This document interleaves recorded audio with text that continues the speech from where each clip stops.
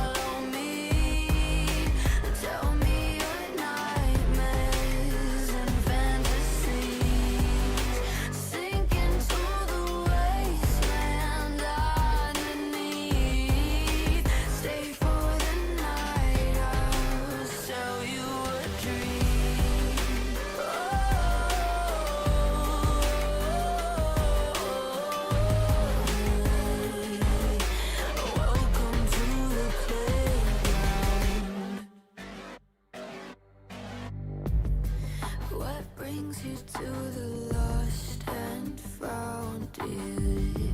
Won't you pull up a seat? Everybody got a prize round here to play. Make me an offer.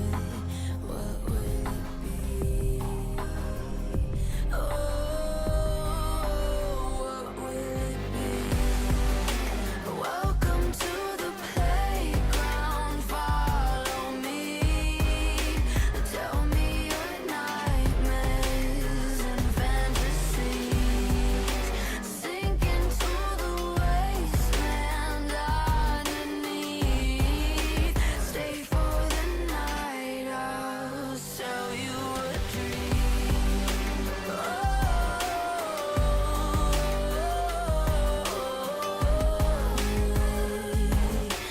Welcome to the playground.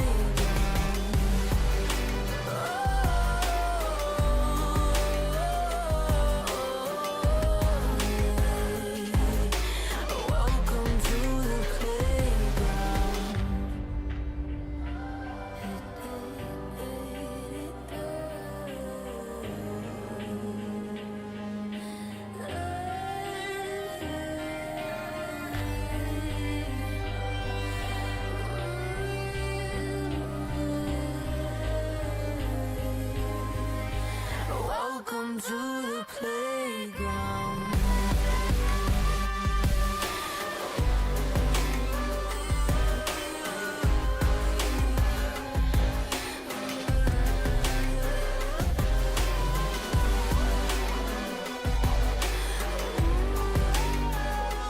to the playground. Welcome to the playground. Welcome to the playground. Follow me. Tell me your nightmares and fantasies. Sink into the wasteland underneath. Stay for the night. I'll sell you a dream.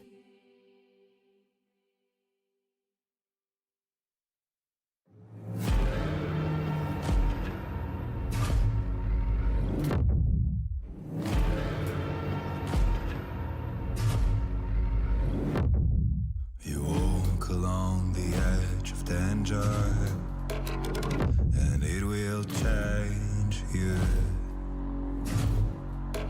Why would you let this voice set in your head? It is meant to destroy you. You summon storms, you play with nature. Now watch it hurt you.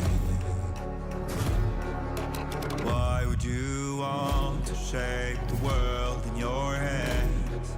You will never make it through.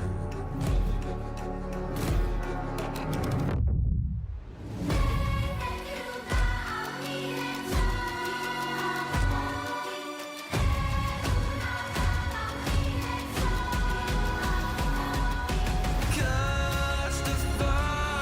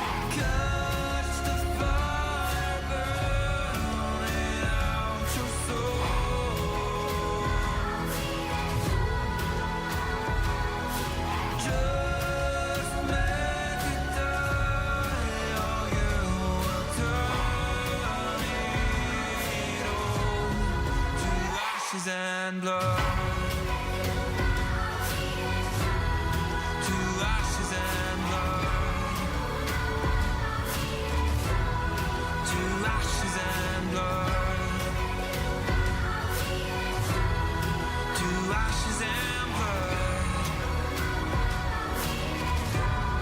to ashes and blood.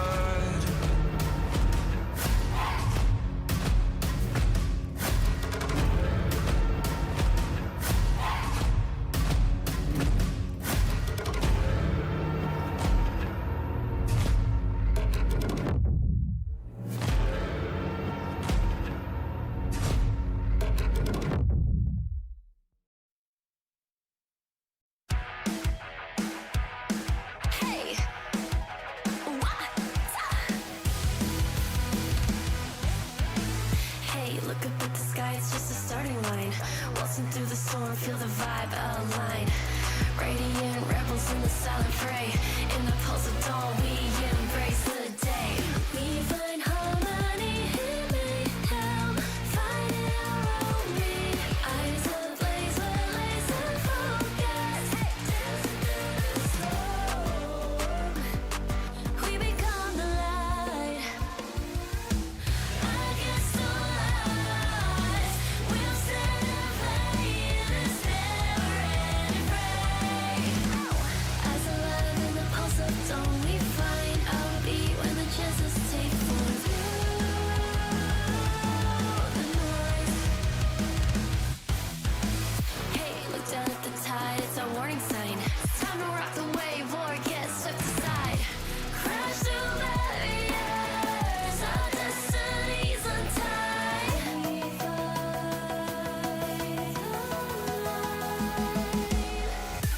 We find harmony in mayhem, finding our own beat.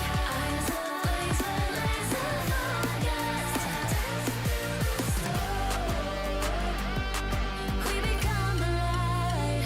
We become the light. Against all odds, we'll stand and play in this never-ending fray. As alive in the pulse of dawn, we find our beat when the chances take form through the noise. Hey, look up at the sky, it's just a starting line. Hey, look up at the sky, it's just a starting line. Radiant rebels in the silent fray. In the pulse of dawn, we embrace the day.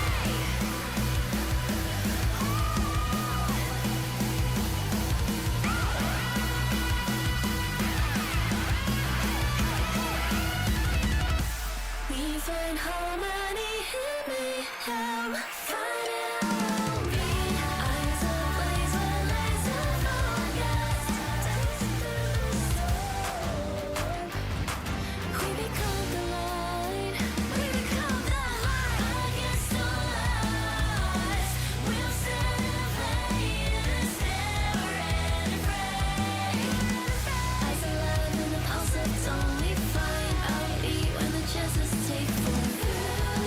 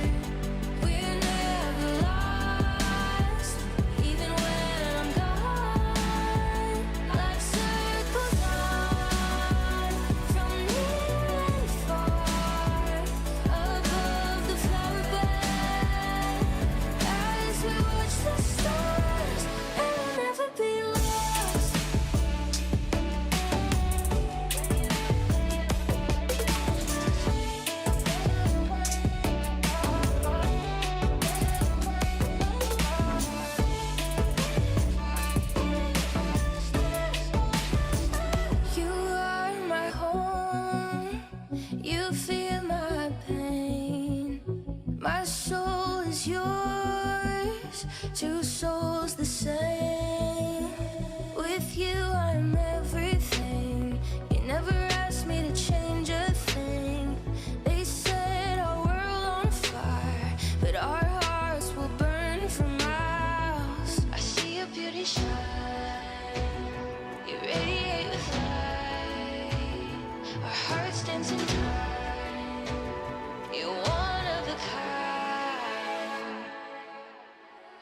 Stars shining with us, your fire is contagious. I feel the moon on our skin. Love glows out, love streams in. Your eyes shining through me. Light the way so that we can see. And feel the warmth of my love. Shine on and feel my, and feel we're alive.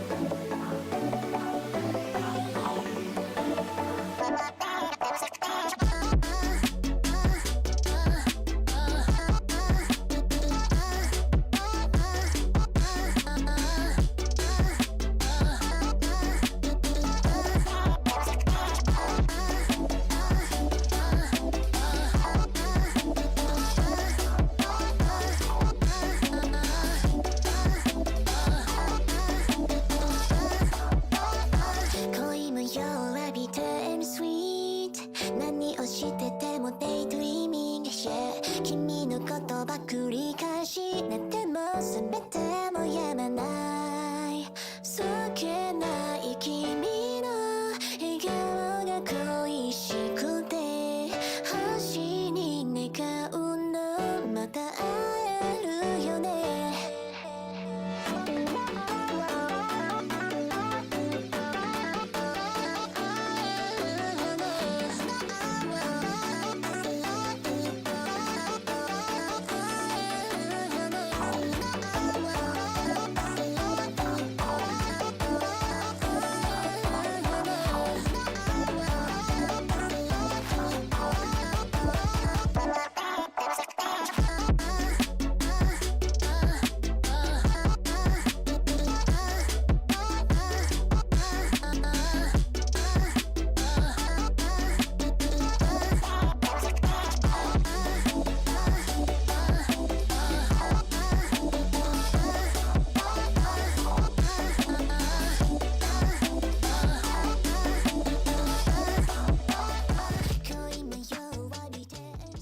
Hey Kia, let's see if you're a real fan. I'm ready. How many lanes are there in League of Legends? There are 3 lanes in League Are of you Legends. seriously quizzing the car about League of Legends? Look, I just want to know how much it knows. The EV3 has an AI assistant. It's supposed to know everything. Okay then, hey Kia, how do I get better at League of Legends? That will be challenging.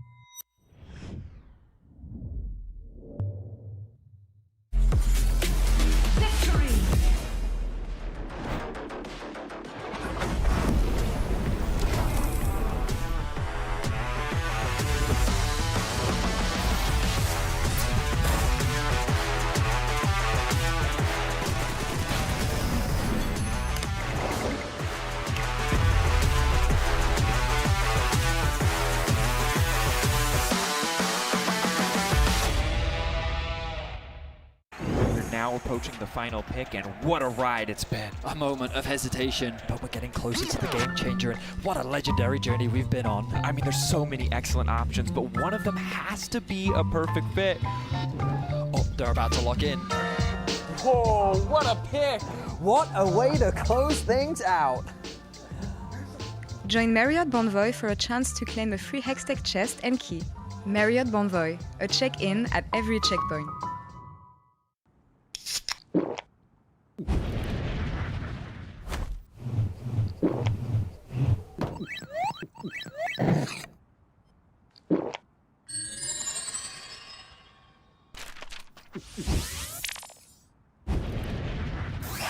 Red Bull gives you wings. No, on to 5! What an ulti! What an incredible play there from Oh, that was incredible! You love to see it. Right, yeah, let's really What get into a move! He's just so good. I mean, the persistence, the patience to find the angle. You just don't see that from rookies. I think he's got it all. He's got the pizzazz. Have a break. Have a Kit Kat. Ooh, that looks good. Do you want to maybe share a little bit? Yeah. What a move! Want to level up beyond the Rift? Express like a legend and find your fastest server in one tap. Express in game without ISP throttling. Express and shield yourself from DDoS attacks. Express and choose the VPN trusted by gamers everywhere. Express VPN. Experience gaming the Express way. Fast, stable, competitive. It's time to Express. Scan to start your 14-day free trial. Subscribe to unlock free Hextech chests and keys.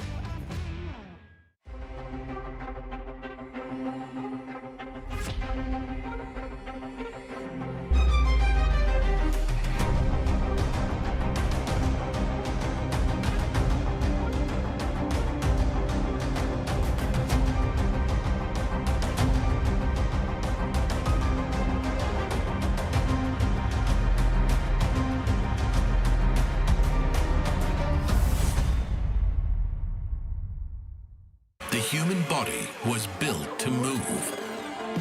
Not trapped at a desk in one singular posture for 12 hours a day. It's time your chair evolved. This is Secret Lab Titan Evo. Ergonomically engineered for you, gamers, hybrid workers, artists, predicting your every move.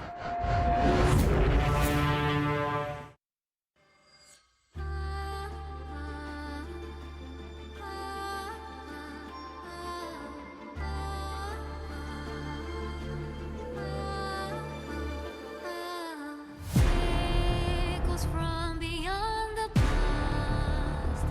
The seed is sown. The spirit knows. May it guide me for I again will wander far and shape the path needed in bounded horizons.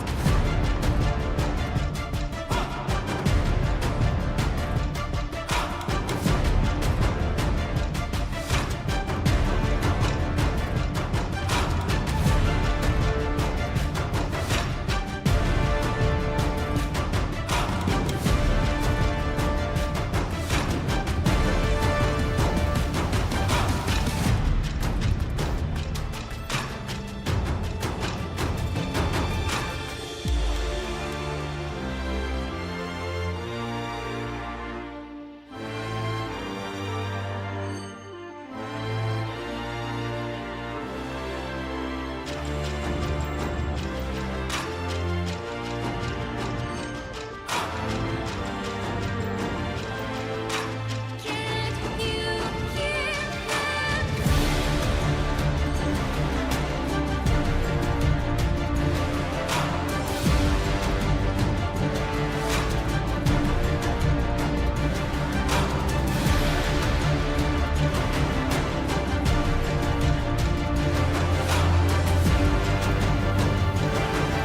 Can't you hear that?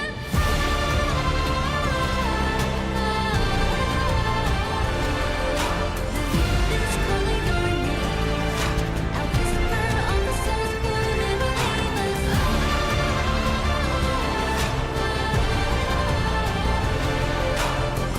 your silver tears and bright eyes see here tomorrow.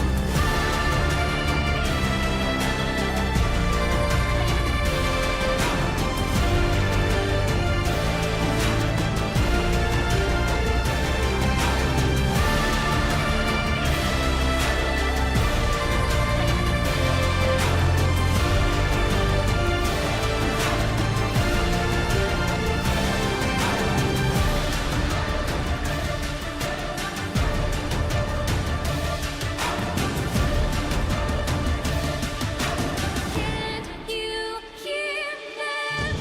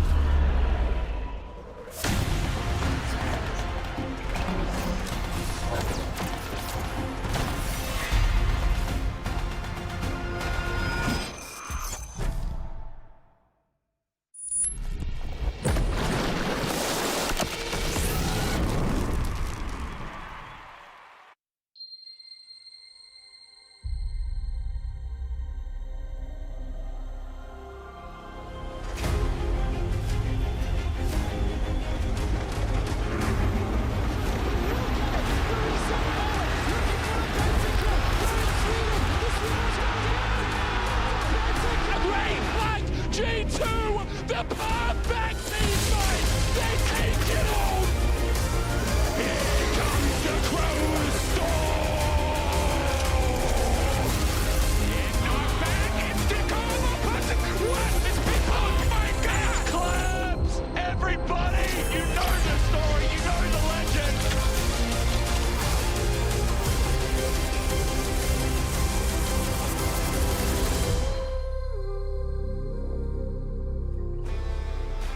Welcome everybody to the upper bracket in the LEC. for our match of the week, G2 versus MKOI, and whoever wins today books their ticket directly to the grand final in Madrid next week.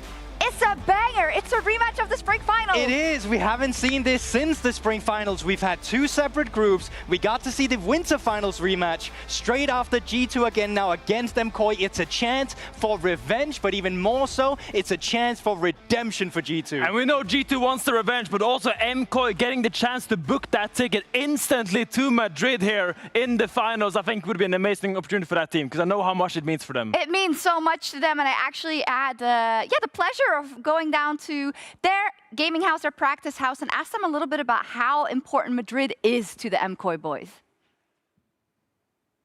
Ok. Hola, Manuel. ¿Cómo estás? Hola, muy bien. Okay. Yo genial. Primeramente, ¿qué tan contentos estáis de haber conseguido el billete para jugar en Madrid? Yo muy contento, la verdad. Creo que la última vez que tuvimos el road trip en Madrid, yo me lo pasé genial, la verdad. Es de las partidas que más he disfrutado en toda mi carrera.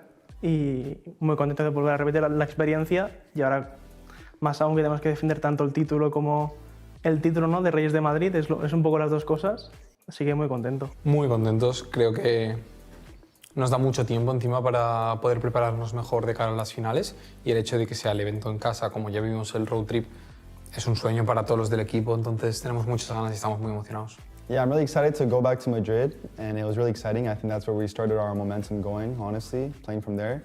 And seeing the Spanish and KOI fans just being so passionate and everything, it was honestly an honor to play there, because I've never seen fans so passionate before, so I'm really excited to go back. Last time it was regular season, but this time it'll be playoffs and finals, which is even more hype, so I'm really excited to go back.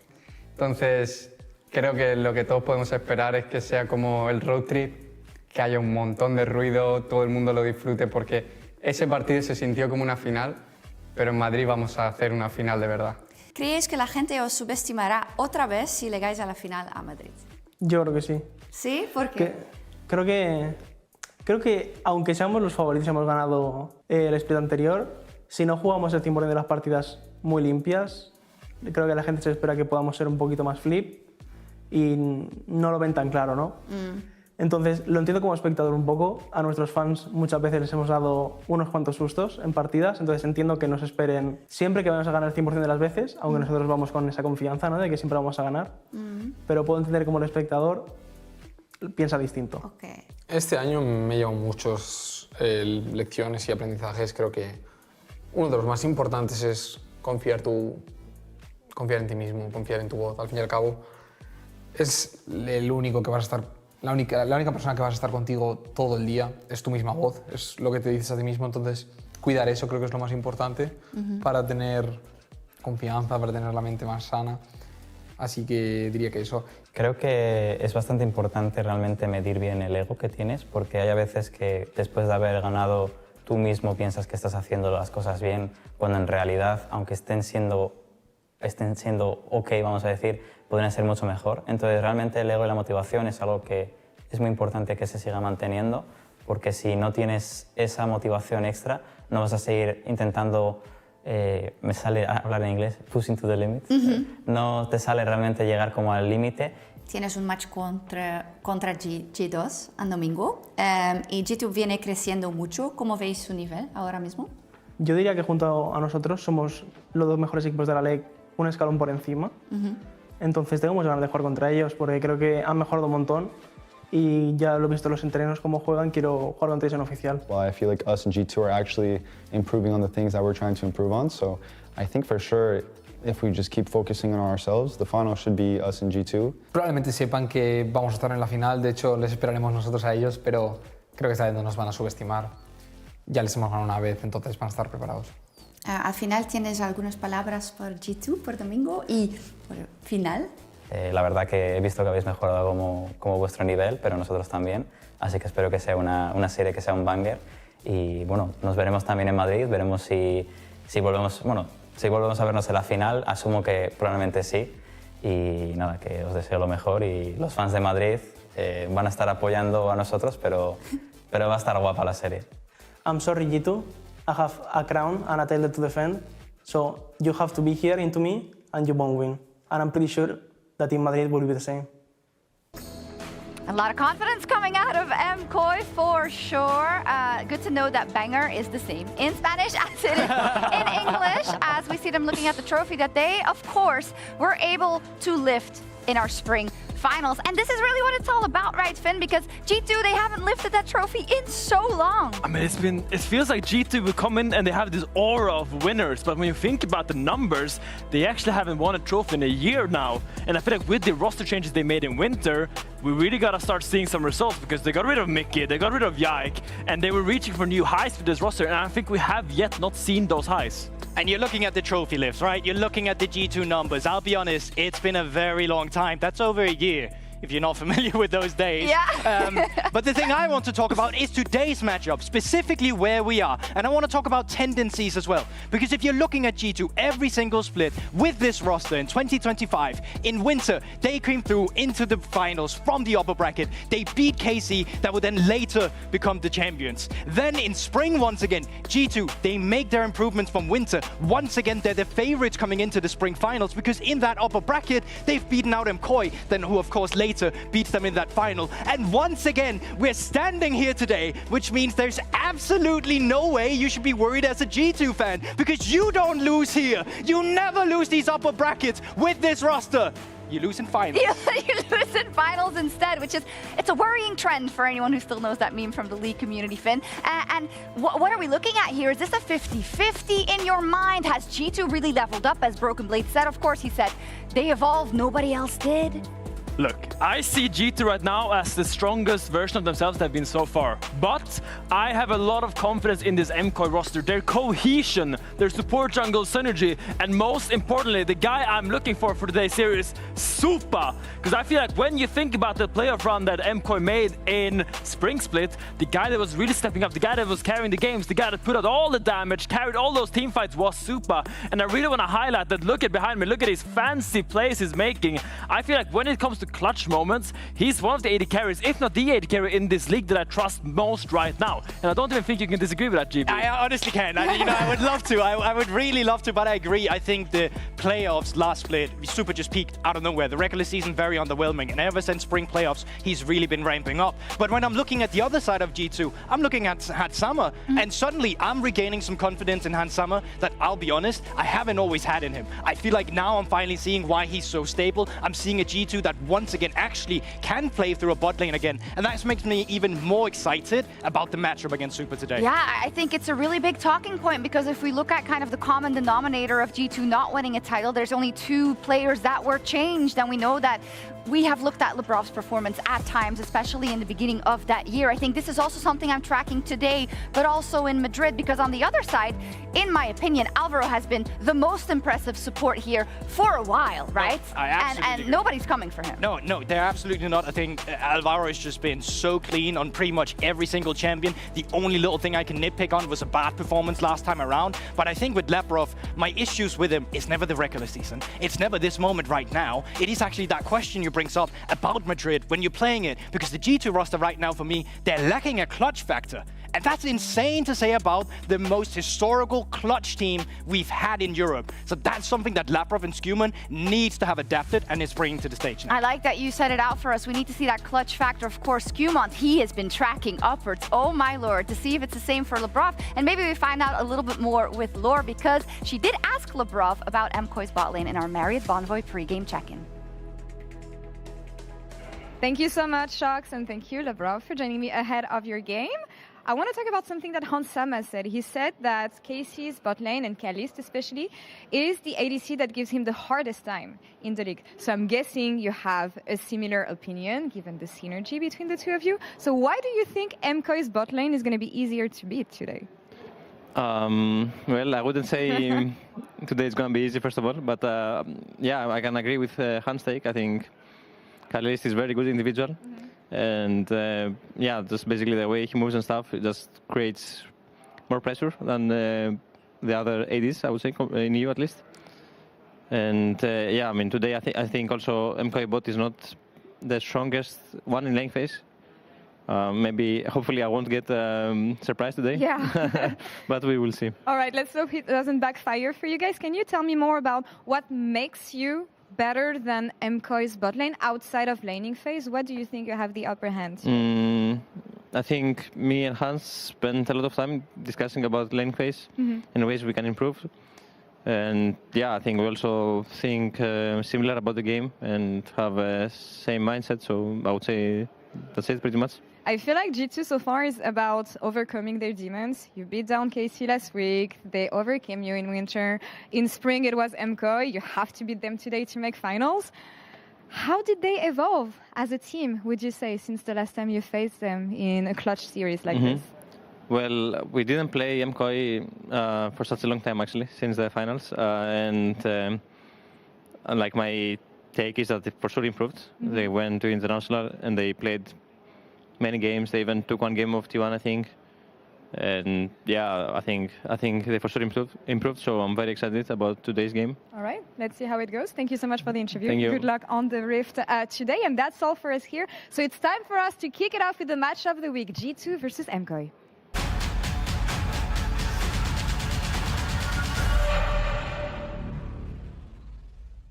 Since MSI, we've become a very, very different team. We've very consciously changed a lot of how we prepare, a lot of how we practice, a lot of what we care about and talk about in the game. They actually got better and they really improved from the international experience, but we have learned also from international, so be ready. Ooh. I like that. You're flashing in. It turns into an MKOI masterclass. Mickey with the pop blossom on 3, but is it enough? The ult, the fate, seal, fate, nothing, but still a knockup comes in afterwards. Oscar lucky to be alive until the spear pierces the heart of Fnatic faithful. We know each other for a long time already, and I think even if we go through the bad times together, we actually become stronger. We knew that this split we were going to ramp up, and that's what so far we are doing. I'm really confident that in these 2 weeks we're going to fix this, and coming into Madrid we will have our best shape for sure. Almost falling, gets taken out by the auto attack from Hansama. Kana dashing away. Yike trying to kill off LeBron, but the end of flame not enough. Kalist will find him with a double tap to his heart. A good double knockup coming out from Skewman. Kalist dies as well. I still put MKOI favorites, and I would like to play them to take our revenge actually. I would say, just a simple answer, we have the instinct anyway, so we are gonna win.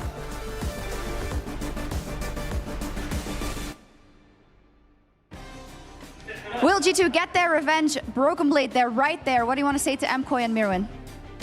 Good luck. I hope we have a nice match, nice competitive match, Mirwin. I love you, bro.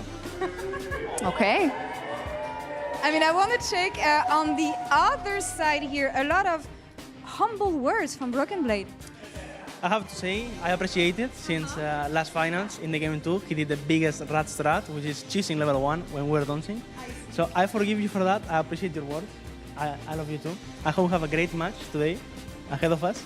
And yeah, good luck. The best will win. We will see. No, I don't want to have any of this. Last week you said, I'm going to show you who daddy is. What are you going to show him this week? I mean, I still want a bit of revenge, you know? What you did to me last time, it's a bit ugly, I would say. But I will do it with love. I will do it with love. It's fine. Let's settle this on the Rift. Last week was just the first step for G2. It's about proving that they can back to be on top here. And for MKOI, proving that what happened in spring was not just a fluke. At the end of the day today, 1 place in final, 1 spot in the grand finals in Madrid. A lot on the line for these guys, but a lot on the line for the Samurais as well. Berlin, it is time for us to kick off the match of the week. G2 versus MKOI. Oh, hot damn. A matchup to look forward to, but now you're here. A match of the week, simply said. It is the spring champions versus the old reliables. This year they have not hit a championship, but they have made it to the final stage each and every time. It's an exciting one. 2 of our best performing teams meeting on the stage for their first matchup of summer. And a repeat of what we saw in the spring playoffs as well. It was these 2 teams in round 3 going toe-to-toe. It was G2 who ended up winning, but it was MKOI who got the revenge in the finals. We'll have to see exactly who's going to come out on top this time around. And last time we heard MKOI talking a lot about their preparation going into those series. The first matchup against G2, they felt unprepared in terms of their drafting, but in the rematch, they felt ready, and they came in with some really nice drafts, and they were able to get the better of G2 in that best of 5. coming into today's series, I wonder what the preparation will look like. They've both only got one best of 5 this weekend. They've had that week long to prep, and I'm curious what the priorities are going to be in game 1. And both have come in different ways. Just a quick reminder, MKOI 3-2 versus Fnatic. That was their Worlds qualification series where in a game 5, they decisively took it out against Fnatic, who were quite a surprise. But a lot of fans were criticizing MKOI for their performance. Alternatively, G2 had one bad draft in game 1 and then really wiped the rest of the series for KC to go down 3-1 in the total. I think it'll also be nice to see exactly what G2 are up against, because we kind of we're talking about Group B not being the stronger of the groups. I mean, you're like, hey, what does G2 look like? They looked good against KC, but still question marks around what KC's performance is going to look like. If they have a strong performance here against MKOI as well, I think a lot of G2 fans are going to be very happy to say that it looks like G2 will be the best team in the region at the moment. I mean, the truth is that our region is under a lot of scrutiny right now. Oh, yeah. Largely because of our performance at MSI. So with a matchup like this, all eyes are going to be looking at these two teams to see, show us the best of what you've got. Because with Worlds on the horizon, with finals only 2 weeks away, many are wondering who really is the best performing team in our region right now? What is the top level that the LEC has to offer? And what better way to demonstrate that than against the two powerhouses of G2 and MKOI? We're going to start our upper bracket now. Pick and ban has been resolved, or at least the delay has. We're going to go into game 1 and find out if G2 are still looking as strong as they were, or if MKOI have again leveled up like they have all split. There's some good stories here, but I just love the intro to this was Mirwin giving respect to Broken Blade, because before Mirwin had the daddy issues in top with Oscar Innen, but now he's been accomplished and he's shown that he's better. He's going up against Broken Blade, which is just another tier up.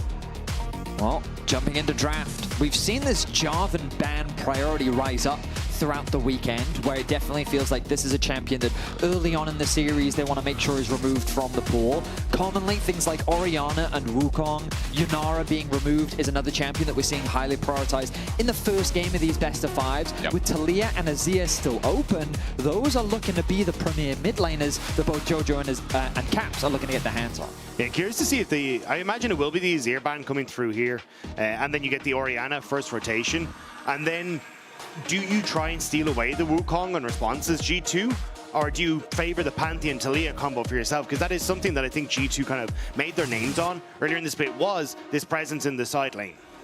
I think that regardless of what MKOI prioritize, which is very likely going to be the Azir in this situation, with the Ambessa ban, I wonder if Sion is going to be that response from G2. We know that they love that on the top side of the map, and Ambessa is a champion that we've often seen used as an answer into the Sion top. And as an answer into the Azir, we've actually seen a lot of the Ziggs as well, which Caps has been willing to bring out, but just going to immediately go back towards the Talia instead, happy to just handshake that matchup with the other premier mid laner. Also, when we've seen a lot of Zinzao still hovering around, there's a good pairing in the jungle available if they want to lock that in now. Skumond has a wide champion pool. We've seen Volibear, Poppy, as well as the Zinzao Jarvan picked up for him so far in playoffs. Let's see which direction G2 go. Because also Premier AD carry is an option, but they stick with jungle. And now MKOI have that option to get their highest prio AD carry if they so choose. There's still a loss when it comes towards the AD carry, so I actually think they'll probably focus on towards things like the support over the AD carry in this sort of situation. Okay. Like going for an early Alistar, maybe looking at an early Rakan as well if they really want to. Plus, I imagine the Wukong here, just to add a little bit to that spice as well. Yeah, good call. Wukong seems to be the primary jungler for game 1s in our best of 5 so far in the playoffs. A very well-rounded jungler that usually spikes around the level 6, but there's that sign we were talking about. By prioritizing the Xin Zhao, it has been left open for Mirwin to grab for himself. Now, traditionally, Broken Blade has brought out things like Aatrox into the matchup. We've also seen a few tank options come through, like the Cassante. I wonder if he's going to go for something a little bit creative. There's the cheeky hover of the Vayne. Yeah, stop it. He's not taking Vayne. Game 1 top into a tank matchup. Okay, no. Really? Really? Okay. This happened last series against KC. Game 1, it was a Kled paired with a kind of assassin. LeBlanc, right? This is different, but parts of it feel the same. I feel like it's a little bit more well-rounded this time, though, compared to what we saw last time. Yeah, it didn't impress me in the matchup. It kind of felt like it was supposed to be this answer, but the Zion was perfectly fine, didn't actually end up falling too far behind, and sure, in the lane swaps, Kled is fine because even if you go for the dive, he can dismount and has that reset that can help him to survive a lot of those plays. But I'm still waiting for Broken Blade to show me why this Kled is an answer to Sion. Well, at the very least, G2 and Koi both have a lot of engage at their discretion, along with a control mage mid. Thanks to the Talia having that ultimate, she does have a few more roaming options. We'll see what the bot lane priorities now become. We're seeing the Nico banned away by the side of G2. Will this lean more towards range support? With the Alistar banned away does suggest that G2 could be looking at a Rakan, maybe even looking to pair that up alongside the Sion. Rel, also a decent option here for G2 if they can get their hands onto it. I'm just not 100% certain. You want to just go for something like a Xayah ban? Okay, they're going to go for the Rakan just to try and pinch that champion pool for Hansam in that bottom lane as well. I think you've got a lot of stuff that wants to try and go forward in your front line with both the Kled and the Xin Zhao. So I think kind of something that has a bit more self-peel, probably going to work out for Hansama. But I imagine the Rel is going to be this first rotation just based off the bans. My question is, when are we seeing the return of the Cogmore Braum? True. The good old tank melter. I don't expect it here in game one. Now, hang on a minute. Nah, surely not. No. There's that Rel. So, stock standard on the bot side of the map from G2. A lot of engage coming through. It's also just a Labrov classic. The Rel is something that he's been playing a lot throughout his career. Back on BDS, he had something like an 11 games in a row on the champion. It's something that he's extremely comfortable on and just provides that extra bit of engage for the side of G2. Koi, meanwhile, considering the more defensive option. Braum was the hover with Sivir being locked in. Pair that alongside the Braum, you've got a very solid front-to-back team composition with great scaling, great wave clear. And while you don't necessarily have a lot of early game options, remember that Braum can pair nicely with Wukong, with how quickly you can apply those stacks. And also, as long as your backline is protected by this very solid front line, you know that Koi is going to be dishing out some serious teamfight down. Every game one, though, is not what I expected to see, but when you're talking about this teamfight comp from MKOI, I see a comp that has quite a bit of mobility, a lot of area control as well, thanks to Talia Xin Zhao, as well as Rel, and a bit of self-peel added in as Hansama goes for this R5 Zeri. Yeah, I think the Zeri is a little odd just because I look at MKOI and how their fights are going to play out, and it's like very long range on the Azir, a lot of ricochet blades that can hit onto a Zeri that's playing quite close to that front line. So it feels like the Zeri can be difficult to pilot in towards a composition that MKOI have, especially if you've got the Wukong diving on towards you. So for G2, I think it's going to be a bit of a difficult one when MKOI just have such a solid front-to-back team fight. In these types of games where both comps want to do similar things, you have to look at those individual pieces that can create variance. How is the Talia wall used prior to the fights that could potentially cause this disruption, break up the composition of MKOI? How will that Azir wall change the dynamic? Will that frontline be as effective? And the big question, which frontline is going to fall first? We know that Sion is incredibly tanky, but Kled can be incredibly annoying. So execution is going to be crucial as we jump into our first game of this best of 5. It is match of the week for a reason. MKOI G2, your spring championship returns. Grand final rematch. And your international representatives. For summer, our first question is, who will return to the big stage in Madrid and wait for that lower bracket runner? They're already both in Worlds. They're already both going to the international. It is simply just about who is going right now, in your thoughts, as the highest seed. A lot of people saying this just could be a grand final rematch as well with how they're playing. Definitely feels like it could be giving us a taste, and Alvaro might be about to get a taste as Labrov over the wall. Yeah, it does find him. Crashdown is good. So on to Alvaro. The poke is there with a threaded volley. Hansama looking for some follow-up here. No zap as of yet. Alvaro just paces it out, but Labrov might get a deep ward here and start with some good information. I do correct myself. He started with the lens. As Skumon clears out wards and topside as well. A double stop, Labrov, finds Alvaro, and at 1 minute 10, he can't back. Pops the pass. I'm keeping my eyes on the two mid laners because you see Caps is trying to zone Jojo Pion off of coming down towards this bottom side of the map. Place a ward as well, just to spot out the jungle path team, but a nice little trade in the get-go for G2, already burning that pot onto Alvaro.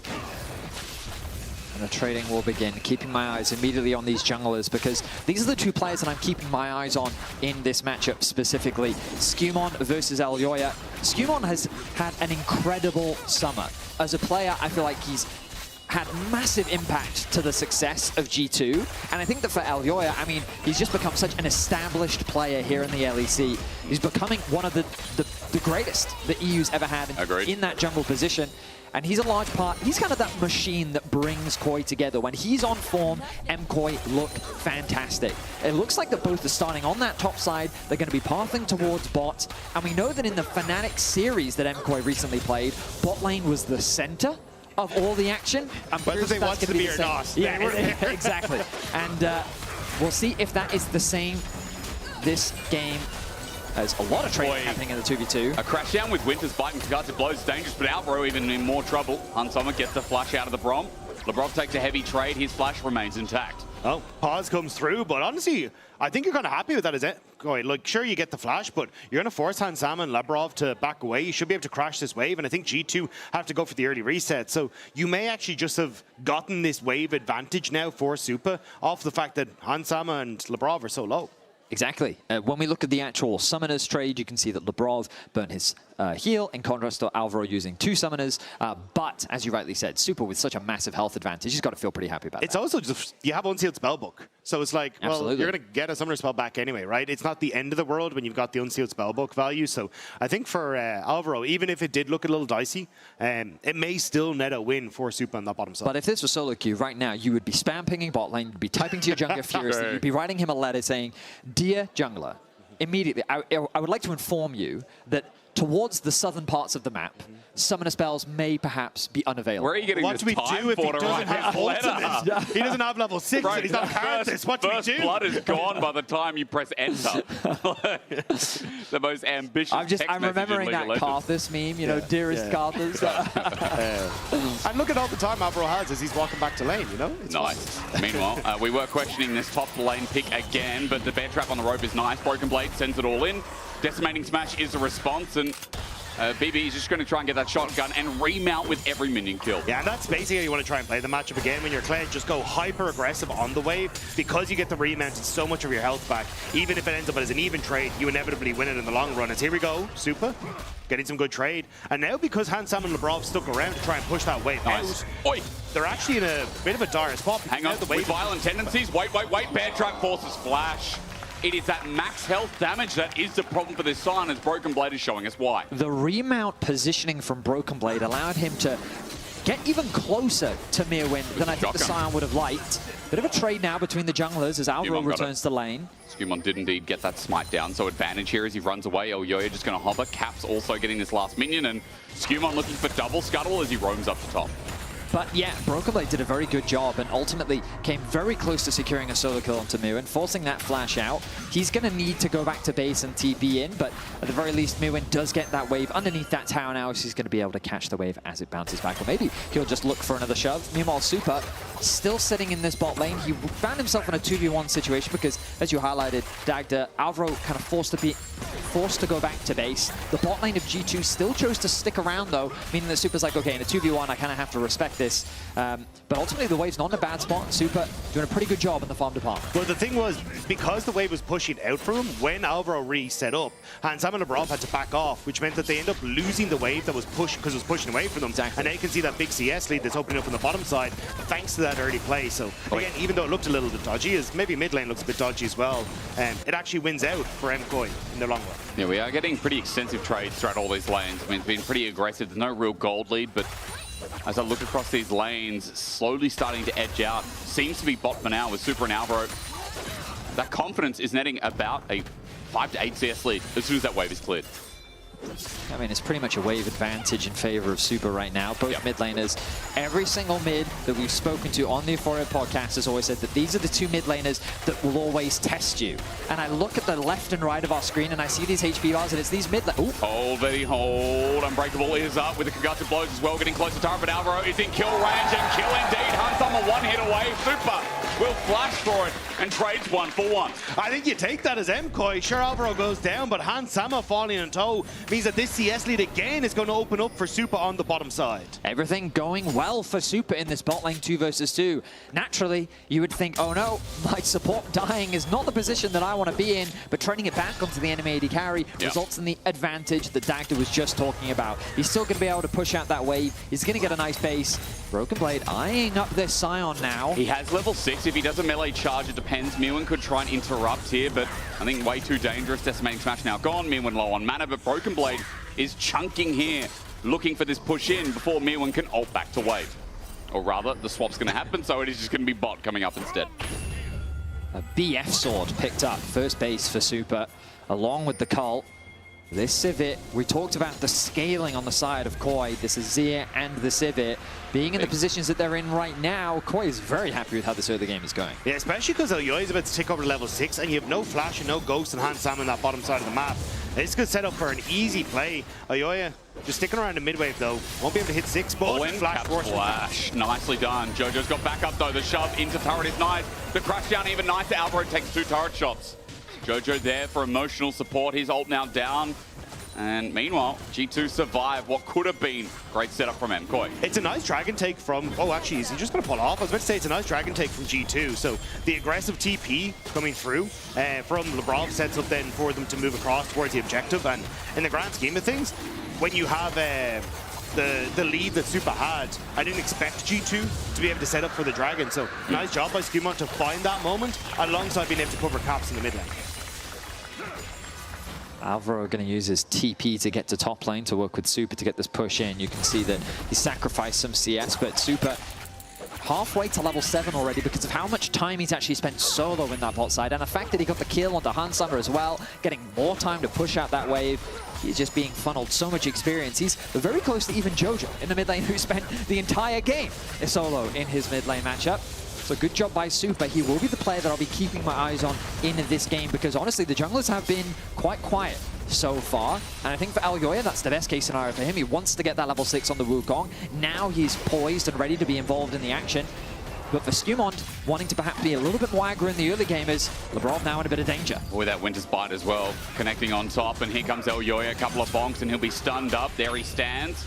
But the commitment stops there from Movistar Koi as nearby with Skumon on his red buff. G2 are having a lot of whoopsies with the lanes assignments though. Hans Sama reset on mid wave and now has to try and move to the top side. Has lost an entire wave there. Super got more alone time with that tower on the top side. And now MKOI off the pressure Super has in top, move across the Void Grubs. It feels like G2 kind of sloppy on the map, which is surprising for them. Then you've got numbers mismatch as well until Hans Sama comes in. Grub's taken as 1 for now. Skumon looking for the steal. Boomerang helps out and no smite committed. Skumon holds onto it for this final grub, and Elyoya is going to wrap around, but he is too late. So while it was a sloppy start there for MKOI to get forced out, audacious charge, but simply onto a clone, G2 get the majority of that objective in topside. Overall, we can see a small goal lead for Koi, but the objective lead going the way of G2. Already working towards that Feats of Warfare. And it's kind of a slow start to this series, kind of what I expected, especially when we think about the compositions that they've drafted for. It is that team fighting where a lot of this is going to be accelerated. And again, I draw back to these key pieces. I think about Talia, her ultimate. How can that change the setup or the dynamic of how Koi want to play the front to back? The Azir wall. If Jojo can find a nice Shurima shuffle, perhaps an Elyoya flank, getting an early knock-up onto Hans Sama, burning that early flash. There are these key pieces that can really change the dynamic of how you would traditionally expect a front-to-back teamfight comp to play out.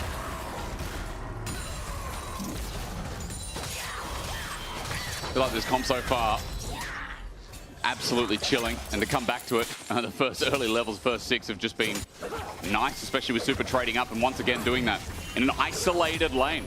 There's another bit of plating for the Civ, 600 gold the lead, and this is what we know of Movistar Koi. If Super's in a good position, if Super can carry and get into those fights mid to late with a lead, the game feels so much more reliable for the Spanish squad. Especially on the Sivir here, there's just very little things that actually have a lot of backline threat.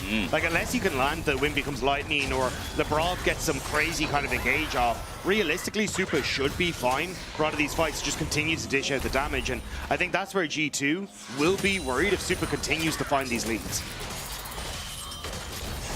Okay, Broken Blade looking better and better each time we come out. The jousting gets him out of range before full charge of Decimating Smash.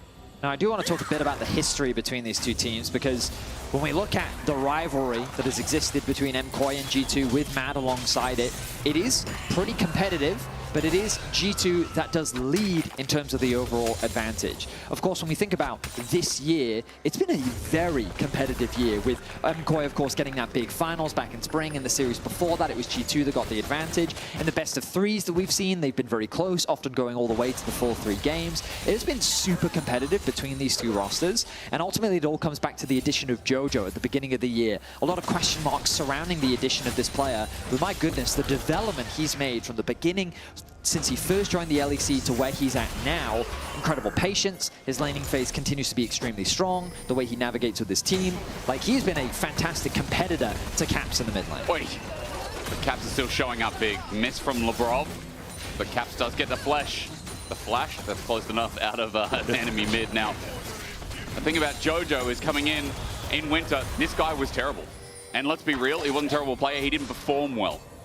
But the glow up in the LEC individually has been insane. That if you told me in winter with that performance, he would be a top 2, maybe performing for the best mid laner, or as the best mid laner in summer, I'd laugh at you. But it has just been such a great hero story, and it has just shown the hard work that MKOI have put in over the year to get in this spot. This Ghost popped onto Skumon, Winter's Bite, the engage begins, Cyclone onto Lebrov, and the damage immense as he flashes away. Skumon has to ulti as well. Shattering Strike does nothing, and standing there to die is Lebrov as Super takes him away. MKOI just found a great moment to pounce. Jojo was on reset, so I think G2, after chunking him out, were like, okay, MKOI aren't going to go aggressive, but Hans Sama had moved into position, and MKOI get the kill, get the dragon, and get out. The timing from MKOI was spectacular. They're set up around the objective, they knew the window, and as Dagda highlighted, just a really good force prior to the objective starting. Needing to be fast in this moment is crucial.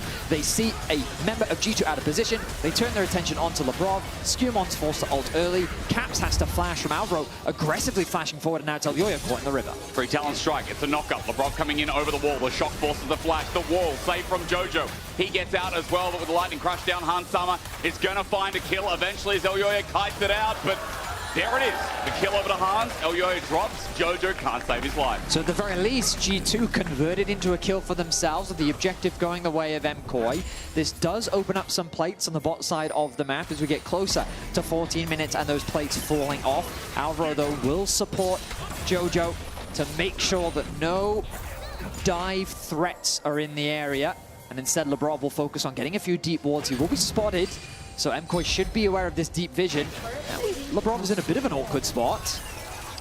We don't have Caps' logo for his ulti, but I assume it's still up. So you don't level this until you need it, so it won't show so he until hasn't he used it, so he hasn't done it. Okay, makes sense. I was wondering, I'm like, why have we only got a bug? Remember we talked about this, I think, last split as well.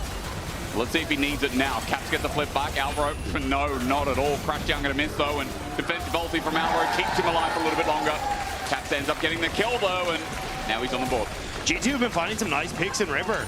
Catching Alvaro now out of position and gets them another kill. And crucially, the fact you get that first kill going to Hans Sama and now a kill going to Caps, it's on to key members, and Jojo's overextended. There you go, there's finally that level. Jojo could fight forward. Shattering Strike still connects Crashdown on top of that as well, but no sides with shove means Jojo's going to stand his ground. Take a bit of damage with the threaded volley. It's getting close. Caps again, one more shot! And Caps will take it. No redemption for you. Flick down at the end there, just barely catching onto the pigeon, and he will end up going down. G2, they are picking up the pace here. They certainly are. They are just catching MKOI out of position. What was a 2-2 in kill score quickly turned into 2-3 and now 2-4. And the good news for KOI is it's not converting into any real objectives. It is just a pick here, a pick there. And so the goal isn't swinging that dramatically. Meanwhile, KOI they still have full control over the mid-wave thanks to Super, who's just been free farming on the Civet. 152 CS at 15 minutes into the game means that he's got pretty much perfect farm so far into this game. And the Herald, now alive, means that that should become the next big point of contention between these two teams. Core ults that are going to be up. Labrov should have his mark. Everyone else should be there outside of Caps on G2 as well. Jojo's Wall will be back up too, as simply a clone for the Shattering Strike here in mid. But that Herald, as you said, is going to be the next focus, and obviously G2 want to take as much as they can, because we're talking about the front to back end draft of what MKOI provide in this game one. When you have a Talia, a Kled, I feel like pressing that R button, having that go button in this early to mid game is so damn important for this red side draft. And I think for MKOI, they don't have the options to go for those R button presses. Miran has to catch his top wave, so he can't really set up for this play to collapse onto G2. Now has control of the top side, but it looks like G2 have already kind of established themselves in here, and they don't really want to contest them. MKOI, they want to gain some access. Labrov acting as gatekeeper for now with Hans Sama at his helm. The mid-wave is going to be the priority for Super as he clears that one out, and yet MKOI couldn't really find a good angle into the river. Yeah. With Caps pushing that top wave as well.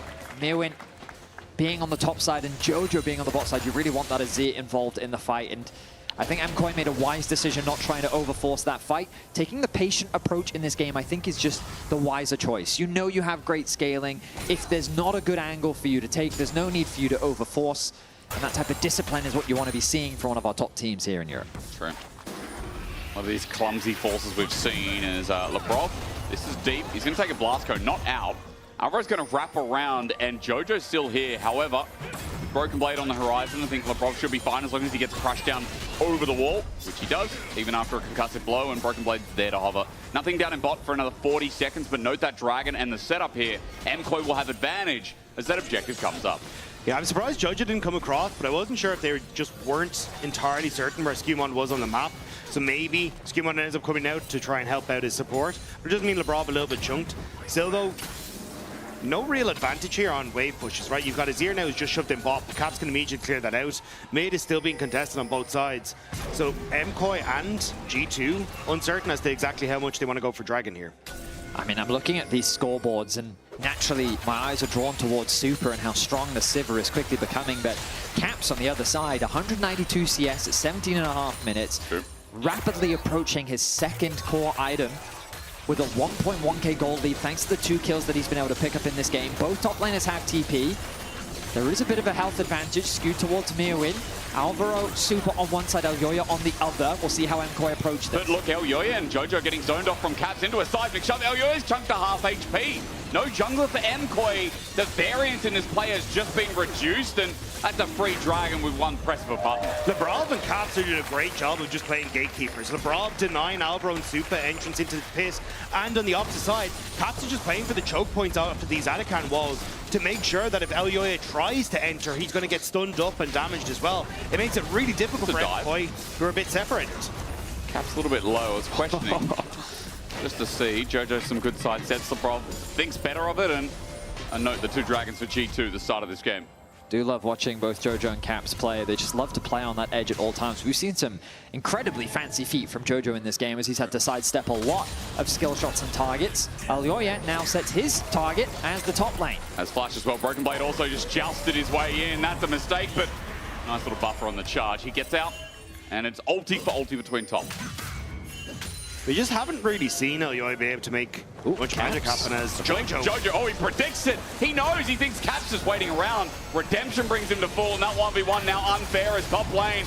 MKOI getting the brick of it as I think that is Mirwin just standing his ground. He's tanky enough. They need to commit, but under turret, it's difficult. Shattering Strike onto Elyoya. The damage on Skewmon into Elyoya is better, but decimating smash, the zone. Broken Blade about to dismount. Meanwhile, as bot ends up with Caps dead, there's help from Hans Sama. Broken Blade, he's tanked up the aggro one time, but now the re-dive. It's a double over to Hans Sama, and you thought the Sivir was strong. Welcome to the land of Zeri.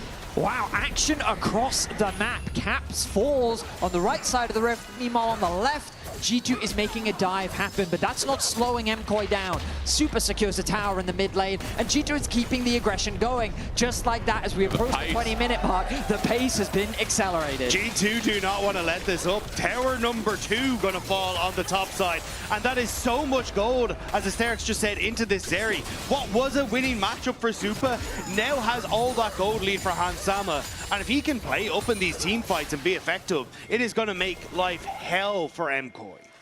I'm curious as to how Caps ended up falling on the bot side of the map, because from our POV, initially it looked like that he had gotten out, but I guess MKOI continued to chase on the play. They were able to find a pick. The kill looks like it went over to Alvaro at the very end of it, but that dive so well executed on the top play as well, especially when they were underneath that tower. Lebrov's use of the heal to provide that movement speed for Skumon to get out of the Scion's range, to then turn the play back around and secure some kills. G2 very well managed of the tower aggro, and ultimately a successful play on the top side. And overall, just on the map in general, G2 have kind of been beating MKOI to the punch. Like, even on that play that Ayoi tried to make on top side, he still sticks around to try and help out Mirwin. G2 overload that top half, and MKOI just don't have a response. And even when we see these Dragon setups, it's G2 that are getting to that position first, being able to get the denial of access to MKOI. MKOI kind of are getting left in just being too slow to get access to a lot of these plays. You ready to see another one? No, there's no Dragon, but it's all about the Otacon in this bottom side of the map. Mirwin has push, and MKOI grouped up as 4. Look at top. Yeah. They are leaving that to Caps' win, but as Jojo comes and match, it will be TP for TP if it gets to that. Cap's going to look for his escape. Jojo interrupts the wall and sends him back. Now no ultis on either, but the seismic shove gives Caps a little bit of time. He TP's in front of him with lethal tempo. Jojo won't let him escape. It's a good attempt from Caps, but Jojo's got one better. Huge pick on the side lane and kind of shuts down a lot of that pressure. And for MKOI, the fact that you can bring Jojo across and actually start to threaten them towards Adakan and Dragon is huge. Broken Blaze just trying to do some damage to Mirwin before anything else starts out down here, but MKOI have numbers advantage. That Dragon's up in a minute. Adakan, as you're talking about, is going to be the priority. And this should just be a take here as G2, with that loss, are losing massive chunk of gold to this. That was a very important pick by Jojo, because not only do you take the TP away from Caps, but look at how the dynamic of the game seems to have changed. That mid lane gap was absolutely massive, a 1.1k gold lead for Caps. Whoa. But now 2 back-to-back deaths have resulted in Jojo now getting the gold lead. This is the level 15, a full level over Caps. And I mean, we talked about the scaling potential before. Supa still in a fantastic position, even though Hans Sama has been injected a bunch of gold, and he himself is a level down to Supa. So I think that KOI is still well on their way to securing a fantastic team fight as we get later and later. However, wait for the interrupt. Mirwin seismic shove avoided. Caps would have found the flick back and maybe the kill with Bear Trap on a rope expiring. This bot turret holds on. I mean, his outer turret has really gone through the ringer as G2 keep trying to push him in. But it's just a couple seconds now until the Dragon. So with Mirwin having to reset and no TP, it should give G2 a little bit of time alone with this turret. And they might be able to get it.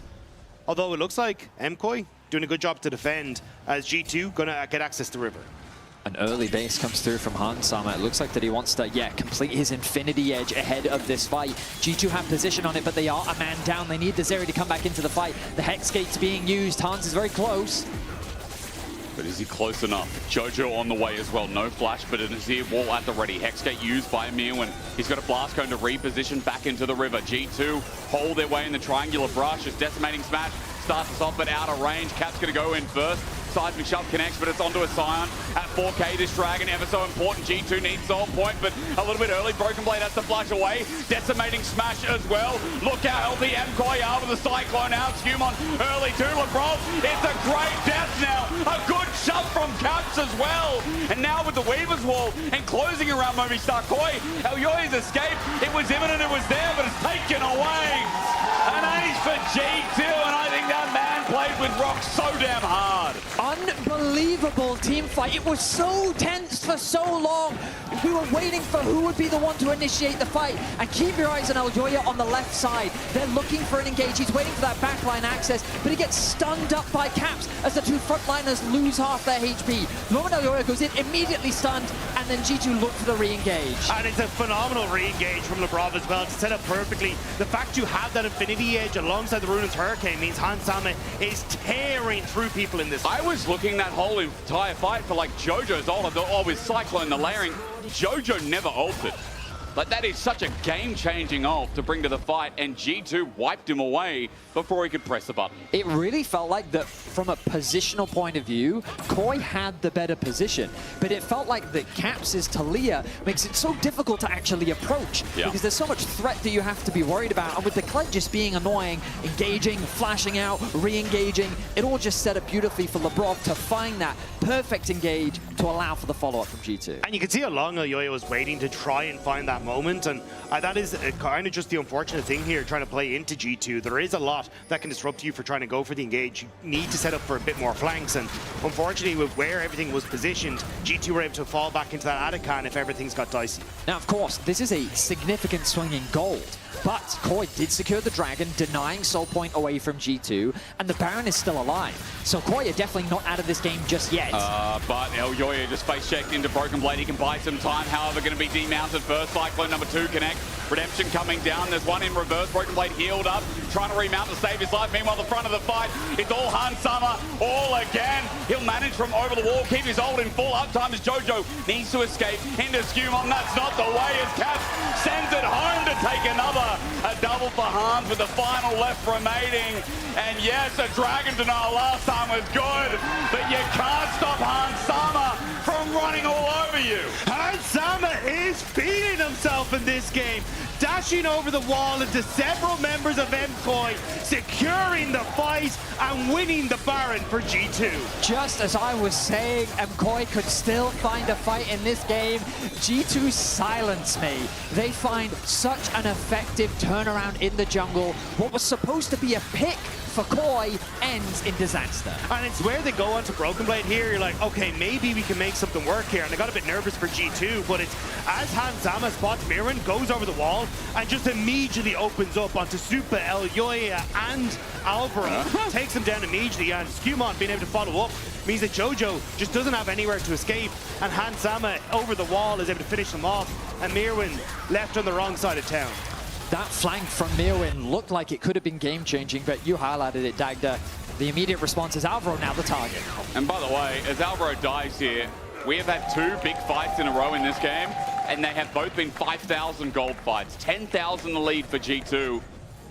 And what started as a very competitive game, a game of super scaling earlier than he should have, this Sivir having perma mid control, has just been enveloped by G2 hands dipping MKOI 2 times in a row. I was just catching MKOI out constantly. Like, we've seen it in River, we've seen it now on the bottom side, we saw it on the top side, now they're catching at Jojo Pyun. It's just a constant pick play from G2. Another pick secured for G2, 18 kills to 5. 28 minutes in, and it feels like the game is as good as done. With this kind of a lead, it's going to be much harder for KOI to find that miracle fight, and without that wave clear available from Jojo, G2 are looking to break the base. Well, as G2 look for that inner turret, one thing you're going to go do, you're going to be there, okay? If you're not there, I will find you. Number 2, LEC Summer Finals, we reach towards Madrid. Remember, these teams, this winner of this series, will be the first to lock their spot in on the big stage, and wait till you see what we have in store on that stage. Oh my God, it's beautiful.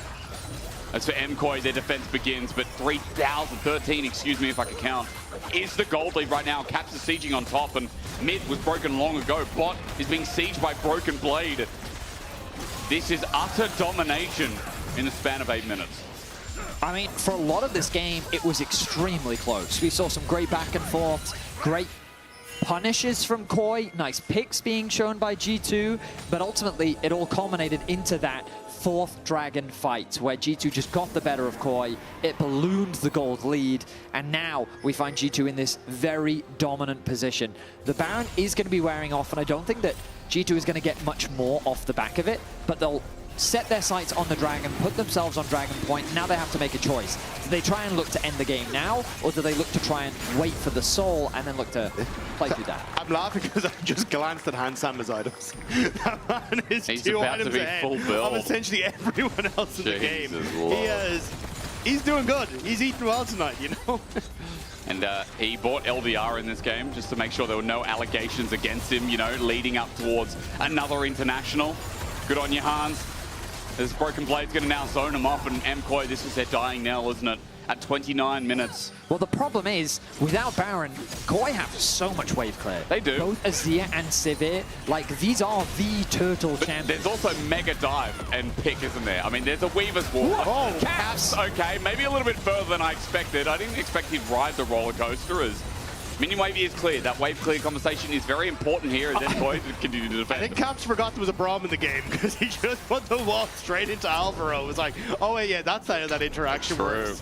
So, but yeah, I was going to say, it's not great sieging. I do wonder if KOI also was surprised. Because I felt like the Cap should have insta-died there, and the fact that he was able to flash at all, I mean, a bit of a missed opportunity, but of course, KOI buy themselves a little bit more time, and time is really all they can play for. But yeah, the wave clear after wave clear, I mean, the 500 CS Sivir win condition is a thing for a reason.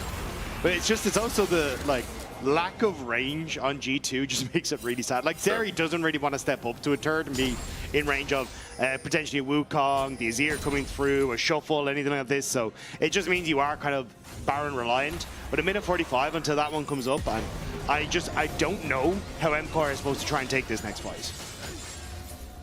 Question beats me. Super now picks up 4th item, by the way, just so we keep track.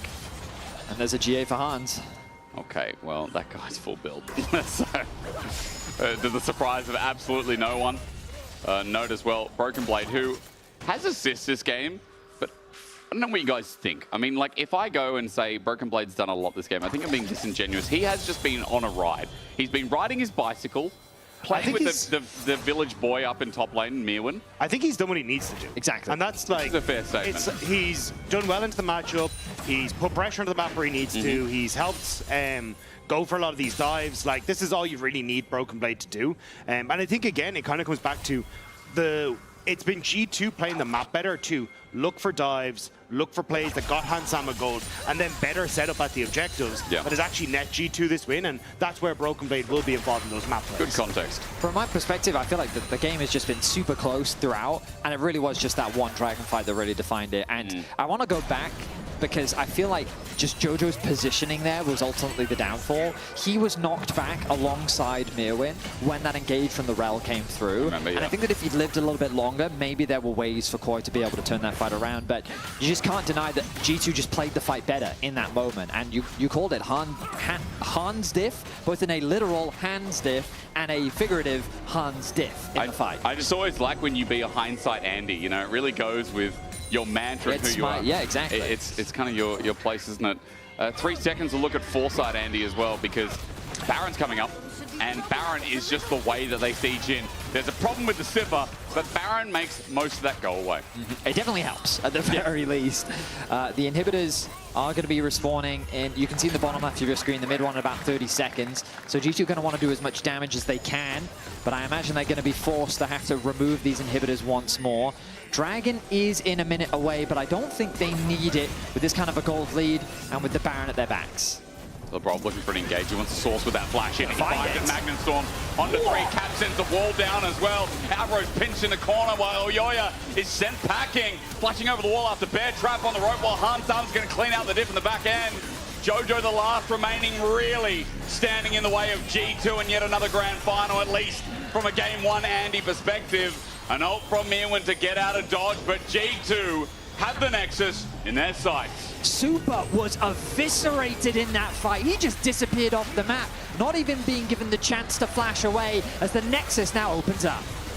You don't want to say that was an easy game, and it wasn't. It's disingenuous, but in the end, Hans Sama is ending the start of this series with 13 kills. A shutdown over to Jojo, but G2 are looking hot. That was incredible from G2. The early game, very back and forth, but once G2 got control, they never let it go. Game 2 coming up right after this break.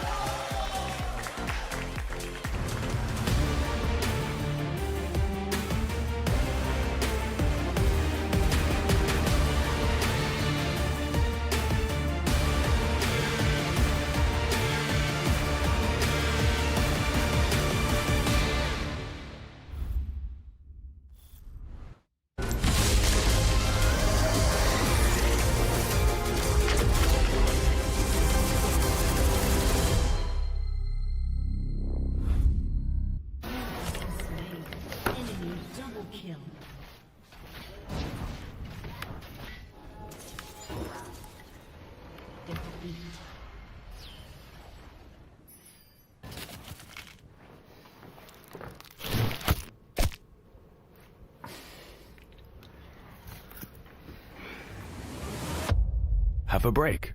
Have a Kit Kat.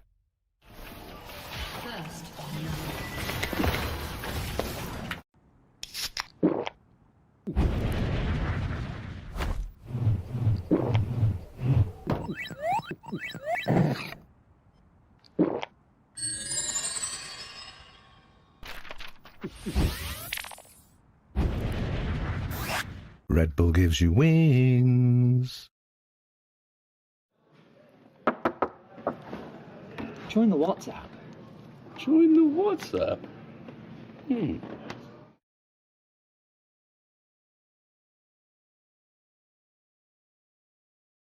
We're now approaching the final pick, and what a ride it's been. A moment of hesitation, but we're getting closer to the game changer, and what a legendary journey we've been on. I mean, there's so many excellent options, but one of them has to be a perfect fit. Oh, they're about to lock in. Whoa, what a pick! What a way to close things out. Join Marriott Bonvoy for a chance to claim a free Hextech chest and key. Marriott Bonvoy, a check-in at every checkpoint. Want to level up beyond the Rift? Express like a legend and find your fastest server in one tap. Express in game without ISP throttling. Express and shield yourself from DDoS attacks. Express and choose the VPN trusted by gamers everywhere. Express VPN. Experience gaming the Express way. Fast, stable, competitive. It's time to Express. Scan to start your 14-day free trial. Subscribe to unlock free Hextech chests and keys.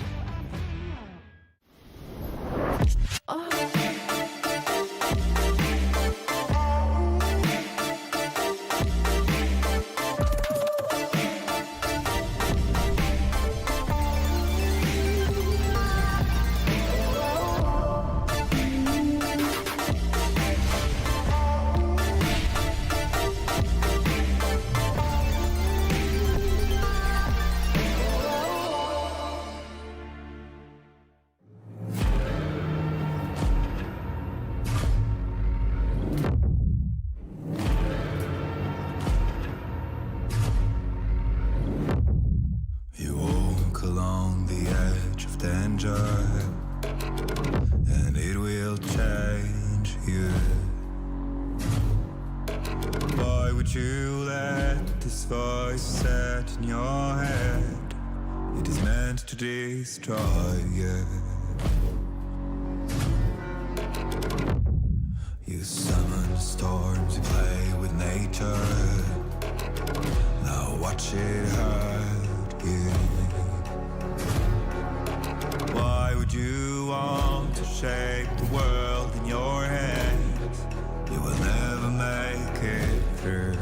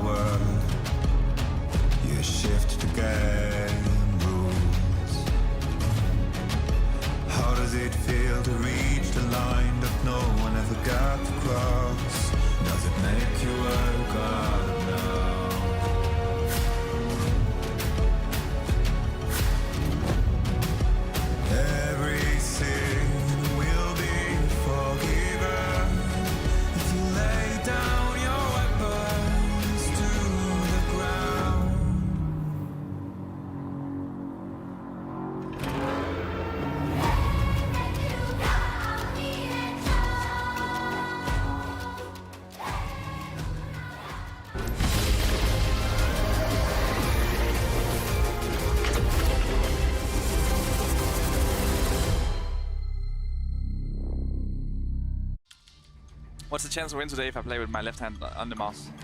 0. Yeah, what are the chances we win if I play with my feet, bro?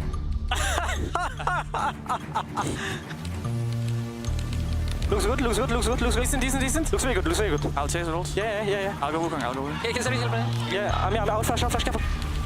Yeah, Nice, flash. Good shit. No flash, I'll base. You get him? Nice. No flash ult. Okay, you might have base Wukong. I'll TV. We can I'll just him. Yeah, it is. That's good.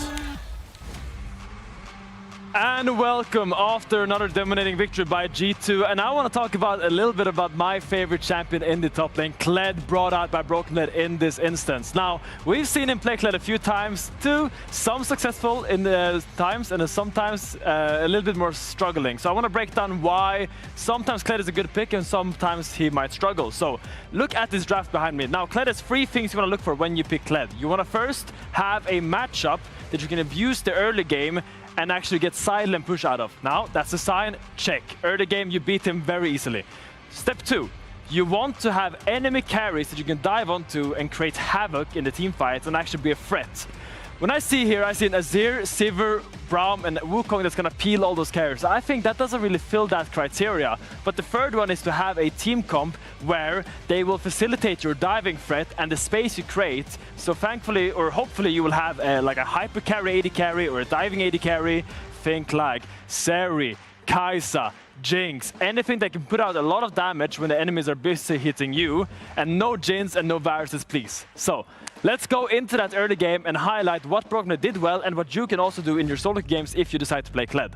So I'm gonna paint the picture. The minions are about to spawn, and as level 1 on Kled, you wanna play hyper aggressive. You wanna be super on the mark with your early game trading, and as we roll out the clip, you're gonna see BrokenBlade just fight with Myrwn. Fight. Every auto attack you get into him is a good.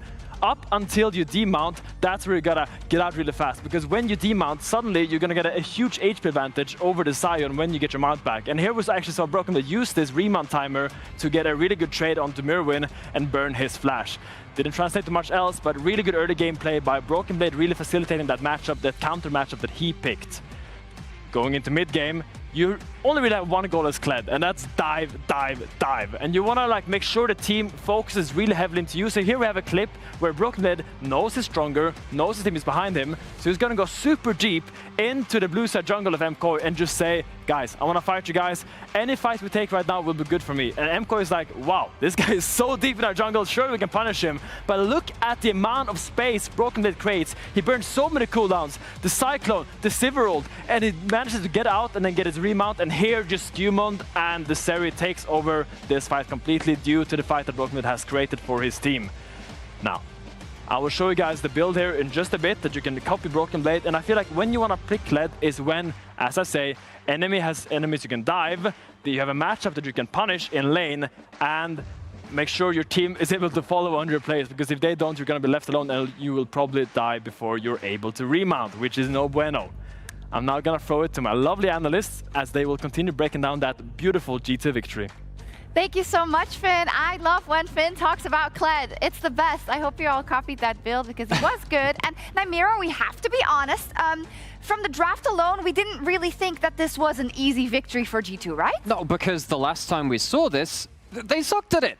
They sucked. We saw this in game 1 of KC of their series there. And why was that? It's because it's a very hard to play draft. Now, Finn broke that down from one trick to another. I appreciate you with your Kled. We can definitely find some even ground on that one. But we look at this draft here, and my immediate thought was, how the hell are G2 going to consistently get onto these carries? If this game gets a little bit later into the game, if you give an enemy dragon over or something like that, can you really end the game? Because against KC, we saw, no. They couldn't get that victory, and it got harder as the game went on. But they did much better job in this one, particularly around the early game aggression to make sure they could get some of those kills down. Yeah, it's true. We saw that Caps was moving around the map, getting the kills. I also just want to call out, I think I'm tracking Lebrov a lot, right? And especially how Lebrov is moving with the other members on his team, namely mid-jungle, right? And I think in this game, or in this early game, it was really, really good from G2. Yeah, we saw 1 or 2 kills happen in bot side, which really were, that was almost the bare minimum, but we have a couple of clips of them where they just kept going towards bot side. This is bare minimum. They needed to get some of this. I think this is actually after they'd given up an early dragon, so this is when the pressure was starting to get onto them, because once the enemy team has a dragon, they can start to scale. They can not fight for the next ones comes, and that's going to be a bit of a problem for you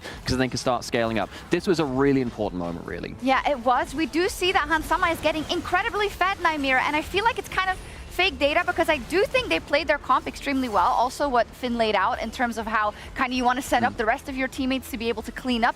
But that Zeri was so fed though. Because this is the biggest difference between the loss against KC and then the win here. The last time they played the Zeri, Hans actually played pretty poorly on that Kai'Sa the last time. This time on the Zeri, we had another clip, but honestly, he just goes massively mental on this pick. Goes, I mean, what, 13-1-6? That is not a kit. That is solo queue numbers. And he could actually be that baton pass into the late game. Really good scaling from him. And we know that's going to hit MKOI hard, you know, because Supa and Alvaro, they really want to show that they are the superior bot lane in this matchup. Let's see what they go for in game 2.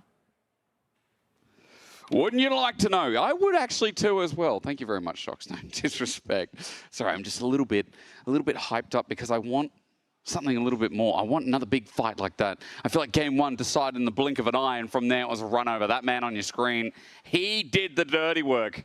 As myself, Thaddeus, and Dagda will take you through the upcoming draft. Yeah, I really want to give a lot of credit to Caps, specifically because I went through and watched that fight again. Like, it's crazy that he reacted to Elyoya doing that over the wall. Like, in the moment, I thought like maybe it was just luck or good timing, but no, he saw the Wukong coming over the wall, stunned him, and completely changed the dynamic of the fight, while then also connecting a 2-man knockback onto both the Azir and the Scion. And so, of course, Hansama did exactly what he needed to do, and he was instrumental in that fight. But it was kind of crazy how impactful Caps was throughout that game with his split pushing efforts, with the way he played the team fights, and like every now and then, you kind of get reminded why he is considered the GOAT of Europe and why he is such a talented player. And there were a lot of moments in that game that kind of stood out. And backtracking as well, like the first fight where he chunked Elyoya to half, remember that's how they got near Soul Point.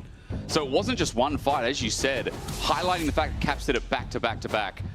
Game 1 was Excelsior for G2. Don't know if that's proper English. Morgana ban. Morgana ban. I'm really excited about this champ. I think that she's received a bunch of buffs, and I think that she's just like a very strong, and it's cool to see teams kind of respecting that. But MKOI wanting to pick up the pace this time around. They're going to get themselves the Pantheon with the Poppy Morgana Xayah ban on their side, and the Varus, Yunara, and Abessa still on the ban from the side of G2. Imagine it'd be the Orianna pick here for Caps, and you can try and set up for a strong mid jungle if you want to try and go for it, but Jarvan has been left open, but I do think there's a lot of risk with blinding Jarvan just because there's still Ezreal available. Aurora can also do, like, it's not the easiest Orianna matchup, of course, but against Jarvan, it can be quite easy to navigate your way around that. Maybe they're going to do it anyway, though. The pairing with Jarvan and Ori just feels so nice. But you're right, there is mobility available. Super playing Ezreal is not very far gone either. Remember, there's still things like the Nocturne as a possibility. Oh, yeah. With the Poppy banned, we did see the Volibear, but I'd be surprised to see that this early in the draft from Skumond when there are still quite a few jungle options available to him. I mean, buy an option if you really want to try and go for something that's a little bit more... Okay, no, just going to go for the Trundle. I mean, good early skirmishing, great tower taking, and definitely something that can work well when it gets shielded to just go for these aggressive trades in the 2v2. Remember that Rakan is still open if G2 wants something fast to be that ball delivery system. Labrov could focus that, but MKOI could also look to take it away. I'm curious as to what they can use as a response to the Orianna. Annie has been left open. It looks like bot lane's going to be their direction instead. Do you go Nautilus straight away here? Do you go support to lock in for the Kai'Sa? Or are they just going to go for something like Annie? You mentioned it before for the matchup, and with the Pantheon, there is nice lockdown here, as well as Dive already setting up for the comp. I mean, Jojo has a statement to bring after game 1. His Azir wasn't the cleanest. He got outclassed in those mid-game fights. He did have some nice picks in the mid-game, though. I mean, the side lanes, he was also He was, yeah. Ooh, I mean, so this is a matchup that he did play into Poby, and in the early laning phase, he really got bullied. But the value that it brings in the late game fights, you can already see the dive starting to be constructed by Koi. Pantheon ultis in, the Kai'Sa follows up, and then the Galio has the pick of the litter with who he wants to ulti on to provide that support. I am curious, though, what they want to try and take from Mirren in that top side, because I imagine you're going to start to see bans teeter towards him. You want a bit more damage amp coming through from that top side, so things like the Gwen could be taken away, maybe even looking at something like an Aurora ban, honestly, if you really want to try and pinch his pool. But I am waiting as to how, or at least what G2 sees those major threats. Honestly, I look at this MKOI comp and I think, oh, and Ambessa would look great here. And of Yes, course, and then it's G2 gone, removing that so early on in the draft. Quite considering their dive options, like things always lean towards potentially an Akali that we've seen from Mirwin, but we know he likes to use that as a counter pick rather than as a go-to pick. There's also possibility of, well, I mean, the truth is you never really know with Mirwin. He's always got a lot of pocket picks prepared, and I'm curious as to what he brings out. If he goes for something a little bit safer, he could just go for something like the Yorick, which doesn't necessarily fit into the dive theme, but is also just a relatively safe topside pick. Cassante also works at just kind of creating chaos and bringing someone to the backline if they want someone a little bit tankier as well. Does he want a Gwen here? Are we really going into like something outside of the tanks maybe? Because the Jax ban is opening up for something that is similar? I think the Gwen does work because it doesn't go into tank, which is what Trundle wants. Also, you can then Shroud to remove the Shockwave from Orianna, and it's kind of difficult for Corki to really get high value against her. So I think that's probably what they're eyeing up, and that's why, I actually thought I was going to get a Gwen ban on this last rotation, but the Nico, which may look strange. I mean, obviously it's support, but Mirwin has also been playing a lot in solo queue, so definitely a duo ban to both of those lanes. What will the final ban be here for MKOI? I wonder if they will just pinch the support pool as well. The Nautilus is, of course, still available, that was mentioned earlier. I think Alistar a good option as well, so you're kind of... Because I think for G2, they're just looking for a little bit more engage right now. Oh, that's a Yorick fish if I've seen one. maybe Mirwin's going to pull out the Yorick. I mean, again, he's an unpredictable top laner. He can play both the meta stuff and he's got his own comfort picks. You can ignore the hover on the side of G2. As the smirk comes through from Hans Sama. There is that Alistar, going to be locked in as you were discussing earlier. Just an easy engage support, relatively safe, with the Braum already gone as well. Makes it a slightly safer pick to bring through. I think the Nautilus can still be a perfectly fine response if Alvaro wants to bring that out for himself. It looks like you've called it, Sterks. Yeah, the Shogat ban. Just the past couple of days have been Shogat into Yorick, Shogat into Yorick. Wife has been feasted. Like, it is the most vile matchup, honestly, as Renekton gets pulled up against it. Broken Blade R5, he's going to try and wing this into Mirwin. And winning topside now feels a little bit more important. Well, I think that KOI still have gotten exactly what they started.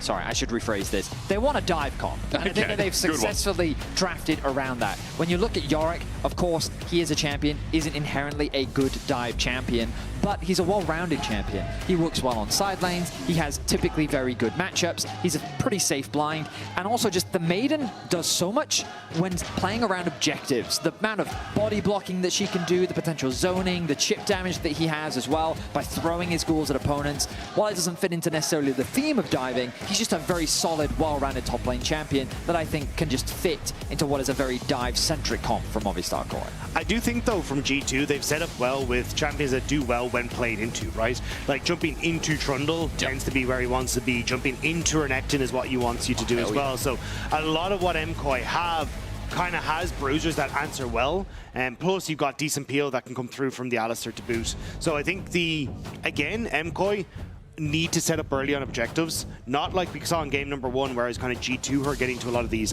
punches quicker, because if you're in a position where G2 can control chokes with Trundle Pillar, with Orianna Shockwave, it becomes really difficult for you to try and enter these points as MKOI, unless you want to just like throw Elyoya in, have Jojo Pyun follow up, and then hope that Supa can finish someone off with the Killer Instinct. Now, quick tidbit, we are starting off with a pause. That is the game delay currently. No update. Okay, we've got potential wrong runes, and we're going to check that. Okay. And we're going to see who picked up wrong runes. Gents, can you see with your hidden vision who looks different? That's usually... That's what I thought. Yeah. PTO Trundle's normal. Wait, I see it. Broken Blade has grasp on Renekton. Oh, yes. As opposed to Conqueror, which you normally see. Conqueror, even PTA is probably more normal than that. There was like a period about 4 months ago where people were holding on to grasp for like half a month. And when I say that, I think that was just Aragorn. but other Renektons in the industry were experimenting with this as well. It just ended at a dead end, I think. We kind of walked away from that after Overlord's Bloodmail, and Grasp just didn't feel as strong as anything else he could do. So yeah, I feel like it's BB for the time being. We are going to work on that because Grasp Renekton. I don't care if it gets Yorick, it just sounds bad. Well, once we have more information, we will of course share said information. The old chat is good. They are talking about it. Broken Blade saying he's being checked, yeah. In any case, of course, as a reminder, both these teams have already secured a spot at Madrid and they've secured a spot at the World Championship. What they're fighting for right now is, of course, the Summer Split title, and they're fighting for seeding when it comes to the World Championship. Either team can, of course, still represent Europe as the first seed because the loser will simply move down into the losers bracket final, where if they do win that, they would get a rematch against the winner of this winner, where they would then play again in the finals. But of course, there are many hungry teams in the lower bracket that, of course, are all looking to fight for that spot themselves, with Fnatic playing up against GX tomorrow, which will also be a pretty exciting matchup. The GX boys on the podcast this week talked a lot about how confident they were playing up against Fnatic and how they really believe that they can fight for that top 4 spot. It is also just funny to see how similar this has played out to Spring, right? Like, instead of it being Vitality, it was Heretics, but we end up with a very similar top 5. We have the potential now for, if Fnatic are able to win, for them to go up against KC, where they were 3-0'd in Spring, which then led to MKOI versus KC after MKOI had been knocked down by G2 in this same matchup in round 3.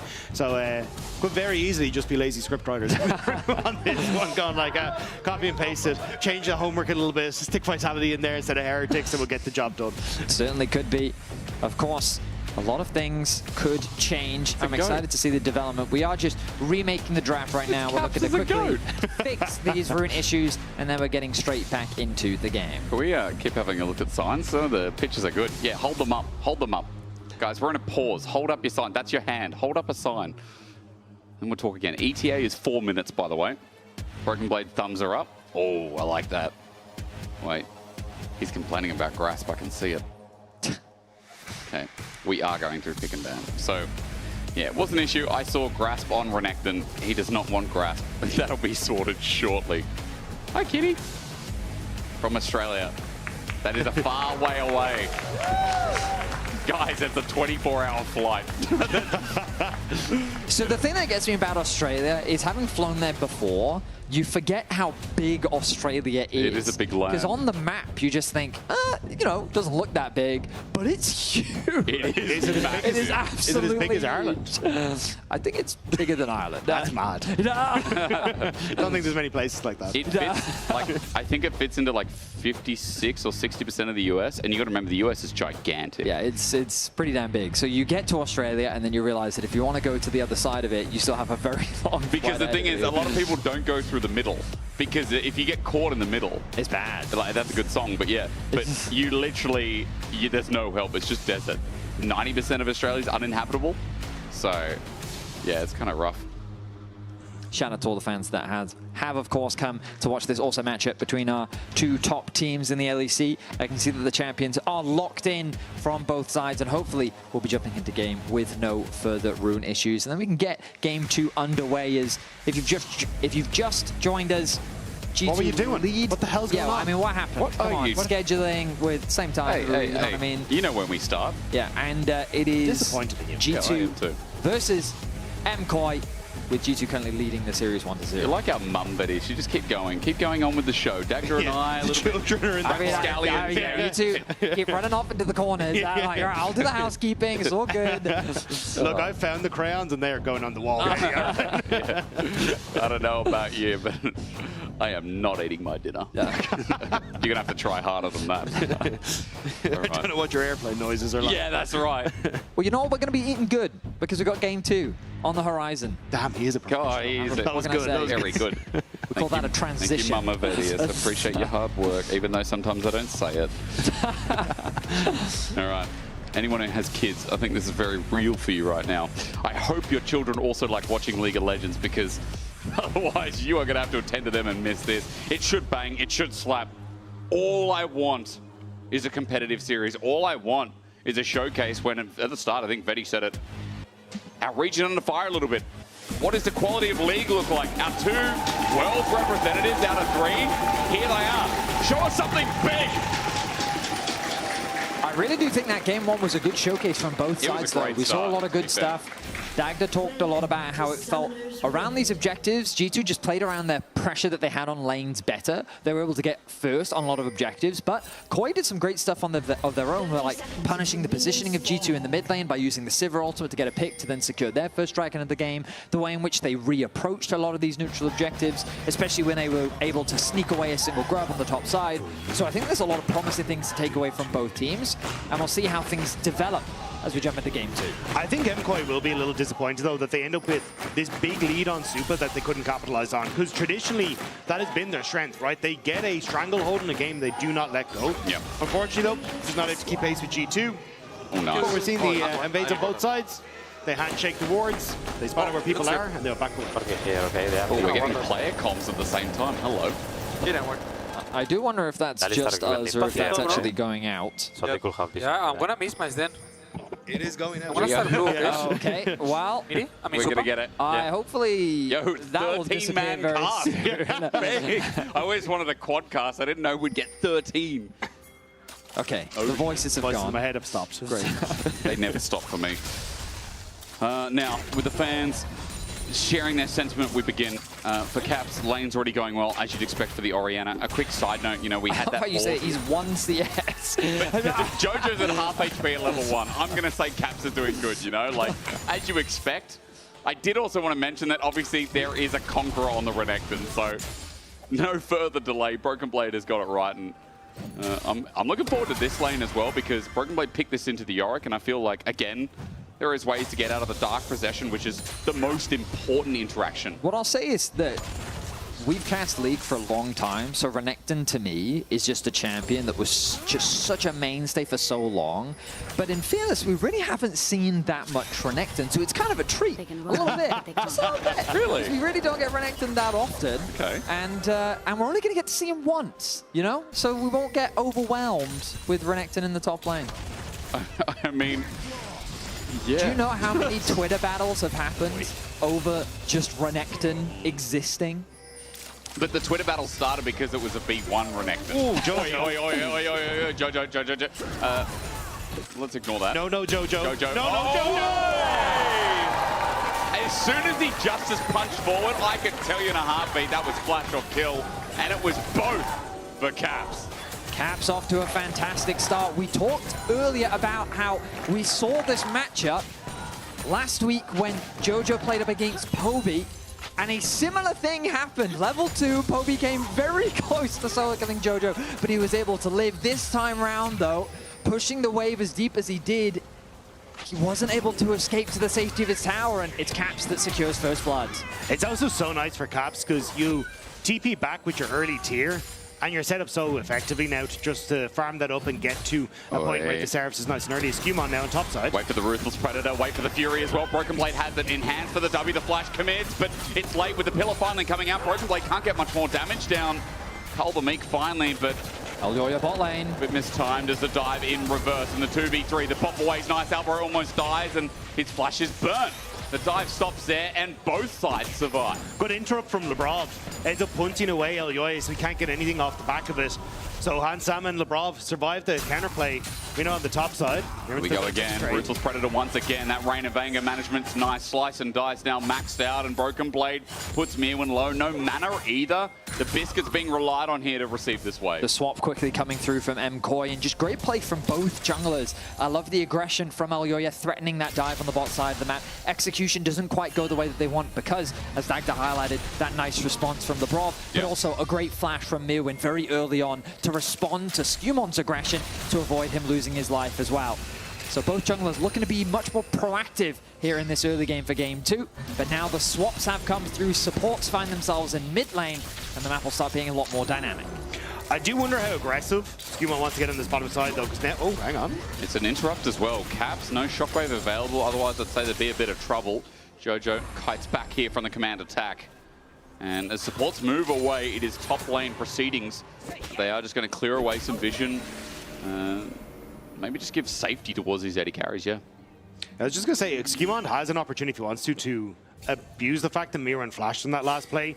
Even though he burnt his own, Broken Blade can still set up the play, but now Jojo on mid, he has no flash. Oh man, no flash and a Justice Punch, that's about it. Labrov just out of range, so Elyoya also covering. So granted, he wasn't in any real threat there, but you can see G2 are getting very proactive around mid. I think that if Caps had had a little bit more mana, they really would have tried to force that. But now that he's level 6, Jojo has to be extremely careful. Elyoya on the way as well. They want to make this play happen. Alvaro going to snip in. Remember, Caps has no flash either. On the edge, he's knocked up. Shockwave brings them all in, but 3 won't matter. The top away, Labrov! That 1-for-1 was nice, but remember, Caps is the one who pays. That's the thing. MKOI end up getting the kill back, but it ends up going to Labrov, not the target that you wanted on. Whereas for MKOI, they end up picking it up on the mid laner for Jojo to try and even out that early kill. I just love that MKOI aren't slowing the game down in any way. With this Pantheon, you want to be making plays on the map. They know the Caps has no flash, so why not help Jojo out? Good punish on the Caps. Hex nice flash. play. TP. Super's now the target. Over to Super. That TP won't save him in time. It's slow. Flash away and Super's down a Summoner. Summoner's being burnt across the map as Alvaro arrives top lane to assist his AD carry. The base going to be interrupted.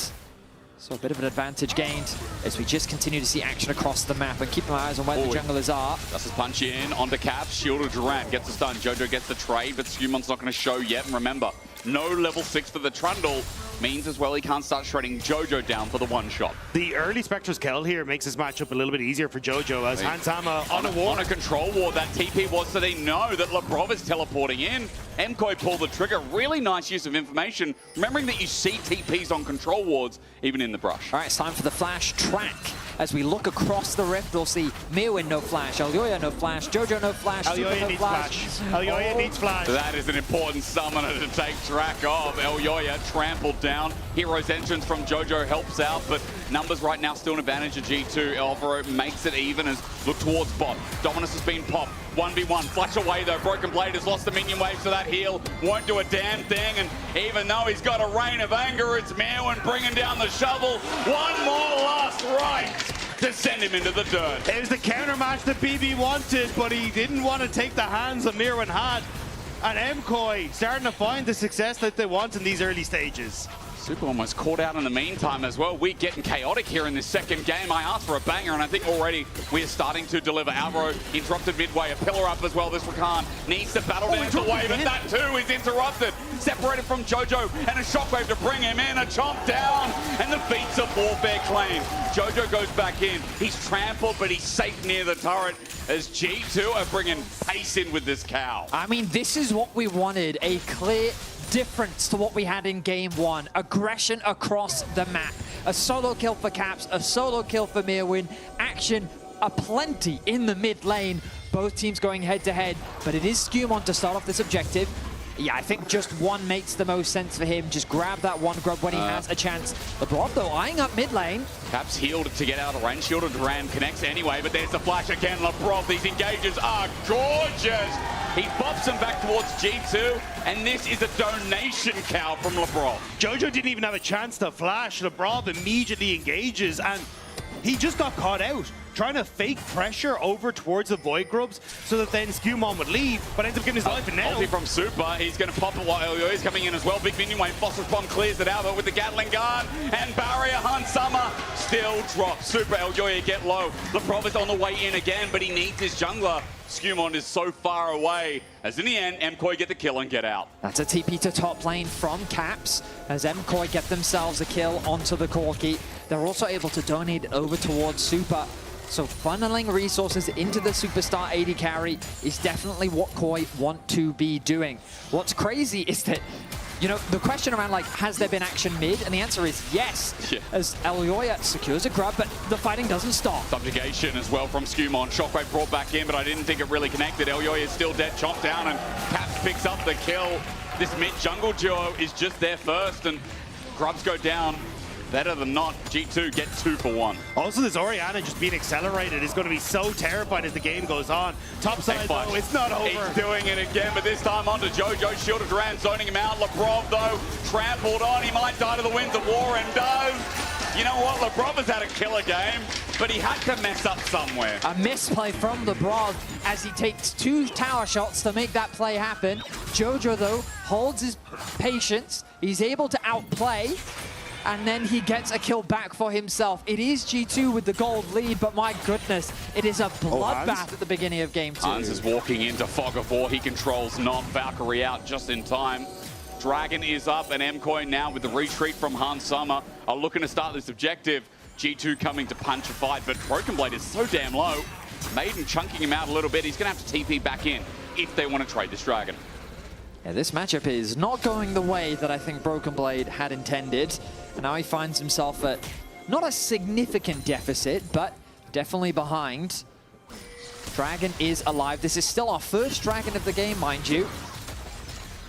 I think if G2 weren't winning out on other parts of the map, like when it comes to like the Orianna getting the early leads and Trundle getting this early lead, I would be more scared of Mirren having so much control in the side lane. But if MKOI ever get control of the game and they're the ones that can set up for this 1-3-1, this is going to be a disaster for G2 because Broken Blade is just burning gold, I'm sorry, bleeding gold on the side lane. And there's just not really any response apart from over-committing to a side. But when you've got this Galio and you've got the Pantheon that can respond really effectively to any side lane threats towards Mirren, if G2 lose control, they could very quickly just lose out through this topside matchup. Damn right. Dragon, though, for the time being, going to be taken, started by G2 and just completed. Using this time, Lebrov gets deep vision in bot side jungle as well. I'm going to have to expand the minimap. Maybe I need glasses. Yeah, there is one ward right there, by the way.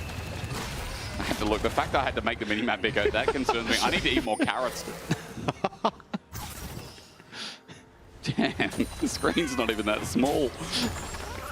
Okay. The line assignments are pretty interesting as they've actually put Hans Summit in the matchup against Mirwin. They've now got the Renekton into the Galio, which does make a lot of sense on paper, but you are putting Hans Summit in a very dangerous position. Look at the damage he just takes from the ghouls.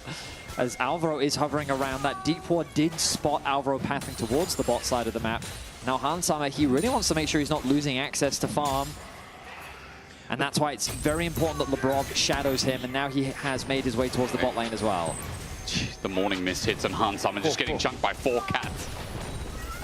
And the Panda Lady, look at his health. He just lost almost half on top of what he had. But because Lebrov is forced to cover for Hans Sama in this matchup, it means that it just opens up both Alvaro and Elyoya to do whatever plays they want. True. And that seems to be on the bottom side of the map now, with Elyoya having ult and Alvaro in position to look for the dive. G2 have to abandon all hope on this bottom lane. Keep your eyes on the minimap though, and notice that Caps keeps shadowing into the Fog of War as well. Kind of having that half roam so that he's in a position to potentially move should some action kick off. But he doesn't want to concede all this midway farm as well. Super doing a good job of just holding that wave, keeping the pressure up, working towards his second item. With no major objective on the map, this is really the best play that both teams have available to them. And I think it's Koi that is that driving force, as now Super making his way to top lane. Shooter Duran's going to come in. Broken Blade's got nowhere to go. There is a Dominus available. It's going to come late though, and no heal. Super takes it with ease, and Broken Blade is having a rough game too. And he just really well played by MKOI. They forced G2 to over-index to save Hans Sam on the bottom side thanks to Mirren's pressure, and then they just play on the opposite side. It's really well push and pull play from MKOI, and G2 are struggling, and again, it's all coming off the back of the way Mirren is playing on this Yorick. Koi is being super proactive with the pressure that they have, and now with these resets coming through, they're going to get some nice purchases just ahead of the Rift Herald spawning. Mirren may have overstayed his welcome. Can he outplay this situation? He does that flash. Morning Mist onto Skumont slows him down. The Maiden coming to help out, but Mirren's low on mana. Outside of the baby Rage Cage, Dark Procession now down, but with a headbutt in the air, or rather pulverized. Lebrov, even after a trample, doesn't commit further. Mirren takes a while to die, and Hans Summer was too far away. Gets away with his life. And Mirren not too upset about that one. He has the TP available, so he can catch this wave, go back to base, spend what money he has, and be ready for the Drake fight. It is G2 that have slightly better vision around this bot river, but we're seeing some resets come through from them as well. I think the problem with investing 3 members of G2 the bottom side to kill the Maiden, MKOI get to push out and move in towards this top side of the map and get vision for the Rift Herald. Now they have been a little bit slow in establishing that because Elyoya was only moving up towards this top half and no real vision to speak of for himself or Alvaro really. But still, MKOI getting the waves in the favor if they want to look for this objective. Also remember that Caps, he did start off this game with a really nice lead. He's been involved in every single kill that's happened in the game. 2-1-3 scoreline. Sorry, he's been involved in every play that's happened in the game. I'm with you. Right? But he's now, like, he's behind in experience because Jojo's just been sitting in a side lane. He's gotten 2 kills of his own. He's closed the goal gap significantly. And a Galio that's behind an Orianna, I mean, that is a really nice place to be as you transition into the mid-game. That Herald is now an objective that's available for both teams to play for. It's G2 that's first in the topside river. It's worth an item check here quickly as well. First, all across the board, looking towards the second and what really matters. A Yorick in the side lane. Mirwin is going to commit and just play the long con. He's got TP down and he's got an open bot turret. While Broken Blade is considering moving up, now moving back down the match. The problem is, though, they actually, hang on, we're going to get the big trade. Now, Wife is down. That's the only advantage here for Broken Blade. The wave going to get crushed, and Broken Blade can clear this with ease, so not the end of the world. Super steps up to Hun. Summer chunks him with a Q at almost half HP. The re-engage on the Super, forces the flash. Now for Labrov in dangerous territory as Redemption heals up and does a little bit on the edge to Skumond. G2 walk away, but a bit of a chunk after the play. Ignite down as well. Yeah, MKOI have been able to hold on to pressure in this mid-wave because Hans Samo shifted up to try and regroup with the rest of G2 through this topside pressure and Caps against Jojo. Durand under a turret, though he's safe for now, and G2 are walking up. Jojo's got to get out of here. 3 members of G2 have set their sights on him, and he's going to be able to Justice Punch away as the rest of MKOI are actually starting off this Herald. Of course, remember the ulti from the Galio. Jojo is looking. And they're going to turn straight away. Forget the Herald. They look for the play. Skumond is low. He has the ball on him as Alvaro goes for the engage. It's deep for G2. Take a chunk of damage while Herald goes down to Pantheon. That's Elyoya. He picks up the eye while Shockwave was not used. G2 just couldn't find the angle for a return. MKOI get exactly what they wanted while Mirwin just continued to put pressure on the bot side. Remember, there's a risk given that he used his TP to get back to the bot lane. In theory, G2 should have been able to generate a numbers advantage, but with the sheer amount of pressure that this Yorick was putting in the bot side, it forced Broken Blade to stick around. He didn't have a good TP timing. That tower would have gone down. It looks like it's going to go down anyway, and the Dragon is available as well. KOI is playing with their pressure beautifully here in game 2. And look at Caps' health on the top side. Like, you cannot contest this G2 because Jojo joins and Caps can't really do anything about it. Looking for the reset now of both mid lane. No flash on Super. See how quickly MKOI played this with that no flash on Super. It depends when's Caps going to come in. The TP now from MKOI brings out first. Caps a little bit later. Hun Summer gets chunked. Redemption going to heal MKOI up to full. It's great as Jojo gets over the wall with a shield of Durand, gives Super the reposition, and as he walks it back again, the engage is in. Shockwave finally there. The poke good as MKOI lose Alvaro first. Hun Summer focusing on Super as Caps helps out with the distance. Phosphorus bomb. They survive. Meanwhile, MKOI play it front to back with the rest of the fight. Mirwin comes in. Dark Procession not going to find a lockdown. His Morning Mist also missed. And MKOI on the Dragon still. It looks like the right side of the fight went damn well. It ends up 2 for 2 off the back of it, but it will be the Dragon going to MKOI, and a huge amount of that was off of this exhaust from Labrov. Barely clips it onto Super as he goes for that killer instinct into the back line. And it means that you just don't get that assassination potential. And Super finds himself on the wrong side of the fight. It felt that the fight was quite scattered because at the start of it, you'll see that Super looks like a prime target, but you called it, Hysterics. The Orianna just isn't in a position, and it's awkward for the Renekton as well. So it starts with a 3v5. KOI chunk out so many members of G2, but they don't actually secure any kills at the very start. And this is where things get chaotic, because now KOI is split up. They're fighting fights on multiple fronts. And this is where Mirwin just provides that resolution. The damage that he provides in the 3 versus 2 near the Dragon, flashing to try and secure a kill onto Caps as well. I think that fight could have gone very wrong if Mirwin didn't arrive in time, because I feel like that KOI just didn't quite have the damage to secure those few kills needed to swing the fight so heavily in their favor. Now, though, you've got that 3-kill Yorick going into the Broken Blade, and when things were bad, they're only gone from bad to worse. Oh, absolutely. This side lane is just going to be absolutely hard. He's also got Merc Treads as well. Remember, Morning Mist is the AP damage.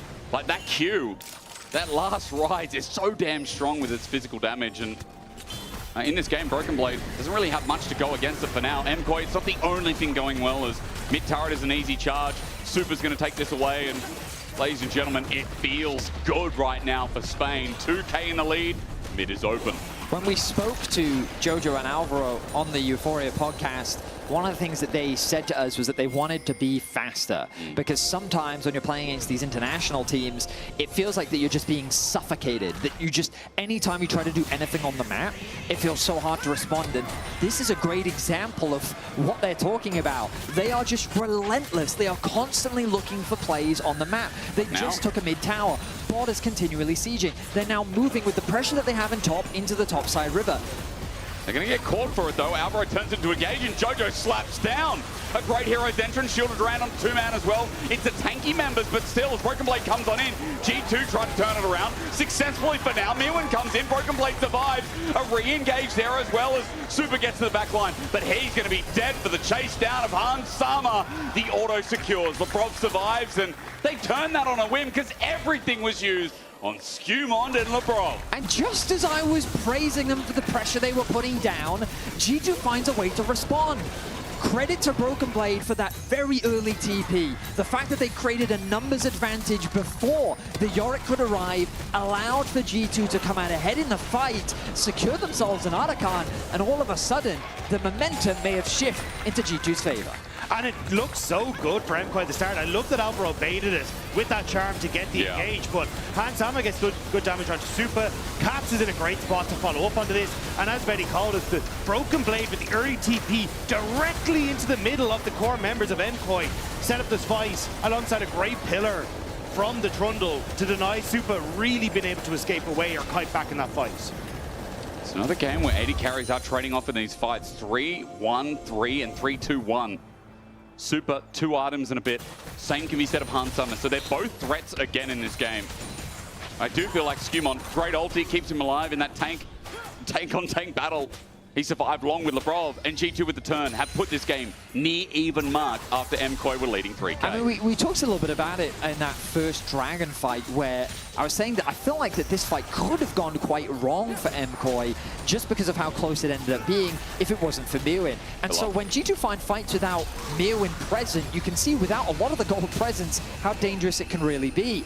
So I think that KOI need to be quite careful with how aggressive they're being. As right now they're being shepherded by G2. It's also just how quickly Jojo can go down if he's subjugated by Trundle. Like, all those resistances that usually make you a good frontliner are just gone. And after that, if Mirwin isn't there, you don't really have a strong frontline apart from Pantheon with that Aegis Assault.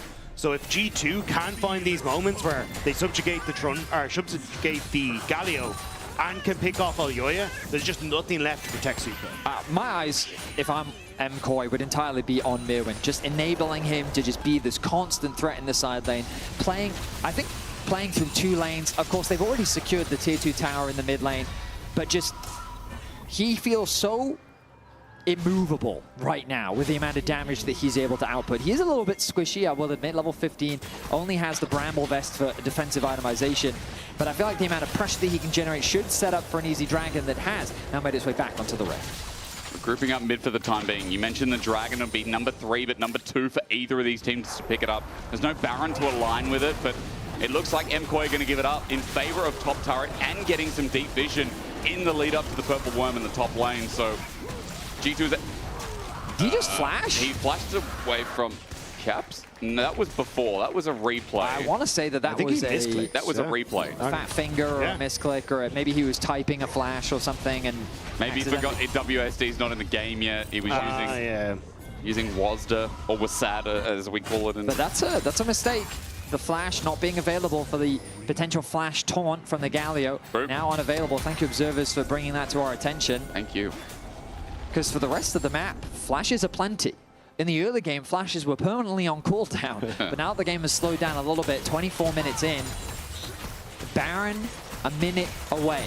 I don't expect that to be the next main objective, but it's important to recognize that KOI have an advantage of 4 towers to none. G2 has not, they've barely been able to touch towers. I think it's the top lane tower that's really at the lowest point, and that's because Jojo just spent a lot of time solo in that top side. So even though G2 did find a good fight around that top river, I don't want anyone to be convinced, like, it is still KOI's game. They're the ones still being the driving force, and they're the ones constantly putting this pressure down onto G2. I think as well, once you start to get Super towards this this AP, and he's able to provide a little bit of that poke. Trying to contest midway, but Sama gets a little bit more dangerous, and there is, if you control mid, the opportunity to go for side plays. Pantheon ult. LEC just ulted in top 15 seconds before Baron, trying to force out Caps and get that flash or get the ulti, but neither achieved. Super. Gonna get face checked by Skumon, doesn't care for now. Pillar's out, but it ends there. Alvaro looking for an engage. Mirwin's trying to pinch this movement with his Maiden, but for now, quickness going to start us off, and the hero's entrance onto Sama. He's knocked up, he's stunned up, he flashes away. Mirwin on the chase. Get away from me! Han survives, but now they don't finish the job. It takes LEC, but is the time worth it? For G2, they're getting chunked down. LEC re-engage the fight, and Mirwin plays it back. Super did the same, and it came close to being a whoopsie. But in MKOI, we believe. They make the dive work. Caps now isolated against Mirwin. He's the last man standing. Koi is looking for the final kill. Exhaust. Caps flashes and dives to the Maiden. That's an ace, and that's MKOI's victory march in this game. Massive turnaround play from MKOI, finding their moment to make that pick happen. Mirwin, great roam towards the mid lane. And at the start, I got a little dicey for it, because Supa got stunned right as he went for the ultimate. But still, MKOI able to make it work. We just see it off the back of this, where the pick is perfect onto Sama. Mirwin just chasing him down, and as Supa goes through, just ends up getting stunned. Just thanks to Broken Blade as he goes in, so doesn't quite get the damage, has to flash away.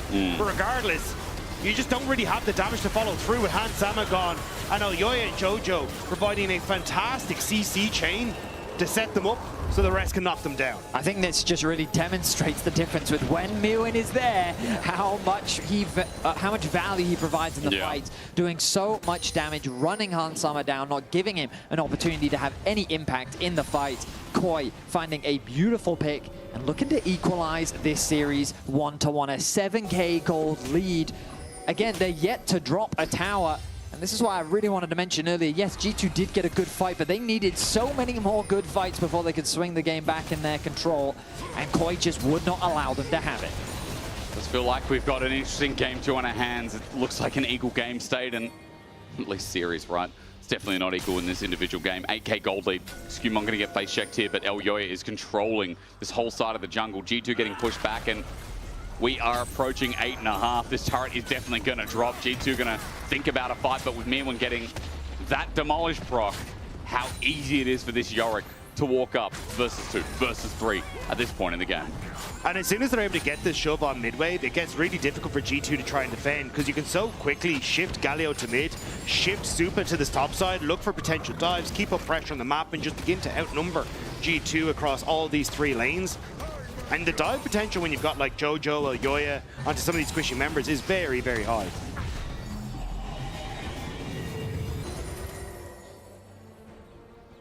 So now it's simply the waiting game. Dragon going to be spawning in 30 seconds, but of course, for Koi, that's not really going to be that instrumental. Denying it away from G2 will of course be a nice thing to do, but their siege will have to be the next point of contention. And the problem is the siege from Koi isn't the strongest. They're quite short range overall.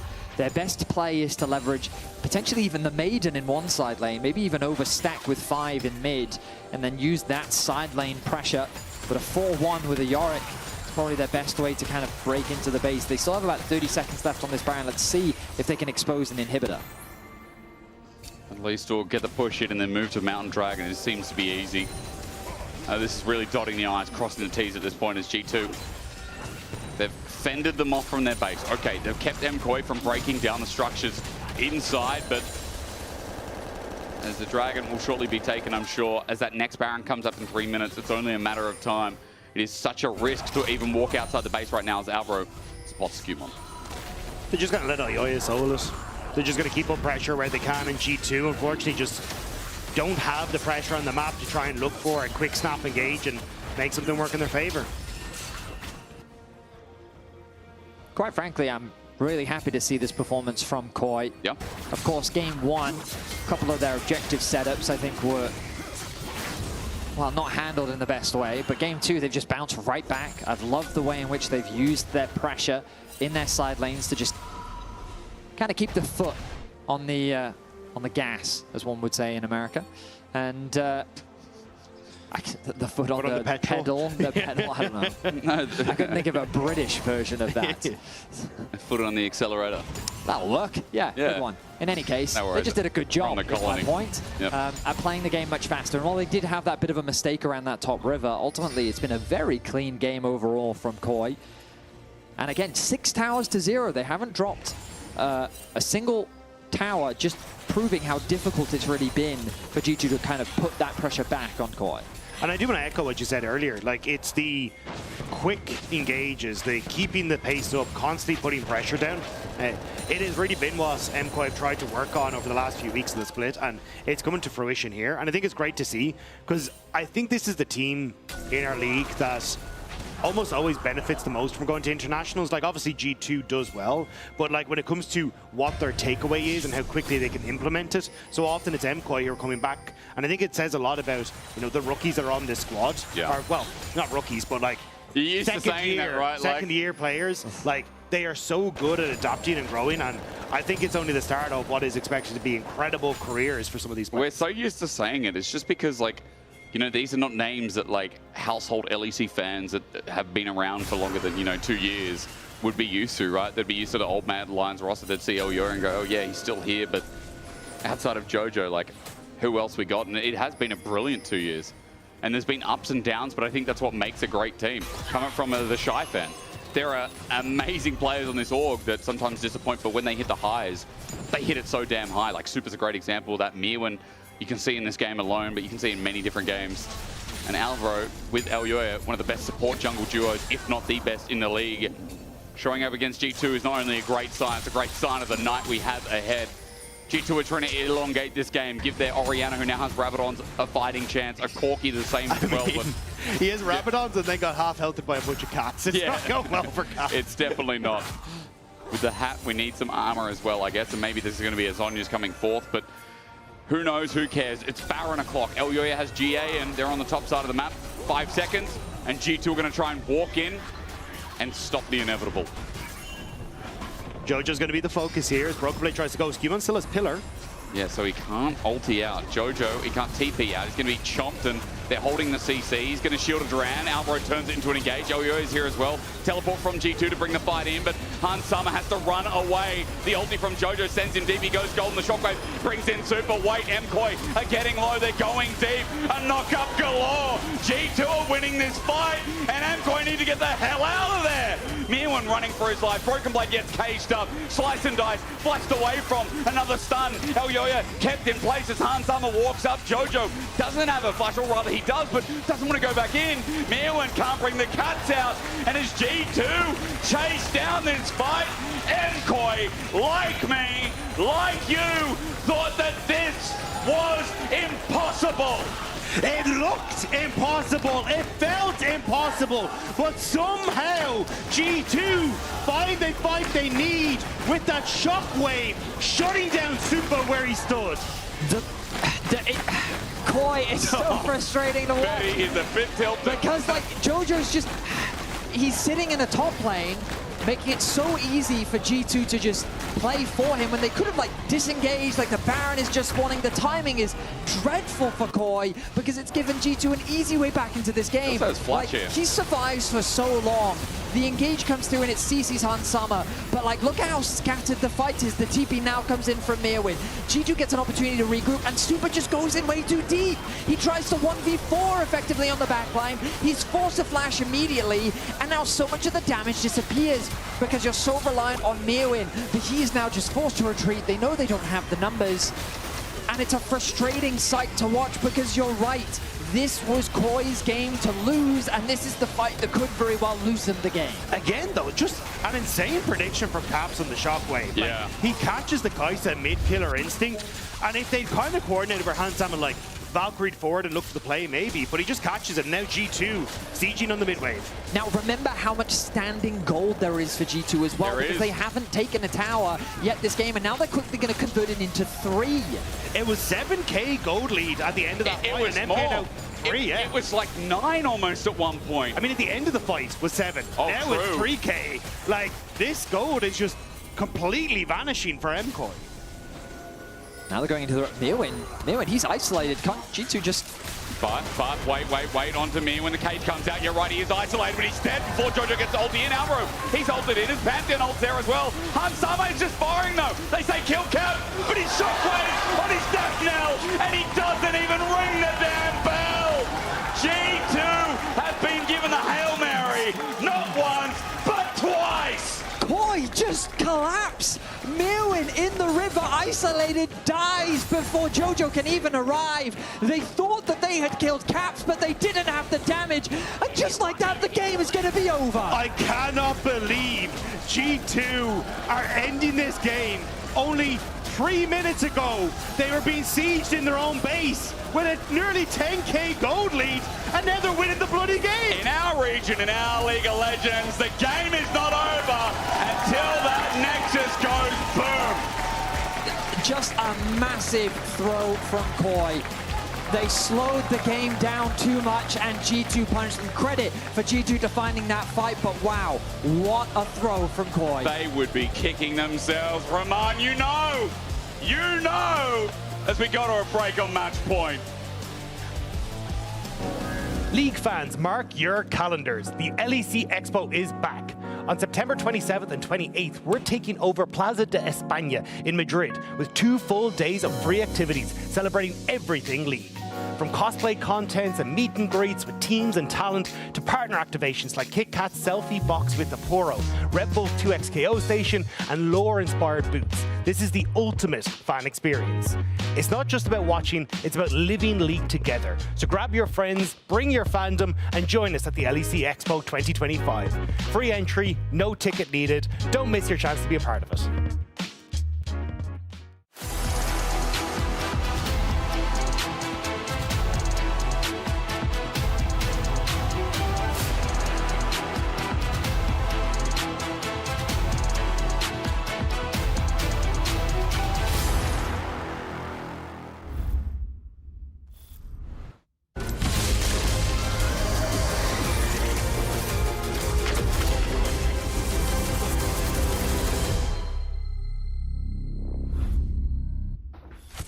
Needs a map.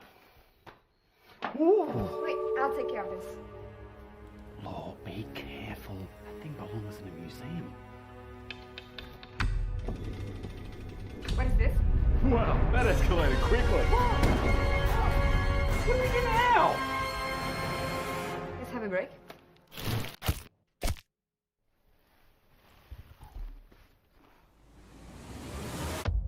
Have a break. Have a Kit Kat. How do we get out? Like this. Say it. What about me?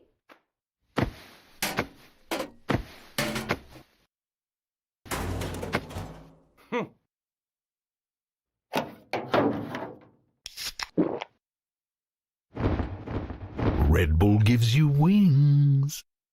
Hey, Jay, have you joined the WhatsApp? What? Oh, join the WhatsApp?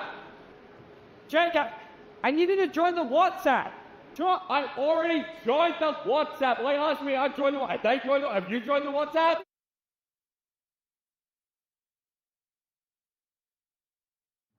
Well, I guess that's a wrap for today.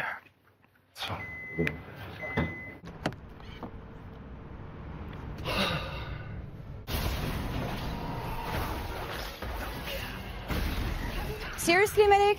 I thought we were going out for a ride.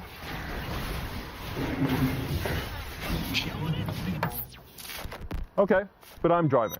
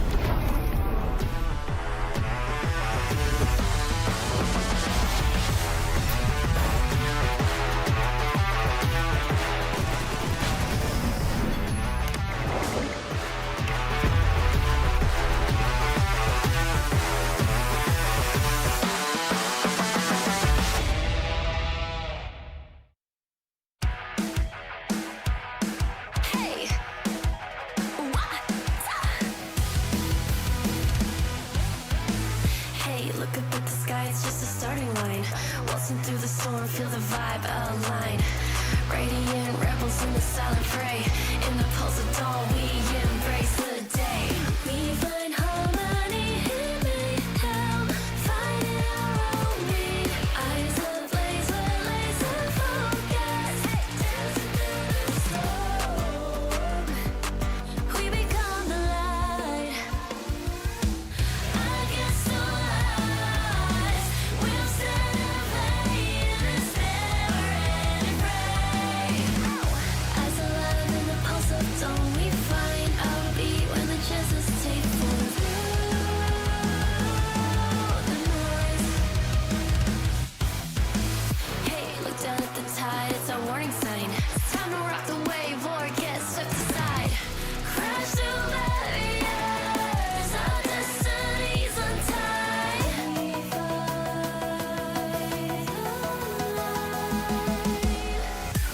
We find harmony in mayhem, finding our own beat. Eyes ablaze with laser focus, we become the light.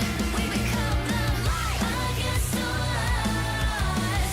We'll stand and play in this never-ending fray. As alive in the pulse of dawn, we find our beat when the chances take form through the noise. Hey, look up at the sky, it's just a starting line. Hey, look up at the sky, it's just a starting line. Radiant rebels in the silent fray. In the pulse of dawn, we embrace the day.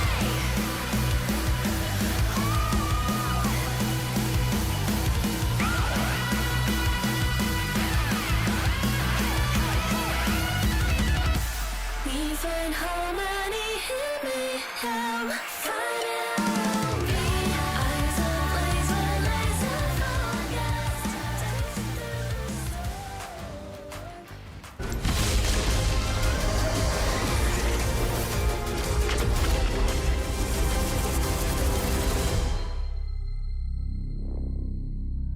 Started because it was a B1 renekton. Ooh, Jojo. Jojo. Let's ignore that. No, Jojo. Jojo. No, Even though he's got a reign of anger, it's Merwin bringing down the shovel. One more last right. Not to your father, bro. Ante bien, okay? He's trolling. Nice. Galio. I'm looking guys eyes, no? Penten, Galio. Carries. Nice. Go mid, nice guys. Nice comeback. Nice comeback, guys. Nice guys, no way. All right, something I want to mention is something that Luis, your performance coach, wrote so that the players can see it. Patience. Can you elaborate? I think the storyline for G2 is that they want to take the revenge on us. So we need to be patient because I think they will come into the match with emotions. And if we wait and we're patient, they're going to make mistakes and we're going to be able to capitalize on it. I love it. Thank you so much, Zef. Best of luck for the rest. That aged like leche. That's milk in Spanish. We recorded this 10 minutes into the game, so That's thanks brutal. to Zef for talking to Lord, but it did kind of pan out exactly the way he didn't want it to pan out. Oh my God. I'm seeing a lot of lack of patience, and it's not just some of those late-game team fights as well. I think from Jojo specifically, on the one contrast, you have Caps, who's an absolute monster right now, but Jojo getting solo killed as well in that Galio matchup. There's no patience there. They bring it back. They find the Sen again. MKOI's the smooth sailing, and then that patient element again, it's just, oh, it's falling apart. And on the other side of it, I think G2 did have that patience. They waited for the mistakes to come in from MKOI. I mean, there were some great moments from MKOI in this game, and I really liked how they brought some of these fights across into mid lane where they could split up the team, use the Kai'Sa very well. This is the good side of it, and we know how good MKOI can be. And I'm really sad that this game went the way it would from them. I feel you. Super was a guy that was saying that, you know, people maybe didn't expect much from the team. I do. I expect them to be playing well. It's so sad to see this game fall away from them. Yeah, and it's a stark contrast because this was Super beforehand with perfect positioning on the Kai'Sa, and this time around, let's bring the work back, shall we? Patience. They are over-indexing on Hans Sommer. They're sending everything at him. You could easily front to back. Super gets caught in the middle of his Kai'Sa ultimate by Caps. And the moment that Super is out of the fight, it's G2 who's at a disadvantage at this point in the game, but because they have the man advantage, they're finally able to come back into that game. And let's be real, this is a play that's initiated by MKOI. It's not G2, they're reacting to it, they're playing great reactively, but it's MKOI who's overforcing the issue. There are so many ways we can take this. Of course, we're trying to play that kind of side where, look, we know that MKOI can be better than this. On the other side too, what the hell was that game from Caps? Oh my god, those shockwaves were so good. It is a story of two sides, as it always is. And these are two teams which have impressed us an awful lot. I think those shockwaves were absolutely game-changing. They were. He's been amazing, I think, in the 2 games that we've seen. Of course, I think MKOI, you know, credit to them, they did stabilize, and then all they had to do was kick the ball in the goal. And I think I'm glad they have their performance coach with them, because you know as well as I do that to lose a game in that way. KP. I mean, that's fantastic from Caps. And to know that Caps, he did it 2 games, right? He's going to do it in the 3rd game as well, JP. He is, and this is the entirety that MKOI needs to focus on, because I think Labrov did a fantastic job at playing around this guy. Yeah. But I also think on the MKOI side, Super in both games has been fantastic. I don't think the Sivir game at all was his fault. I think this Kai'Sa game was fantastic. I think Mirwin on the Yorick should have been enough side lane pressure. Has this smirk, man. And he loves it. I mean, he knows he got away with that. He just got solo killed and just like, yeah, got away with it again. But I'm so excited by some of the MKOI players, and I want them to be able to contain Caps, because the plays I'm seeing from MKOI, I want this series to go the distance. I want to see more from them. But the way the Caps is just, you know, dominating this series, it's scary. Yeah, the Caps factor, you can't rule it out, but BB did get a bit diffed in that 1v1 matchup, and that's a problem. If Mirwin can get an angle in here, we can see that MKOI actually can rally around that winning top lane matchup pretty well. We saw what he did against, some matches, that Gwen Akali matchup too. He can do it. Might need to see some more of that in Game 3 though, because this is looking Mirwin does it, what is Sayers gonna do? That's just what I'm thinking. We're not there yet. We're not there yet. Don't bring it up. Doomer. Anyways, yeah, but it is, with all said and done, it's still freaking match point for G2. They are 1 game away from making it directly to the grand finals. Now, GB, as you laid out so expertly, that might not always be a boon for them, but I will say in this case it will be, because they came into this match with only one thing on their mind, and that was revenge. And they're getting it right now. I mean, across the board, we're still seeing those improvements that G2 has been talking about themselves, that we've been talking about. It's the entirety of it. We wanted more from Scuman and Labrov, and we've been getting more from Scuman and Labrov. Game 1 in this series, Scuman was dominating. Game 2 on the Alistar, that's Labrov James Alistar, and he always performs on it, and he did as well in Game 2. Yeah, and I was like, oh, it's Rakan for Alvaro. He's going to do amazing, because usually they win those games. You said he has 99% win rate when he's playing this. In your head. This was the 1%. This was the 1%. Even when the mic isn't on, you can curse them. Incredible. Oh, you stop. Nymira, we're going to get into this draft for game number 3. So paint me a picture, because Movistar KOI is on the blue side once again, and now they really need to rally. Yeah, and we're getting to the point now where some important players we were mentioning are going to have the champion pool start to get a little bit reduced. Particularly jungle support are the roles which I think get hit hardest as draft goes on. We're not going to have stuff like the Royal Alistar. A lot of the kind of the standard stable picks are going to get a lot more strained. And I think really as we go into this, jungle support is where I think before this game, we thought that's where it might get decided. And as we go through this, that's the players which I think, besides Caps, are the players that we're talking about the most. You agree, Finn? Yeah. As I'm joining my fellow analysts into this commencing draft phase for this Game 3. And I really want to see MKOI try to hammer in on, I mean, if you can get Mirror and counterpick, fine. But I really need to see some more support for Jojo, because I feel like these 2 games, Caps has kind of been running free. And even on this Galio getting solo kill level 3, I feel like it's not really acceptable in a playoff series. And I want to see more from him, because I remember in that spring finals, Jojo was putting on crazy numbers in the laning phase, and I want to see that Jojo. I don't want to see this Jojo. Yeah, I mean, Broken Blade said it. We're the only ones who improved. The rest regressed or did not improve. Was he talking about the mid lane? Probably not. He has to look at his own house too, because he didn't do too well versus Mirwin in that game too, GB. But what do you think? I mean, I think that it's one thing that you can build more around Jojo, but I also think that even this last game, it's not a bad Galio angle. Galio into Orianna is something we see all the time, and you're not supposed to get solo kill level 3. Should have picked Shyvana. I mean, Shyvana, okay, don't get me started on this. You guys are not ready for the conversation of Shyvana into Yorick, but you will be one day. I'm also not ready for that. We're not going to see it here, or maybe we will. Yeah, so we see already a big hammer in on the engaged champions here from MKOI. They banned the Maokai, the Nautilus, the Poppy.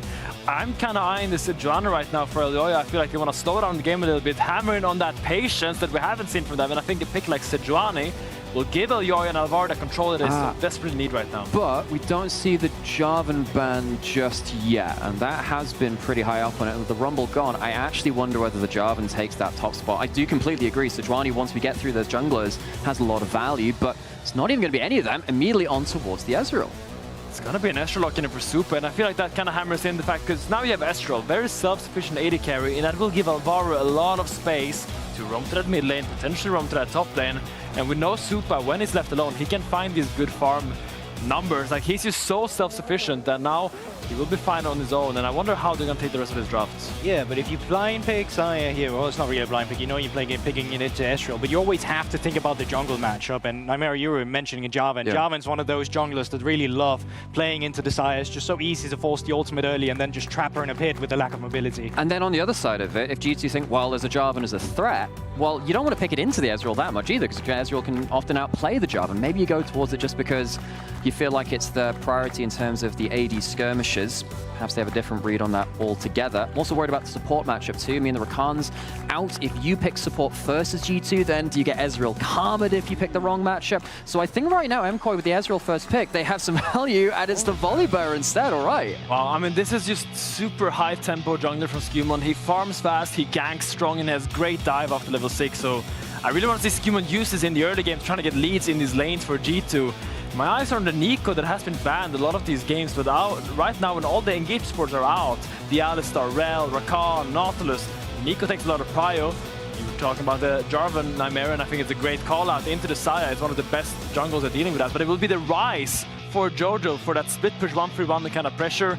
And this just speaks to me that you have the Ezreal, you can leave him alone, and you can index everything into this Rise. I wonder whether Caps feels like he has to play something like the Annie right now, just to have something which can contest with the Rise early on, and then also have the Volibear kind of stun into stun. Not gonna lie, not a huge person. I don't have a great amount of knowledge on mid-jungle TVTs with the Volibear because it's quite a rare one, but there it is. You do go for that stun into the stun, contest with the Rise. You can see the mind games happening here. I have one big worry here for MKOI though, is that now G2 is able to pick their support first, and you might end up in a position where all the engaged support champions are kind of out. So maybe we're gonna have to see like something like a Karma from Alvaro if the Nico and the Leona gets taken out or picked away here from G2. Do you feel like they need that engage coming from support with the option still available from top lane? And to me, I think Alvaro works the best when he can follow up on Elioya's engage with more engage. I like seeing him being able to follow on these heavy dives. There is, oh man, you know, with another AD carry, you'd actually even think about Renata with the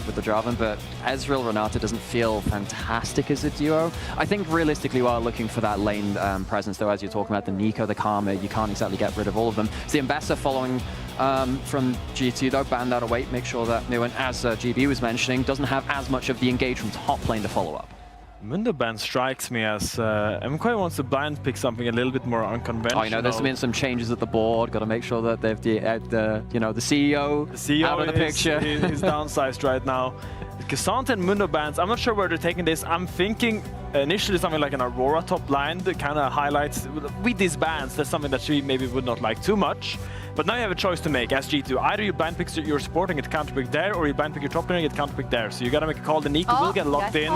As we've been talking about, it's one of those main engage supports left, and only real answer if you want to engage right now is the Leona, which is not really a good matchup here for the MKOI. Oh, Mill and Gwen, it's been a controversial topic if it comes through from our analyst desk. Well, there's two boats, well, two camps right now. There's the Finn camp and there's the Jack Spectre camp in terms of how we're feeling about that champion on Mirwin specifically. I don't know if you want to elaborate yourself on it. It's gonna get locked in. I mean, whenever I see Mirwin get blind picks Gwen, I sometimes see him struggle, and I just see such a good Jax angle for BB opening up here when you blind pick the Gwen. So I'm a little bit worried for that, but it's gonna be the Bard from Alvaro, which is really exciting. I forgot about Bard, actually. And the Bard, it's not really engaged, it's like half engaged. It's really good into the Xayah and the Annie, and we see the Jax counterpick insta-locked by Broken Blade. Yeah, just to give some storytelling here, Alvaro, this has to be a little bit of a redemption game from him. The last time he was playing the Bard, he had some questionable magical journeys. It wasn't his best champion last time he played it, but this is one of those drafts where you can get full agency on it against a lot of these champions, where you can either deny some of the CC or really just find immobile targets. I think that this is going to be a very scrappy game. Fights can start out of nowhere. You've got Annie, Volibear, Jarvan, you've got the Rise as well. Fights can start at the drop of a hat,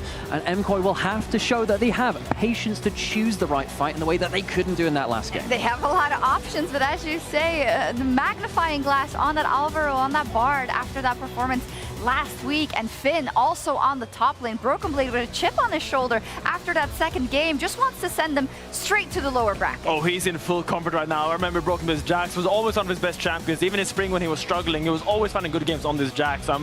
Battlefield will be top lane, and I'm excited how they bring it out. Yeah, Jake, imagine he had a real weapon. I can imagine.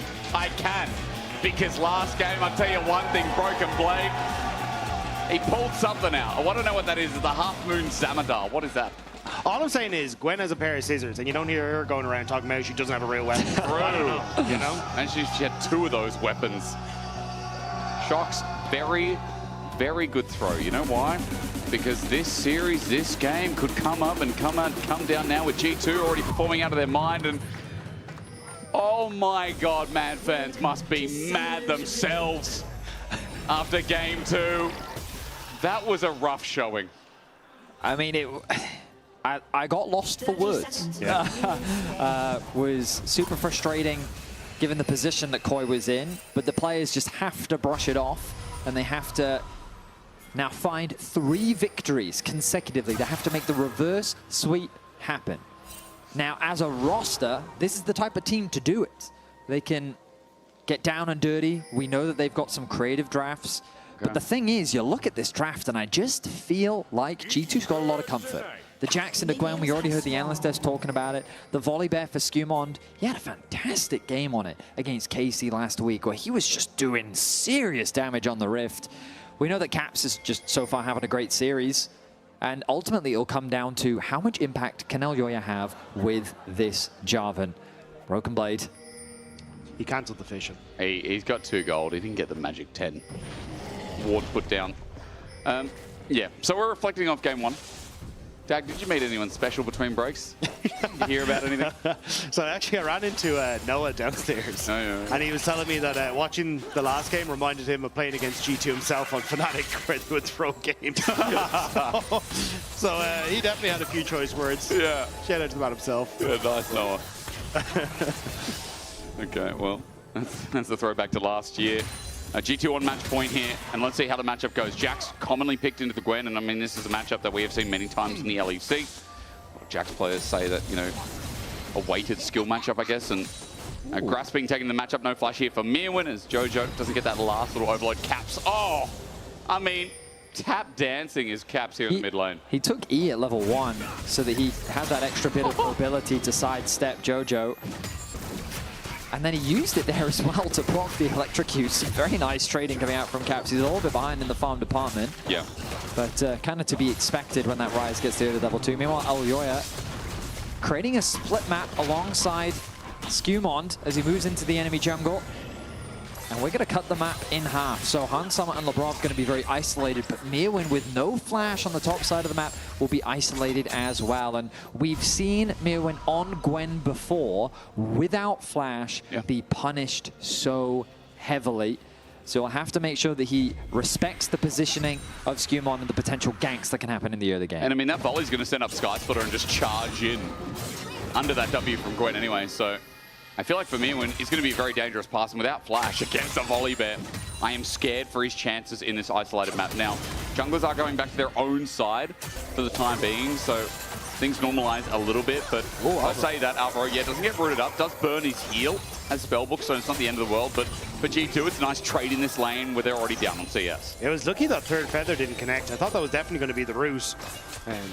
But Alvaro managed to escape away from it. Still, this is going to be good pressure now for G2 on this bottom side. Broad trying to see if he could land the tango bars, I thought, as Volibear making their way down. Both junglers here on this bottom side. Hans hit, waiting for the Mystic shot, trying to cut around, heal burn. Labrov flashes, misses the tangle barbs. In comes jungle pressure. Elyoya spotted first, and quickly after Skumon gets the Scuttle Crab on the way in. But it is no summoners on Labrov, so it is a slight win for MKOI. I mean, Skumon did get the crab, though. So, yeah, you could argue. It's an even trade. No flash for Nico. There's a world now where Skumon could double crab, but it looks like he's going to go back to base, and so Elyoya is just going to run towards his top side, go and grab the Scuttle Crab. but just in time for the Raptors respawn. Skewmon is already going to be back out onto the map, and so a small jungle lead going in favor of G2. We'll see if that really amounts to much, but Jojo now has to be very careful because of what Elyoya needs to do on the map. He wants to get that last minion. Yeah, now he's going to go back to base. And wise choice, just backing up a little bit more so that he can respect the possible gank that could come through from Skewmon. Now, I want to quickly talk about the bear, because I think Volley Bear is just, I mean, he's been in a good spot, place for the longest time. The frenzy is broken healing, and Sky Splitter has one of the highest damage profiles out of a level 1 ability. It is a Cosmic Drive looking to come through it first with the AE that Wisp picked up, but normally we're seeing the builds, and especially out of people, even like Elyoya in jungle and solo queue, are going for things like the Iceborne Gauntlet into a tank build with an AP item. So it is either the Hexblade or it is the Cosmic Drive. So it is a fun build, and again, like, for Volleybear, he's one of the greatest duelists and has great AP in his kit. He is just so strong on one item with his full chunk. Let's see how much he can get done. I still think if he ends up going in for a play and Elyoya is able to counter, you can find yourself in a bit of a difficult situation when it comes to the CC that can be provided and that turnaround play. And especially as level 6 starts to get hit, could end up getting locked down as... Nice trade back comes through from the G2 bot lane as Alvaro loses about 60% of his HP, but Super still staying healthy, landing some nice Qs himself. Does have a very slight gold advantage over Hansama. Skewmon coming in. Wait for it on all fours. Jojo gets stunned up, flash in for the Sky Splitter, and like I said, there's the damage. Tibbers looking to finish off Jojo on the run, and the bear cannot catch up. The pot doing wonders there for Jojo, keeping him just above lethal as 2 flashes were committed to try and make that kill happen. But no first blood will be given over to Caps this time around. And what we have seen this series is Alvaro and Elyoya going immediately towards those flashless mid laners when they have a chance. So I'm curious if we get another play towards their Super though. A little bit of a trade on the top side against Labrov means that Alvaro might have to hover top side here to let Super farm up.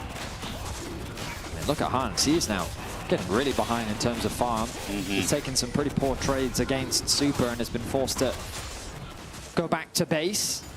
Broken Blade also catching this wave means that Elyoya, with really good control over this bot side river, should be an easy objective secure for him. With the grub spawning in a minute's time and both bot lanes on the top side of the map, you imagine that both teams will be setting their eyes on this objective. But the first one going the way of MKOI, definitely a good way to start things off. Definitely is. MKOI need all the help they can get in this game, at least for momentum's sake, as face checking in, Tangle Barb's going to get Jojo, who doesn't have flash, and Cap stands there, gets a stun down, but the damage is lacking for the time being. Skewmon has just pulled his Sky Splitter out, and that's the end of the trade. Even if they don't get the kill, I think it's still worth to go for these quick fights around mid, because Elyoya being able to flash in on Caps, CC him, and then set up for Joe to follow through with the root will be a dead Caps. So even when you're just making these quick plays, it's about keeping Jojo pure and honest. So then if he ever tries to go for this aggressive trade in mid, Caps has the opportunity to turn around in a one-on-one. Here we're getting some beautiful trades against Broken Blade. Just maximizing the stacks on his Q to go for these quick trades, even through the E. Just the Mew in with a nice health advantage. Broken Blade doesn't have TP. Oh, he's going to cancel the base. The thing is, Mew still has Ignite. We talked about it early. He's not flash, he's Ignite Gwen. If he gets anywhere close with solo kill or forces out Broken Blade with the wave pushing, that CS lead is going to grow. He's got to step up to the turret, full snip in full effect. Broken Blade has to be careful also with the Gwen ulti up and available. Oi at the edge, good teetering there, and Broken Blade just walks out of the range. I mean, the laners from MKOI are just doing very well here in Game 3. Objectives going their way as well with the first dragon, and this is going to be at the very least 2 grubs. They're looking to make it 3. Skewmon is alone here, given the top wave is pushed in. Labrov is going to arrive late, and there we go. 3 grubs locked in for Koi.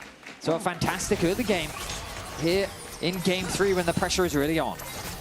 Not just the pressure, but I'm surprised, you know, a bit of tilt from last game would be expected, but so far MKOI have really shaped off what Game 2 was and started this game in spectacular fashion. Super's just doing such a good job at denying Hansama the ability to trade back. Just playing so well around the range of the feathers. And now with Alvaro up on his top side, going to see what they can do in a good trade here. Going to go in. Labrov doesn't have level 6. Alvaro does. Tempered Fate up and available. Cosmic Binding, slight miss there as trying to get those blooming blows out. Lebrov now gets level 6, so he has that big ulti opportunity. Next fight to use it is Dragon in 245, so it might just be within the lane. Cap sends out Tibbers simply for the chunk. Jojo stands and sets up his wave clear while Alvaro comes nearby. The cavalry there immediately. Both Alvaro in the river and Elyoya behind him in the lane. Mewin though, look at the way he's positioning. Traditionally considered a counter matchup, but with no early gank, Broken Blade really hasn't gotten his footing in this matchup. A nearly 500 gold lead being built for Mewin just in the 1v1, with a 25 CS lead now being accrued. Mewin doing a really good job, similar to what we saw in game 2, where Mewin just got the better of Broken Blade then as well. He did. That might change as junglers make their way into the river. Scumon's going to be an award, but Mewin's already committed forward. Now the needlework is out. Counter-Strike gets the stun up. Good damage, flash away. Broken Blade disengages, but Scumon needs to finish off the kill. We need to see the Sky Splitter in full effect, but Scumon doesn't have flash available. He can't get in range, and MKOI don't expend a thing apart from that ult. It does set up for Broken Blade to get this bit of a freeze, which is why I wonder if Merwin actually stopped the reset. No, it does fully commit. They'll TP back, because a minute 40, you can actually use this to get the bounce off that tower and then be back out pushing for the next one. Pop Blossom as well. Is the burst enough? That's the problem. The burst is not there, but Scumon does have ulti. Jojo paying respect, steps it back, receives the wave. The Catalyst providing Jojo with enough HP to survive the play from Lebrov. He comes in using the minions as a disguise to catch Jojo off guard, and while it does work, they just don't have the required damage. So once again, Broken Blade under a lot of pressure here. Elyoya shadowing Mewin to make sure that he can just do whatever he wants in the 1v1. Still taken relatively low, especially when we're looking at Dragon in just in a minute's time. We need to try and crash that next wave and get the reset, and I don't think Jojo, Kiona and Elyoya will be able to shadow him this entire time as the rest of MKOI actually look for the resets. So it might be a window of opportunity for G2 to try and finally set up for a play on this bottom side. Broken Blade's ult's almost up and available, by the way. Well, we are looking at mid for the time being. Just remember Mewin's chunk might come a moment too soon as Needlework is almost up, but I feel like Broken Blades will be up first. The bot lane is resetting, getting pushed in. And MKOI are getting kept in isolation in these lanes, which has been good for them. You guys already complimented and said that MKOI's lanes are great. I mean, they continue being great. Mewin has maintained just about on that 20 CS lead. It's actually 20 as we speak. Watch the Nico in the bottom lane, though. Just swapped into a minion, is now starting to move in on towards this bottom side. They want to try and make a play towards Mirren, and Mirren's in a bit of a hard spot with Dragon just up. Jojo now chunked. He needs to stay on the map, but it looks like just going to be Vision taken for Lebrov instead. Lebrov has been spotted. If you didn't know already, he's been spotted. Counter-Strike in. Broken Blade doesn't full commit. Cosmic finding out. A couple of autos. Lebrov steals away minion again, but Dragon has been started. Keeping my eyes on Elyoya, and he's making his way over, but Jojo, no HP. Caps is being zoned away from the objective, though, but I still think it's a difficult contest, and yeah, there's going to be an objective secured. He's so good at solo objectives, man. He just hits away at it. It's like Grandmaster at Arms onto Mewin. The snip's out, but Broken Blade has his number. Scumon's coming in just in case to bring the storm down. First blood over to G2. Slam dunk for Scumon. Flicks off the tower, turns off the lights for Mewin along with it. And now correcting a lot of this bottom side for Broken Blade as well. Still a sizable gold lead for Mirren, but at least helping out in that regard for Broken Blade. Yes, surprised to see such a late first blood with these two junglers on the map, but it's been difficult for Scumon to really find a good play, and Elyoya's primary goal has been covering for his laners that have been coming out on top. But now a bit of an overstep from Mirren in the bot lane. He didn't have his jungler in the vicinity, and that results in first blood going the way of G2. What a breath of fresh air for Broken Blade, who I feel like 3 games, really, there was an even Sion game there, but last game we talked about this game as well. Mewin has really had his number, and Ignite was also used in that trade, so Mewin now summonerless until his TP comes back up and available. Broken Blade will have a flash. And Scumon being on the board first, that's a gold lead for a jungler who's even as well. That is a dancing bear that is fake.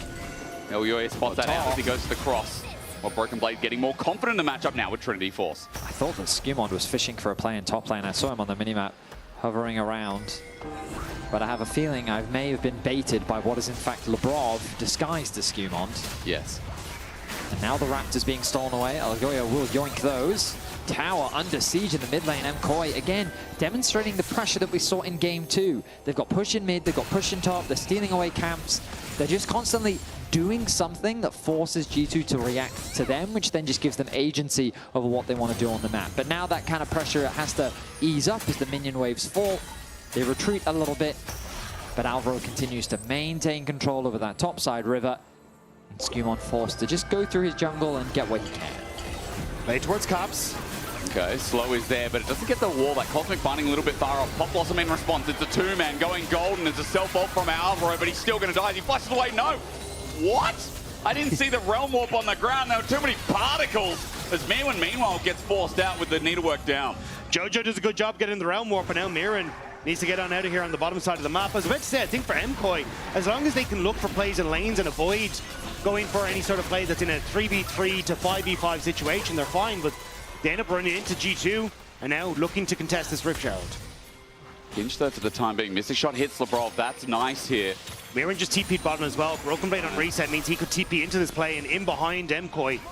But Alvaro's coming in without a Tempered Fate. MKOI dashing the wind here with Herald going back and forth. And what I mean is that they have to be careful about where they place. They're going to get blown aside. Reset on the Herald. Is it buying time? His biggest question is G2 hover around. They don't want to contest. Okay. Caps has no ult, so they're just going to back away. Broken Blade now starting to get some good trades against Mirren. Oh, it's really good trades as well. Enhanced auto coming up. There it is. The snip still connect, but Mirren is the one lower, and now that matchup is starting to take effect. Alvaro there with the redemption, though. Thank you, sir. The heal going to be refreshing for Mirren, who is the one exuding all of that pressure in the 1v1 earlier, but now needs a bit of a refresher himself. Alvaro going to pay a visit to this matchup, and we'll say to Broken Blade, hey, you need to ease off. Let Mirren get what farm he can. Look at that, dropping him 2 iced coffees in the bot lane as well. Apparently hot chocolate. I called it a cup of tea. I got rinsed. it's a cup, guys. It's just a cup of tea with a marshmallow in it. How can you be a caster if you don't know? It's what winter. Tea and hot chocolate. Look, gentlemen, there may be a bear on the loose. I think indeed. That's an easy stun. Sky Splitter again. Not even needing a Thundering Smash. Broken Blade gets a kill, and Mirren disrespecting where this bear is on the map, while meanwhile Super steps up to this. The feathers are out, the flash is in. Hans looking for the solo kill. The feathers up. Oh! The bird of prey.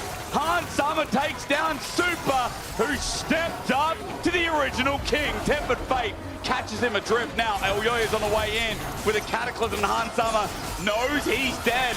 With a root up, though, he's trying to take another body down, but Elyoya trades off the kill. But it all started with Super's ego. I mean, that felt personal. Hans Summer turned to him and said, gonna interrupt my back? All right, well, that's gonna come with a cost. He gets himself a solo kill onto Super. But the good news for Koi is they do secure that tower in the mid lane. Let's look back at this play. Yeah, I mean, you call it, right? Going forward with the Arcane Shift, but you get the Ghost and the speed up on the W, and with the Flash forward, able to get so many of those. But this was gorgeous. Oh. Managing to connect with the feathers, and then unfortunately the slows coming through and the CC with the ultimate just enough to get there so that an Elyoya can turn the kill around. Almost out of the Tempered Fate as well, but just on the edge. And Hans Summer does what he can in the end, but no. You thought that he had that. He thought, yeah, I can kill this Jarvan. He saw the root and he's like, hang on a minute, there's damage, but unfortunately it's close. However, Hans Summer with that kill, Yuntal, Navori, Flicker Blades, 2 items Zaya. And G2 is starting up this Dragon. This will make Dragon number 2. I mean, I am worried when we saw MKOI's first 10 minutes in lanes being so good. The fact that we flipped around and like Fabio, old mate, says, G2 are cooking. G2 in this game 3 are cooking again. Alvaro gets a stun up. A bit of damage from Jojo, but it's not enough. Broken Blade's going to kite it back to the turret, and G2 get Dragon number 2 with the resist that's that. Yeah, I want to echo what you were saying, Hysterics, just because it felt to me like Koi's laning phase was just getting the better of G2. It was really good. They had full control over the early objectives. They got the first Dragon, they got 3 grubs, but then there was this turning point when Skumon got that kill onto Mirwin. Now all of a sudden that Broken Blade into Mirwin matchup wasn't as bad anymore. Skumon now feels like he's having more presence on the map. Hans Summer is able to match and then gets that solo kill as well, and all of a sudden it feels like that this game has very much swung in the favor of G2, but taking stock of the whole situation, Koi definitely not out of this game by any means. You can definitely see, though, G2, how quickly they're starting to shift across the map. They put pressure into bot, forcing Mirren back and Oyoy to respond. Now they're covering for this top lane play, as Broken Blade has a teleport to try and move in here if he wants to as well. Okay, gonna get knock up first. Nice flag and drag. Cosmic Binding doesn't connect, but True Shot Barrage is beautiful. Skewmon gets out of there, getting heavy chunks from Super. Nothing up, and Skewmon can just Frenzied Maul here to get some health back in his own jungle. Red buff will also be on the menu next, but MKOI trying to add some pressure to open up top turret as well. You're in a little bit of an awkward spot as G2, though, because his Caps is matching on bot, has wards if he wants to try and TP him behind, and they're full committing his MKOI. Hunter has his ult, he's going to pop it early here, and doesn't have his flash available, but he does have a route back. TP in from Broken Blade. Herald gets the charge, the turret ties down and getting in. Elyoya was saved, but the quickness, or rather Counter-Strike, ends his world. Tempered Fate onto 3. Now that Elyoya is down, MKOI getting out of there, and the Tempered Fate probably saves the rest of the follow-up from G2. I don't know why Elyoya went to get into the Herald. They could have just walked away. They got the tower, but in trying to get in, he just drops into the waiting hands of G2, and everyone at MKOI had already disbanded, so there was just nothing to follow up on. I think his plan was to use the Herald to get the knockups, but I guess he didn't expect the Herald to die as quickly as it did, because we see this engage, the tower ends up dropping, and you can see here, like, it gets so low, and then once it falls, it's so difficult for the rest of KOI to really do much off the back of it, so they're just forced to retreat. He's worried about Hans Summer there, but you're right, like, it doesn't work out well. Artican now the starting thought, and G2 as they begin this, True Shot Barrage is going to come on down, and that's going to help out, but MKOI need to get their hustle on bustle. Super gets out over the wall. There again is another Sky Splitter. Elyoya's on the way at 5k. A flip for Artican. He takes a magical journey though. Looks for a reposition. Broken Blade's coming for a flank using the same journey. Counter-Strike is now down. Pop Blossom in. It's a 3-man from LeBron. Broken Blade is still in the thick of it though as he's kiting out. He's not dead yet. Artican still goes down over to Hans Summer, but now MKOI have a chance. Out with the ulti from Skewmon as Hans Summer gets another root. It's capped. Laid on top. Super gets out. Then he arcane shifts over the wall. MKOI trade even, but it was Artican on top. That makes it so worth for G2. What is happening? Elyoya is going to ult these Sky Splitter damage down. Skewmon just walked past him and was like, hey, there was a weird interaction. Yeah, we're starting to get a little silly as G2, they go for the Rift Herald, but they end up over-committing because Hans Sama sticks around to try and finish the Rift Herald as the rest of G2 pull away. And it means that MKOI have a chance to get back, but another pick onto Skewmon at the end of it. Just kind of weird moments here from Skewmon.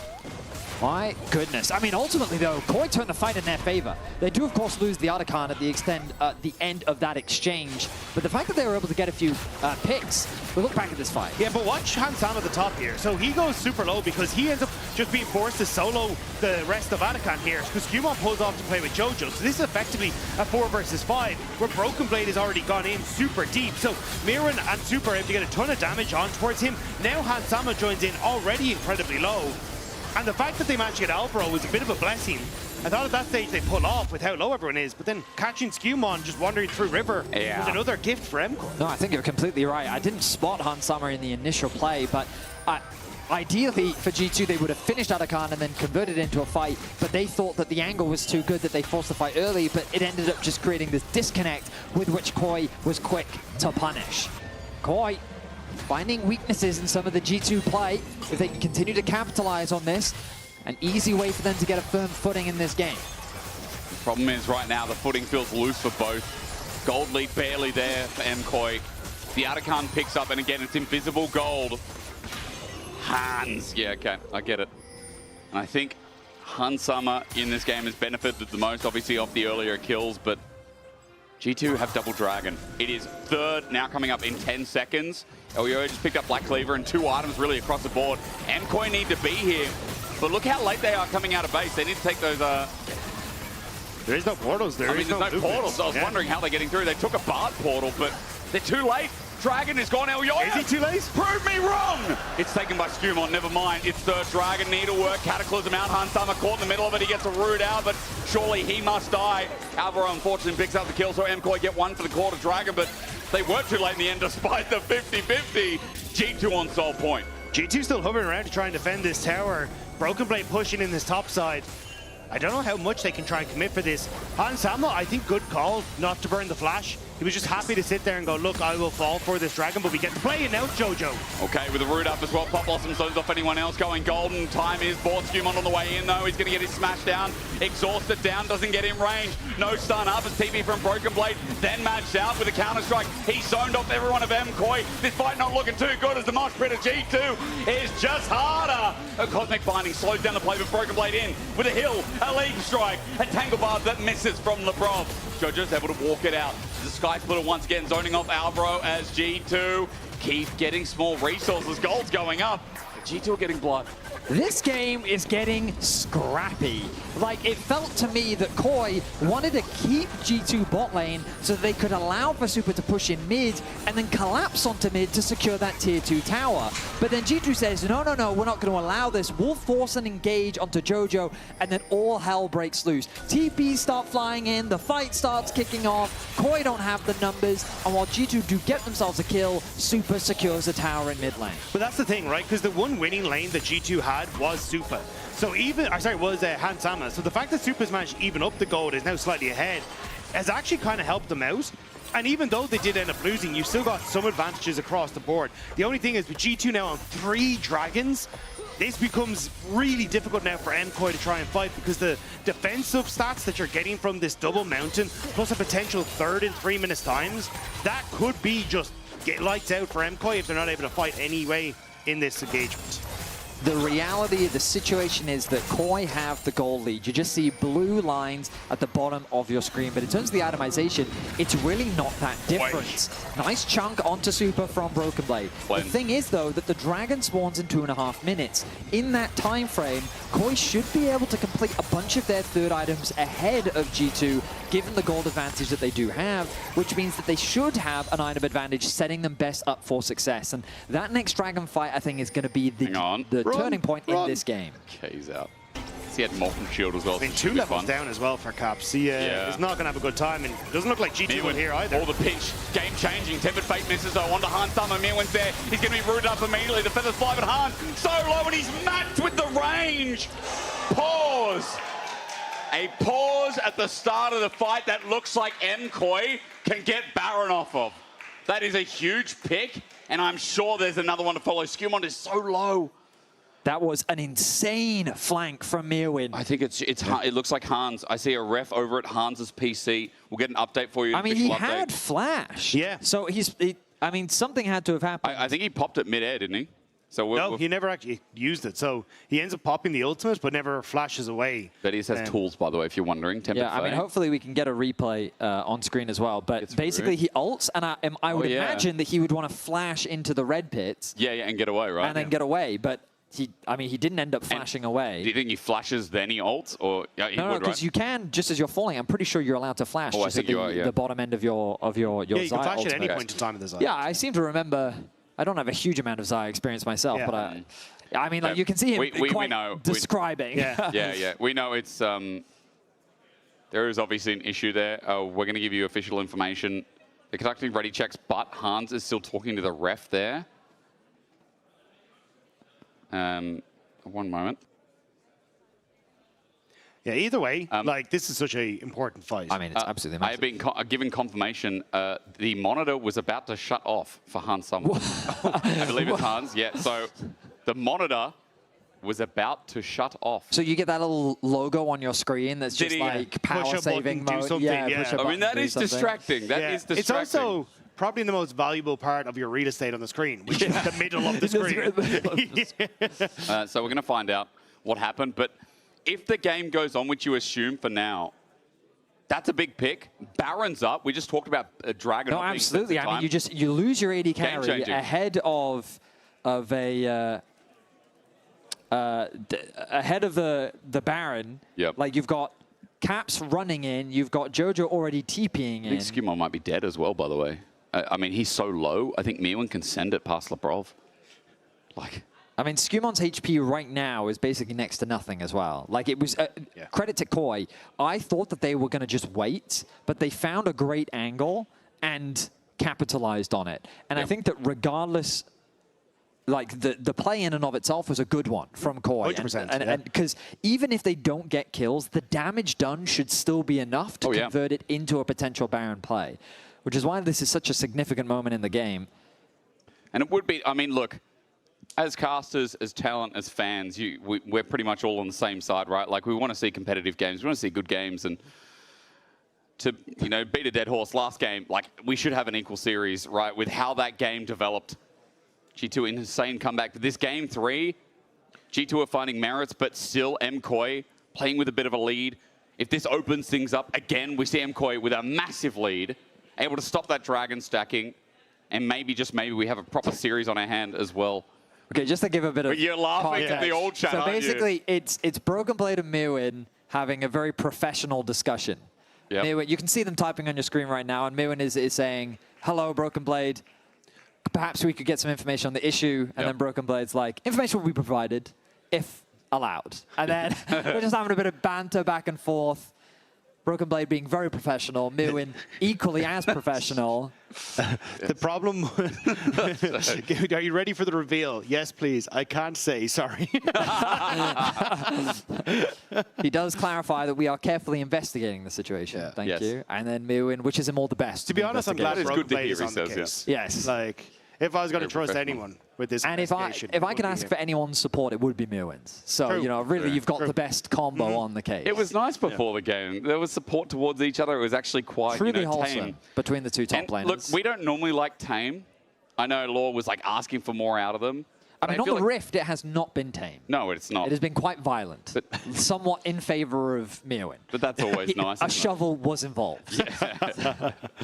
And in this third game, scissors are involved. He likes his tools. Yeah. He's just a gardener. Has an axe. You know? He's a gardener. He's a gardener. He had a lumberjack axe, right? He's cutting down trees at first. It's true. And then he is digging graves, or, you know, doing a bit of pottery or planting, sorry. Yeah. And then game 3, that went from dark to he's a seamstress. No.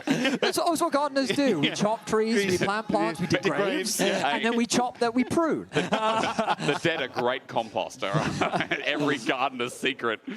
Now, I have been confirmed. This is a big confirmation. We have a chrono break coming in. We will chrono break to before the fight. To confirm, chrono breaking before the fight. I have no more information than that. Anything else? Yeah, I'll we don't keep have you any updated. timestamps of exactly at what point in the game this is they the will official announcement. return to, but I mean... So there was obviously something with the Flash, right?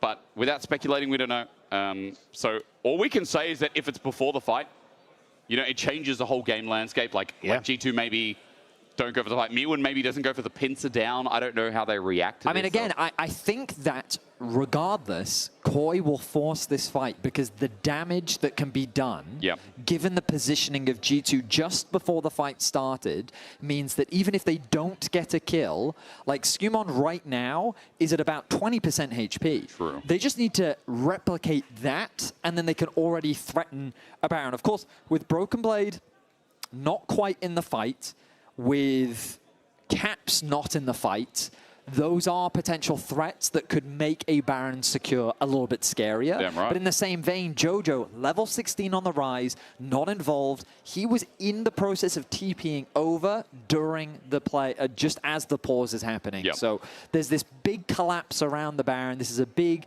pivotal moment in the game. And ultimately, it's all going to come down to how well both sides execute.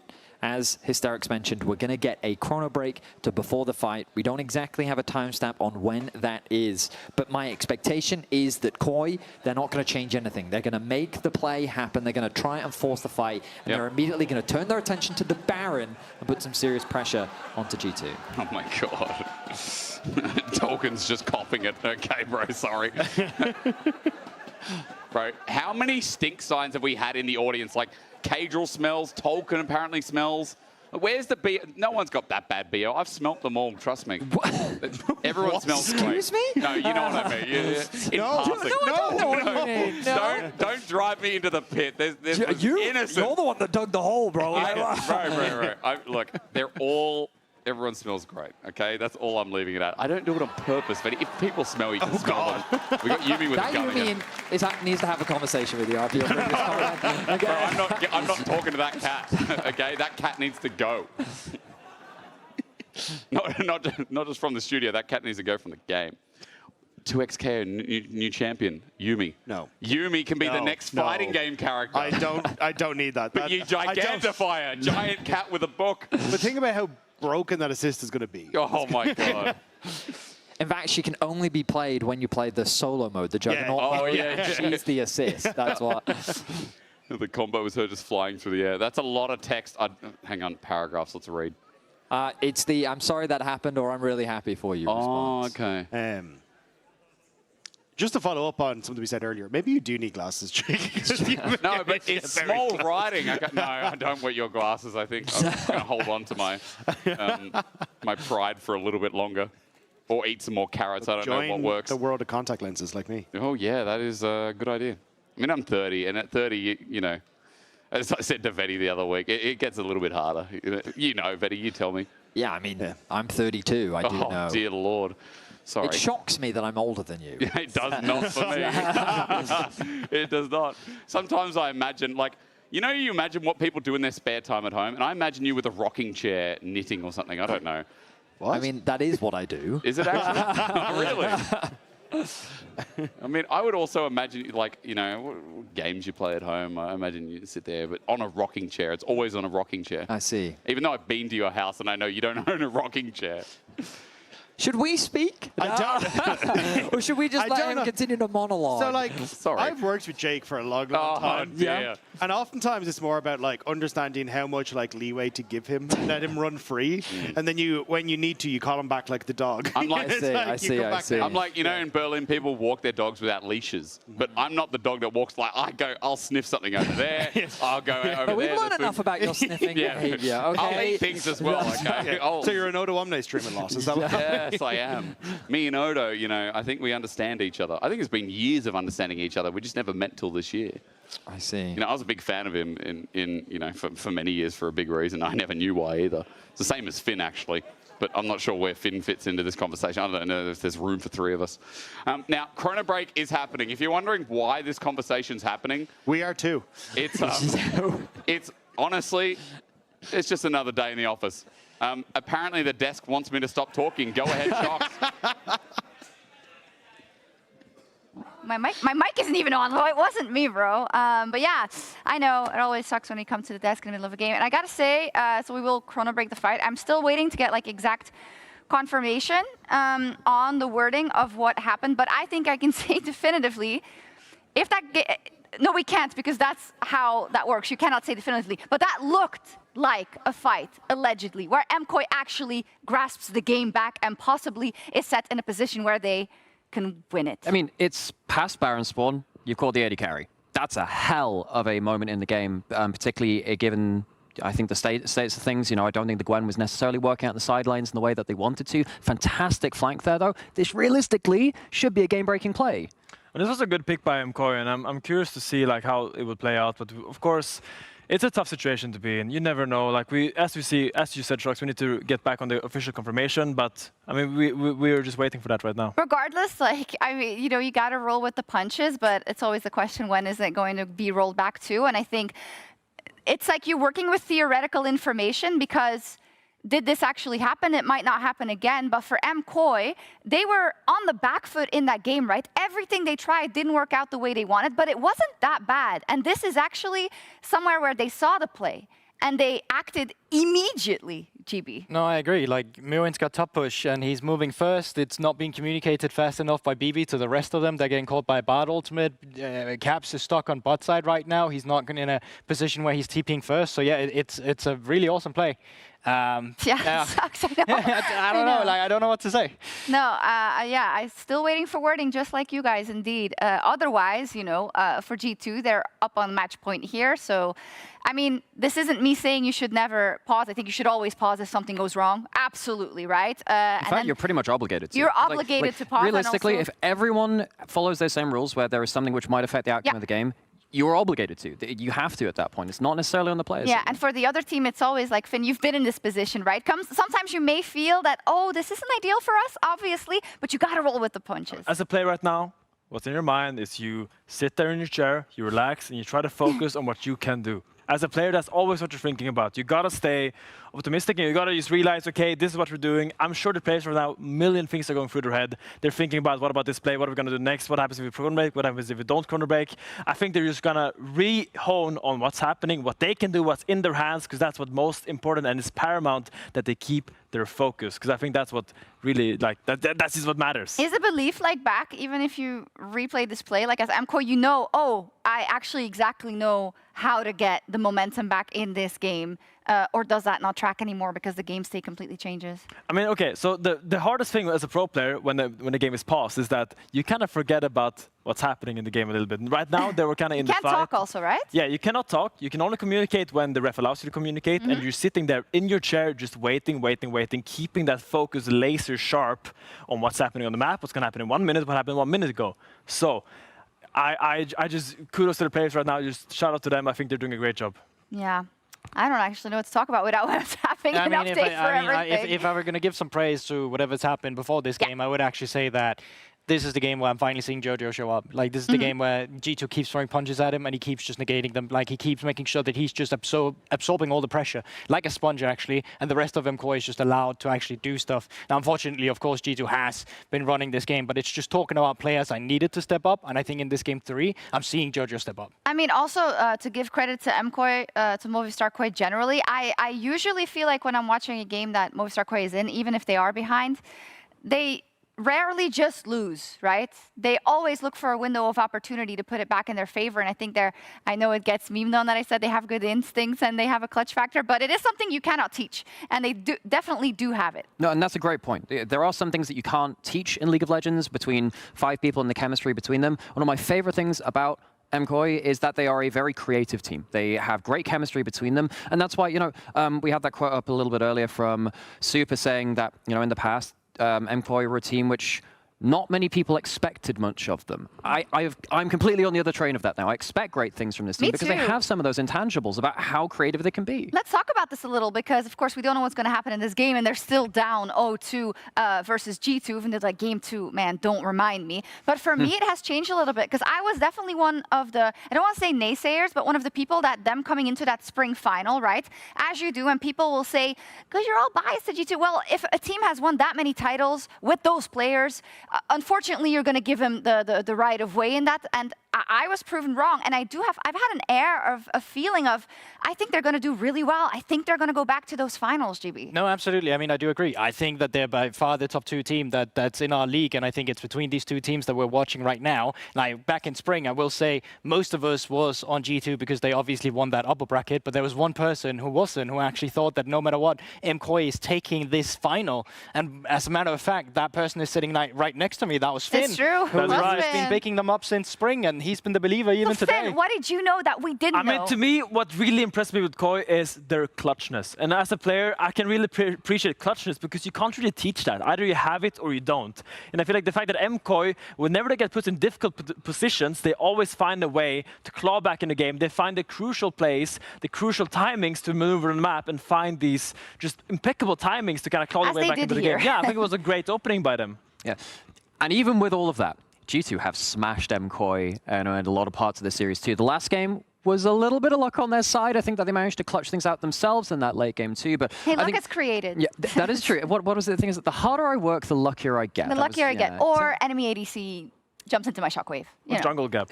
Many such historical statements which we learn from these two. But G2 have definitely impressed me with the way to seize their own advantages in these games too. The question for them is actually, can they do that on a larger stage at Madrid as they go towards that in the future? Yeah, that's a good shout. Of course, we will be seeing both of these teams at Worlds, and I think there's definitely already from this series, probably from Movistar KOI, a little bit of like, okay, we got to make sure that when we are in that position, I mean, patience was on that piece of paper written by our performance coach.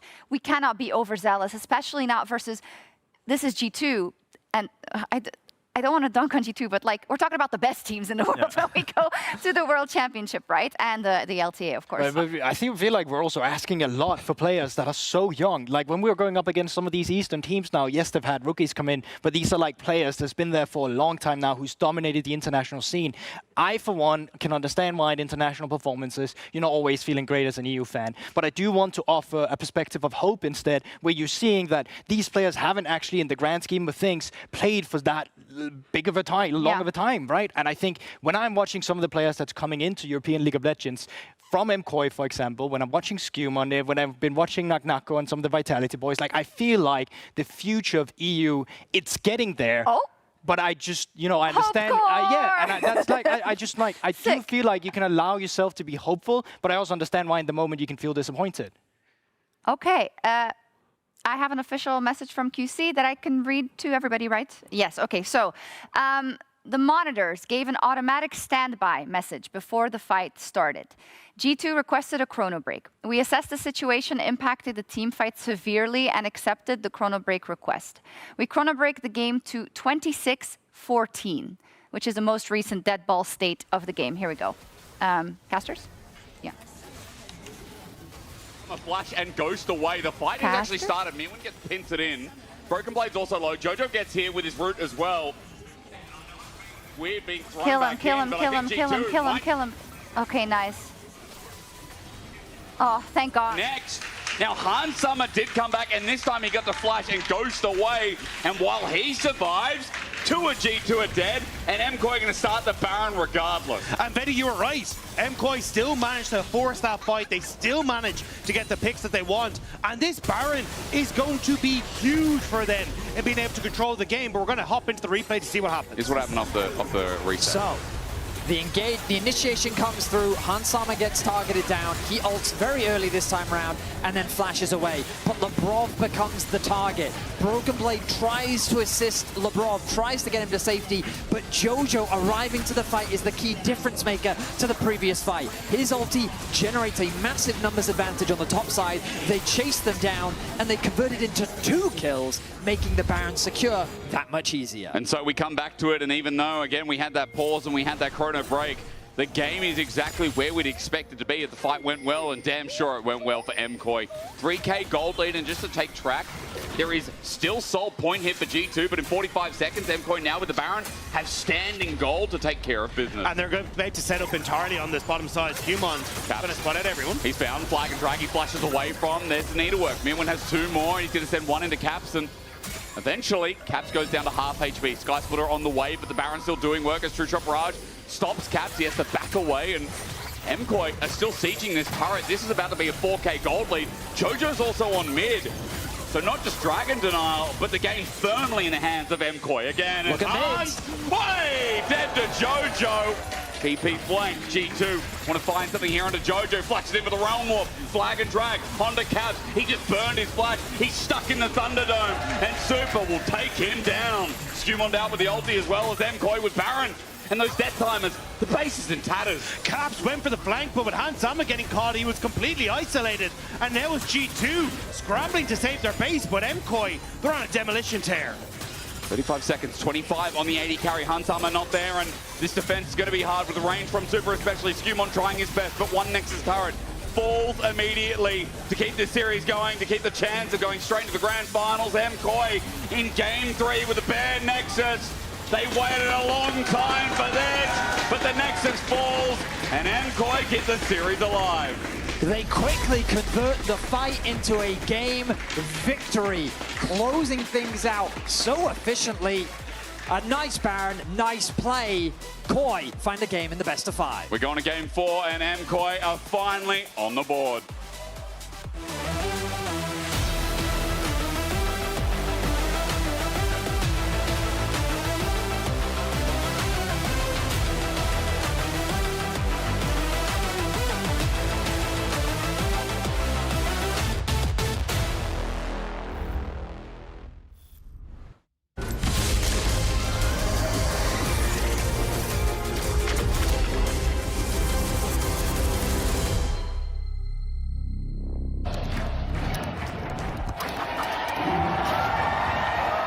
Red Bull gives you wings.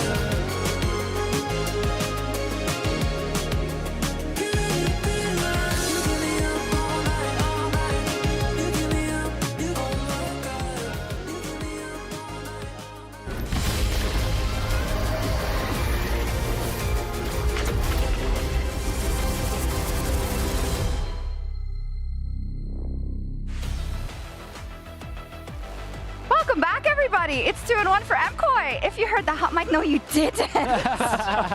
Listen, okay, I just wanted 5 games, and I think they deserved that fight. Oh, they absolutely did deserve that fight. I mean, we were just talking about it, right? I mean, the setup from MKOI, Finn was talking about a clutch factor. We were talking about the moves that they're coming through with. The fight is set in a perfect position for MKOI to find overextended members of G2 in a position where Baron is up, right? This is the moment where you cannot allow yourself to get careless. G2 got careless, and MKOI struck. Yeah, this is the swing play, and I just want to bring it back to what Seth said in the check-in. He said that it's going to be like the last series, they're going to bounce back. Maybe it wasn't game 2. I think game 2 should have been a victory for MKOI as well, but this game, sure that they fought back, and finding this crucial pick that's going to translate into the Baron Nashor, the game just finished instantly after. They translated this Baron into the Nexus in like 3-4 minutes. It was a crazy play by MKOI. And also credit to them, because Hansama, of course, walks the other way, but they still say, we can win this play, we're going to get him. No, absolutely, and it's one of the things, like, in League of Legends, you're working on a timer. Everyone knows this, right? But also the timer in a late game situation, it's such a narrow window where here Jojo finds the TP first. It's a narrow window where Broken Blade is finally pushed in the Jax Gwen matchup. Like, you don't get these moments often. Like this, it cannot be like overstated. Overstated. There you go. Thank you. You're always helping me with this. But it's crazy, insane. honestly. Yes. And this is when you talk about swing moments, as you guys say it, right? These are swing moments for the momentum in an entire series, possibly. Because if they don't make these picks, and if they don't get Baron, and if they don't put the game in their favor, ifs. it's 3-0. It is. Maybe. Yes. It's a game of inches. I hope people can understand why I was invested. Yeah. I mean, and I just really love the way that MKOI has structured this, because you give a comfort champion to mirror win the Gwen, and you put Supa on the Ezreal that's super self-sufficient, and you just allow your mid and your jungle and your support to work in such great tandem, because this is what you need to do. You can't let Caps do Caps things. You gotta shut him down through that mid support jungle, and they did exactly that with that Jarvan, with that Bard. Did they even do that in the early game? Because it was not like Jojo got a massive amount of resources, right? Sure, I get that. But to me, it's one of those things where I just think Jojo individually, he stepped up massively in this game 3 when his team really needed it. Because they had been playing without, no, not necessarily without a mid laner in the first 2 games, but it was just so clear to see that Caps was the better mid laner in the first 2 games, and it wasn't clear at all in the 3rd game. It was Jojo on the rise who was finding ways to push in mid lane, finding ways to navigate all the pressure that G2 threw at him, and finding ways to have side lane pressure to allow these sort of plays. Yeah, and MKOI probably think they should have won that last game too, so for them, they're just like... Yes. Yeah. Right now for MKOI, you're coming up with a massive momentum, and I think G2 are the ones that are actually under pressure. You know you won that game 1, but that game 2 was really sketchy. You kind of pulled it out of a hat. This game was very even, and you actually managed to lose it in his position. And I just love the fact that, like, if Jojo doesn't dodge one of these like Nico routes on the side lane, this would be a completely different game. The micro that he displayed this game on that rise with that clutch movement is really why we see this guy as one of the best midlaners in our league. And that's another, we've had one keyword today, right? It was patience, right? And I think that's a great word to actually like summarize the first few games. But the clutch factor, that's what I'm looking at going forward, because this is also where this G2 iteration needs to prove that they are also capable of providing a clutch factor to series. You now lost one, you're still two series up, you're on match point, right? This is a position where if you're managing to stay calm, be patient, finding that clutch factor, you can still have this series. Yeah, this is also fine. The next game is also fine. But then it's not fine, right? Yeah, well, it's a snowball effect for sure. No, absolutely. I'm finding it hard. I'm a little rattled, I gotta say, through all of the corner break and all situations. Justifiably so. I'm having some trouble remembering kind of the intricacies of that early game, or the intricacies of what made G2's game good in game 2, for instance, in the beginning of that game, and if we're seeing any trends at all. So what I would love to see more is that this game, Broken Blade, you got your Jax into the Gwen, a good matchup, but he was kind of struggling in the 1v1, and I think it was Skumon that did a great job kind of facilitating BB through the early lane matchup to kind of get him in a position where he was then strong. And I feel like I want to see more from Broken Blade. I don't want you to struggle in your 1v1 when you have a good matchup. I want you to, when you have your champions, you had the Kled in game 1, you did great on that, now you had your Jax against Gwen, I expected him to do more with it, and I feel like coming into game 4, I want to see him step up, because this is one of the pillars of G2 in my opinion. Broken Blade is their leader, their main voice, and if you're you're not handling your 1-1 very well, that could spell doom for your entire team. Was also for me one of the best parts of them, internationally. I mean, right? ever since 2023, Broken Blade has been the best performing member for that G2 roster internationally, and I think that's something people sometimes forget. But I also think that recently he's definitely also been out saying himself he's not been happy with his performance. He's had to improve himself a lot more, and we still want to see that, especially with Finn's point. But if you were asking what matchups, like what is it that we're actually looking at, we're honing in on, for me, I'm really looking at the two supports as well. I think Labrov today still continues to amaze me with a lot of his plays. I think Nico, he was finding a lot of moves. I'm often seeing Labrov find the first move, sometimes despite the bot lane actually not having push, actually messing up their lane swaps a little bit. I actually think that MKOI has done great with their lane swaps. So I'm really looking at the support matchup, not so much for the 2v2, but in terms of who actually influences that map. For sure. Whenever I'm watching Movistar KOI games, I'm also expecting there to be these games where Alvaro really, really grasps that game, like really drives it home with some of his engages, with some of his flanks, etc. I don't think the champion pool is that primed for it anymore. He just went on Bard again, didn't he? Yeah, he did. But I love that you bring it up, Shox, because I fully agree. Because right now, most of the common engage supports are out. Leona, Nautilus are the only available standard engage supports. Sure, you can go to Maoke or the Moom if you want. But I feel like this is now the game that either you can take one of those away super early and ban the other, or maybe we're going to have to see these supports go into those enchanters, those range champions, and kind of see how deep does that ocean go? How down deep can you... Ocean? Nami? Nami. Like, how far can you reach into your champion pool to kind of pull out? Because I haven't seen a lot of enchanters lately in the LEC, and I would love to see them come out, especially with a hyper carry like a Jinx Lulu or like a Fresh. Love to see those. I'd love to see something crazy now, because there's a Vayne sign in the audience. Oh yeah, I'm just saying it. Dylan? And Caps also gave an interview, I believe, where he said, like, yeah, you want to be super in control of your champion pools, and hinting at you also want to try some different things. This is the time. When is there another time? You still have a match point if you lose this game. Pick Vayne mid. Where do you Vayne mid? No.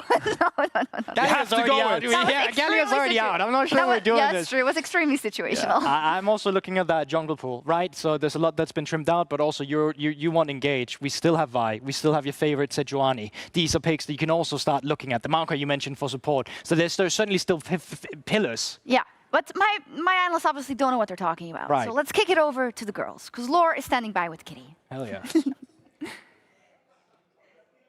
Absolutely. I'm back with the G2 Army and with Kitty, challenger player, interviewer, host, analyst, caster, cosplayer, content creator, and G2 fan as well. How are you doing?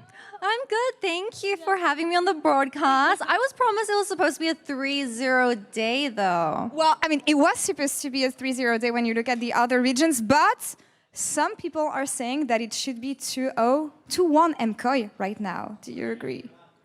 Maybe they'll find their 0-2 at the finals, because it's looking like a G2 win today. I predicted G2 3-1. Okay. So it's on the right track. However, I'm also a witch, so I don't know if it's going to be like a reverse sweep. Hopefully not. But yeah, we're here for the G2 Army. You should never say that on broadcast, because now if it happens, people are going to be mad, and you have the G2 Army behind us, actually. Don't hurt Kitty.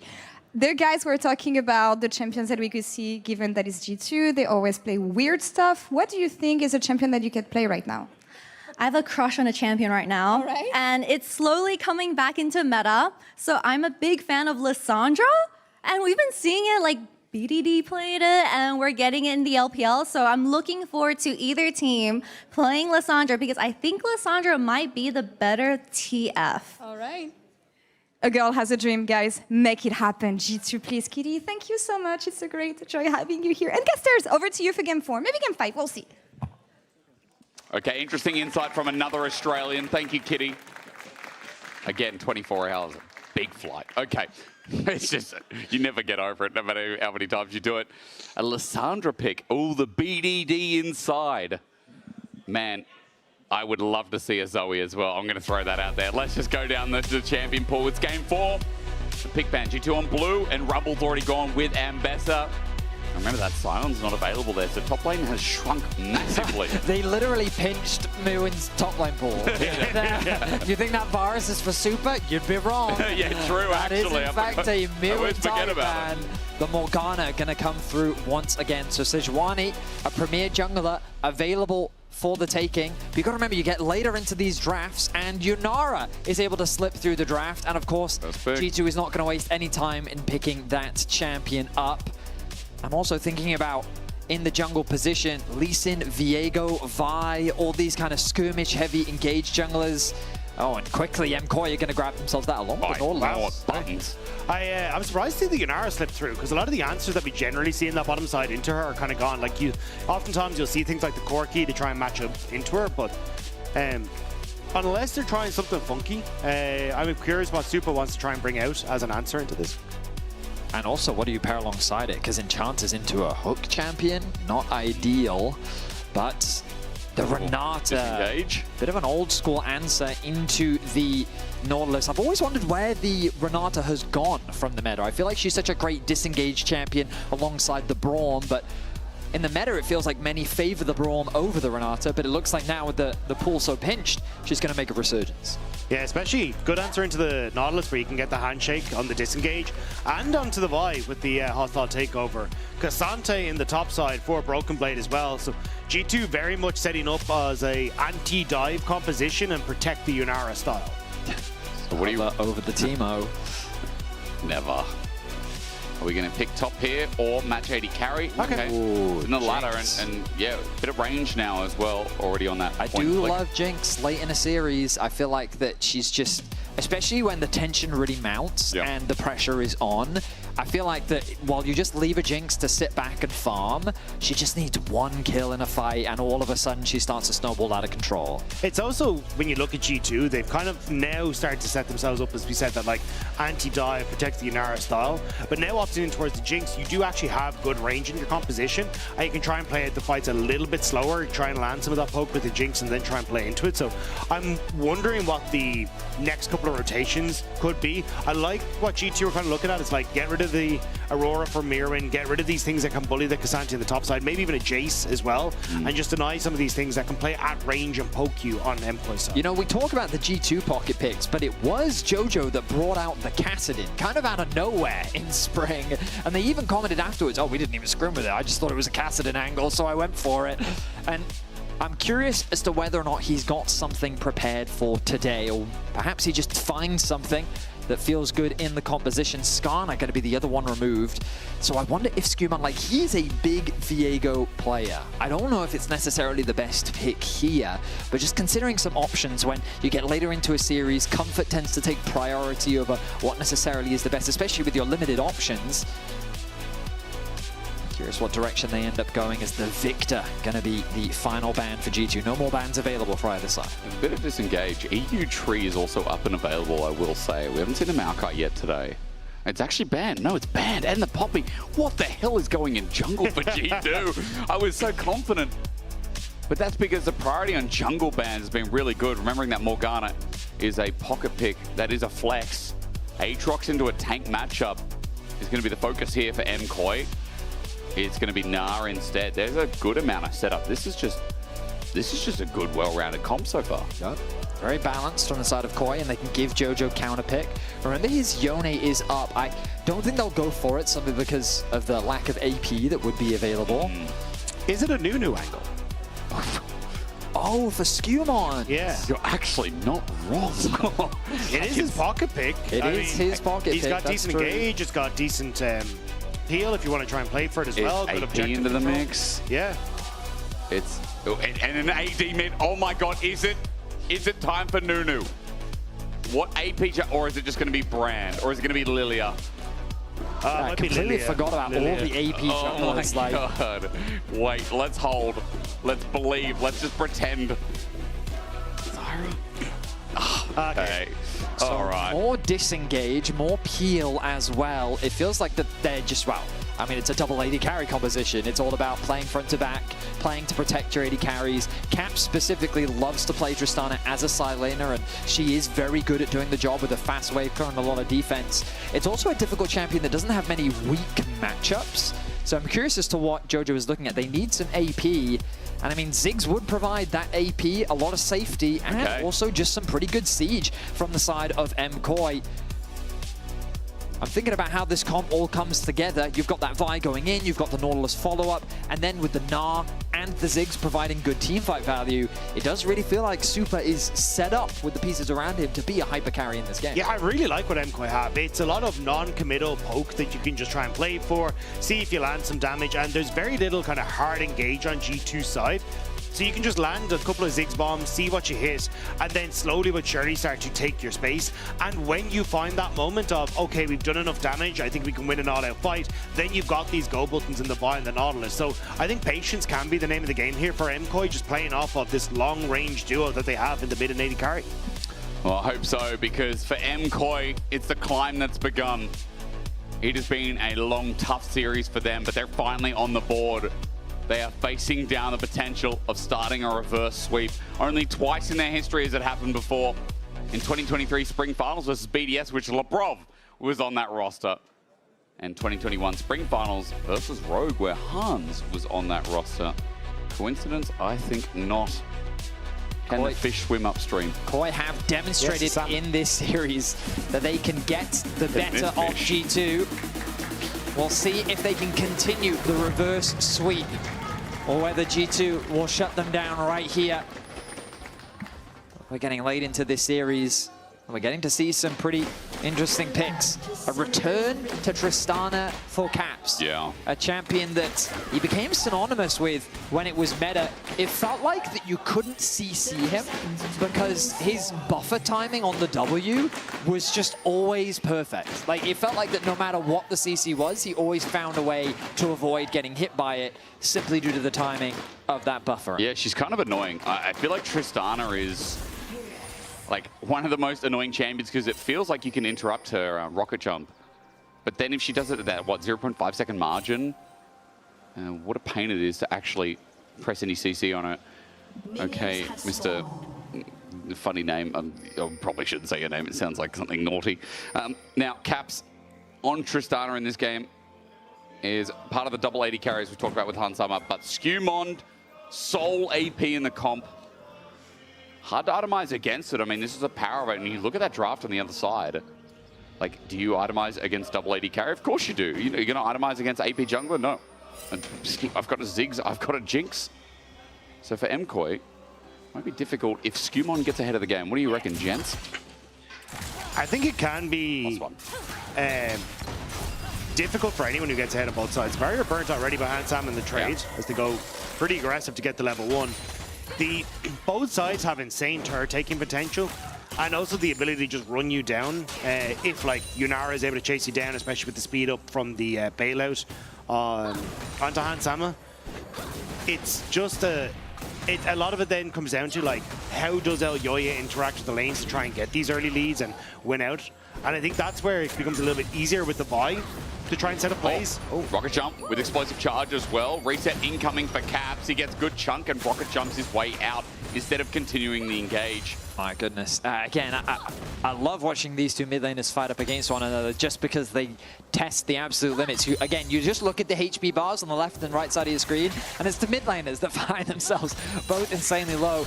Jojo with fantastic accuracy on those Ziggs Qs, really chipping away at Caps' HP bar. Caps gonna get level 3 though. Narrowly dodges that bouncing bomb as well. Early back here for Jojo to get tier in the matchup. Caps will receive the wave and then maybe match and do the same thing. Rob gets pushed here, handshake misses. MKOI hard up against the turret for now as the dredge line misses too. So it's going to be the Dark Seal on reset for Jojo Pyun. So probably going to go for that Luden's Echo build, just a bit more burst damage. Especially because, again, there's not a huge amount of backline threat here on G2. Look at the clear speed from Skewmond as well.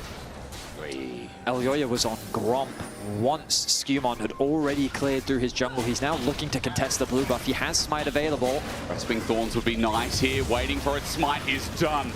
Elyoya dodges away from the Grasping Roots, but instead, now that he's out, I mean, he's just got to go make his home somewhere else. Top camp's already gone. Well, he's got to go for the top Scuttle Crab. He knows that he can't contest the bottom one, and this is why, for a long time, we've seen Zyra be used as an answer into Vi. First of all, the clear speed. It's just so much faster in favor of the Zyra that you get to do plays like we just saw on your screen. And secondly, she wants to dive in. Oh, actually, she's threatening a dive right now. And can do so from range as well. Super handshaked in, hit with AoE, flashes away. Lebrov almost got the handshake on him rather than bail out. He does get bailed out, but it's a trade in the end. 80 carry down as Skumon stands his ground, and Hans Sama picks up the first kill. They still managed to get Super as well, so he's going to lose out on all this waves. G2 got to be happy enough with that, even if Labrov couldn't keep his life. You'd think, oh, well, at the very least, Super trades 1-for-1, so he himself gets a kill. But as you highlighted, the loss in experience, the loss in farm is going to hurt him so much in this early game. 480, well, basically 500 gold is the difference between the 280 carries now. That's huge. Already, that is massive. That wave finally pushed in. Alvaro can't do anything about it. And a back timer here for Hans Sama in the bot lane. Labrov has already used that timer to make his movement around the map and maybe set up the false swap or look for pressure through mid. Jojo still has satchel charge and Elyoy is there. You're right, Labrov could be in danger. Handshake out, runs towards the fire, Vault Breaker in. But again, the follow-up isn't going to come through as Skumon is also on the top side of the map. Brennan making his way to the mid lane as well. If the Nautilus have been there as well, I think G2 could have fully committed, but a bit nervous as to where Skumon was. Still, Caps being rained down on with these bombs. It's not exactly having the best of times here. My goodness, Jojo just continues to be so accurate with these Qs. Gold lead ever so slightly in his favor as he's built up a bit of a CS advantage. And it's also because, again, the Tristana will get that range with time. But in this early stages, she has to walk up to the creeps, and Jojo's just doing a good job of using these range creeps to constantly land these bombs, and making sure that every time Caps goes to get one of his own range creeps, he's getting harassed. And now MKOI in a really good spot off of mid-wave and can start to shift around once more. Luckily, Cap's not going to be dove for now. Skumon is in bot lane, level 5. Waiting in brush. Alvaro not going to face check, goes the long way around. Elyoya moving in as well. Skumon's going to go in first, puts a control ward, gets stretch line in. He face checked this brush and he gets whacked for it. Good vault breaker from Elyoya, but immediately disengages because Labrov with a handshake is danger too. Doesn't connect, Alvaro walks it out, but on the way down is also Super. And Skumon has to back off and pay respect. Should be G2, or I was going to say MKOI being able to get vision towards this dragon, but G2 doing a good job of using those honey fruits to get the health back up. Skumon hit 6, by the way. Skumon is level 6. Yeah, I mean, this Zyra is quite scary. And notice as 2, they're zoning away 3. Caps is being pushed due to the wave clear coming through from Jojo. Bot lane going in favor of Hans Sama, though. He's close to level 6 himself. And it's G2. I feel like in game 2 and game 3, KOI, throughout the early game, was just playing with their pressure super well. They had really good matchups, and they leveraged that to convert it into early objective control. But here in game 4, G2 is doing it to them, leveraging the clear speed of the Zyra, leveraging the early advantage we got on the bot lane 2v2. That's a charge. Mega Inferno Bomb. Caps gets out of range. Jojo gets a heavy chunk of the explosive charge, now at half HP for both. Stretch line. Labrov walks in, he face checks. He's on chompers as well. This is easy auto attack even with the exhaust, but Super in the end can't reach the last auto. So Labrov, maybe the exhaust just saved his life. They might threaten a dive here. They're going to keep going on. Hans Sama has his Transcendence available. Skumon still with the Strangle Thorns up and available. The AoE is going to be a paradise for this Zyra. The Thorns are out. No dredge line escape. Double knockout. Flash away. No trade yet. Hans Sama picks up kill number 2.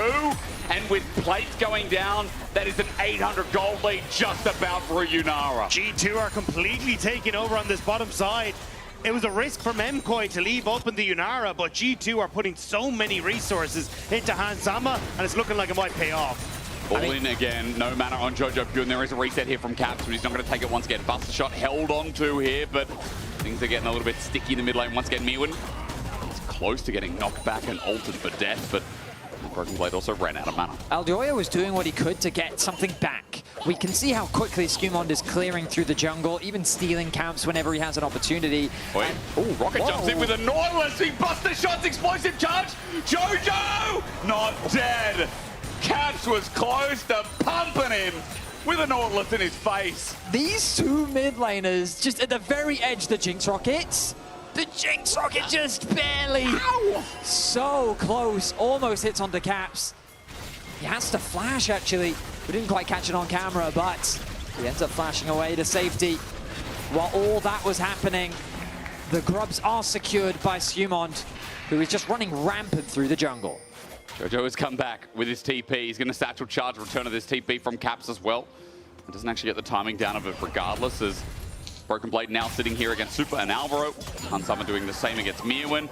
Shadowed Elyoya is here with a cease and desist, all in from Mirwin. Hansama, ulti is available soon, but not right now as he flashes away. On the way out, he finally, I believe, gets that ulti. Yeah, that's how come he gets the enhanced dash and gets out alive, but both summoners are lost in the process. Especially ahead of things like that dragon fight that's going to be up in just under 3 minutes time.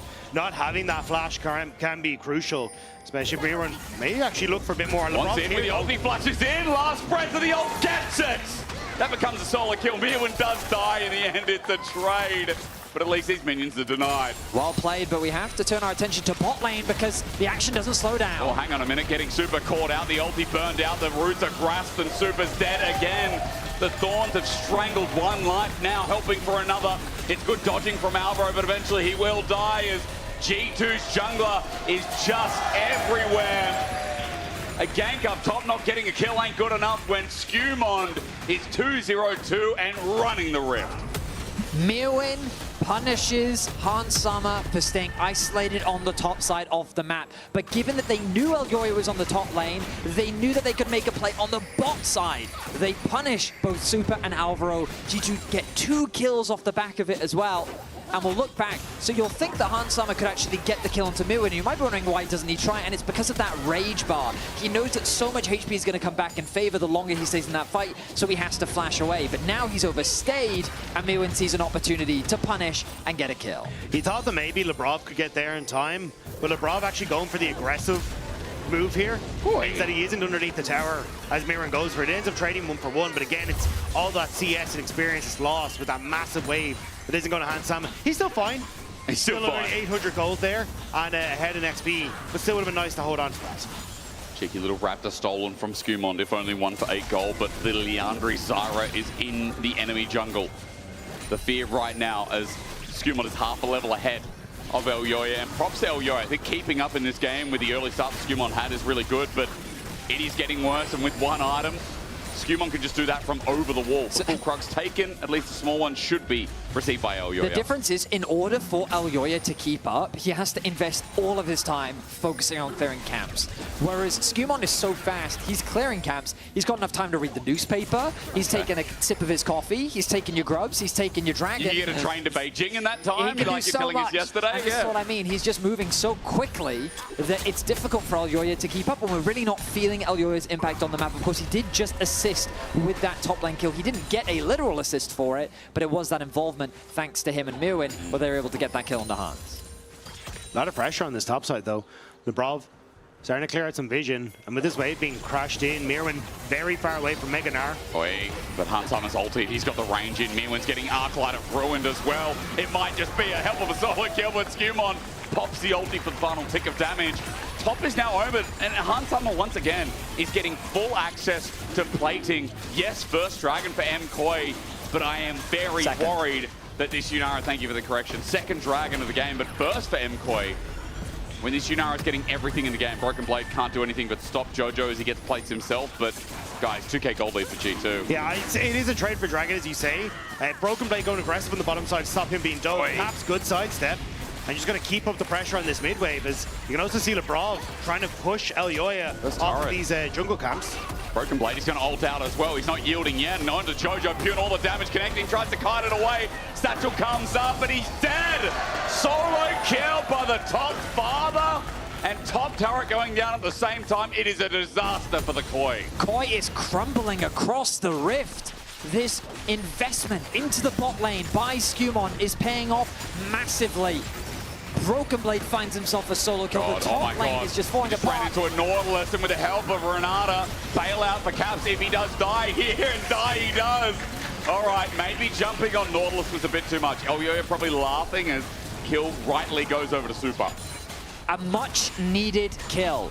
2 to his name now. He needs to be accelerated as much as possible because he is the player that can turn this game around. We've seen so many jinxes single-handedly win games before, and with the proper resources, Super could be the savior for MKOI. But right now, the game state is looking dire as G2 have accrued a 3k gold lead. We're only 14 minutes in. Yeah, I think the hardest part for Super is that he has to open up against Hansama consistently in this mid wave, and if he can ever get on top of Super, run him down, probably finish him off, and also just consistently getting control over this mid-wave is just impossible for Super.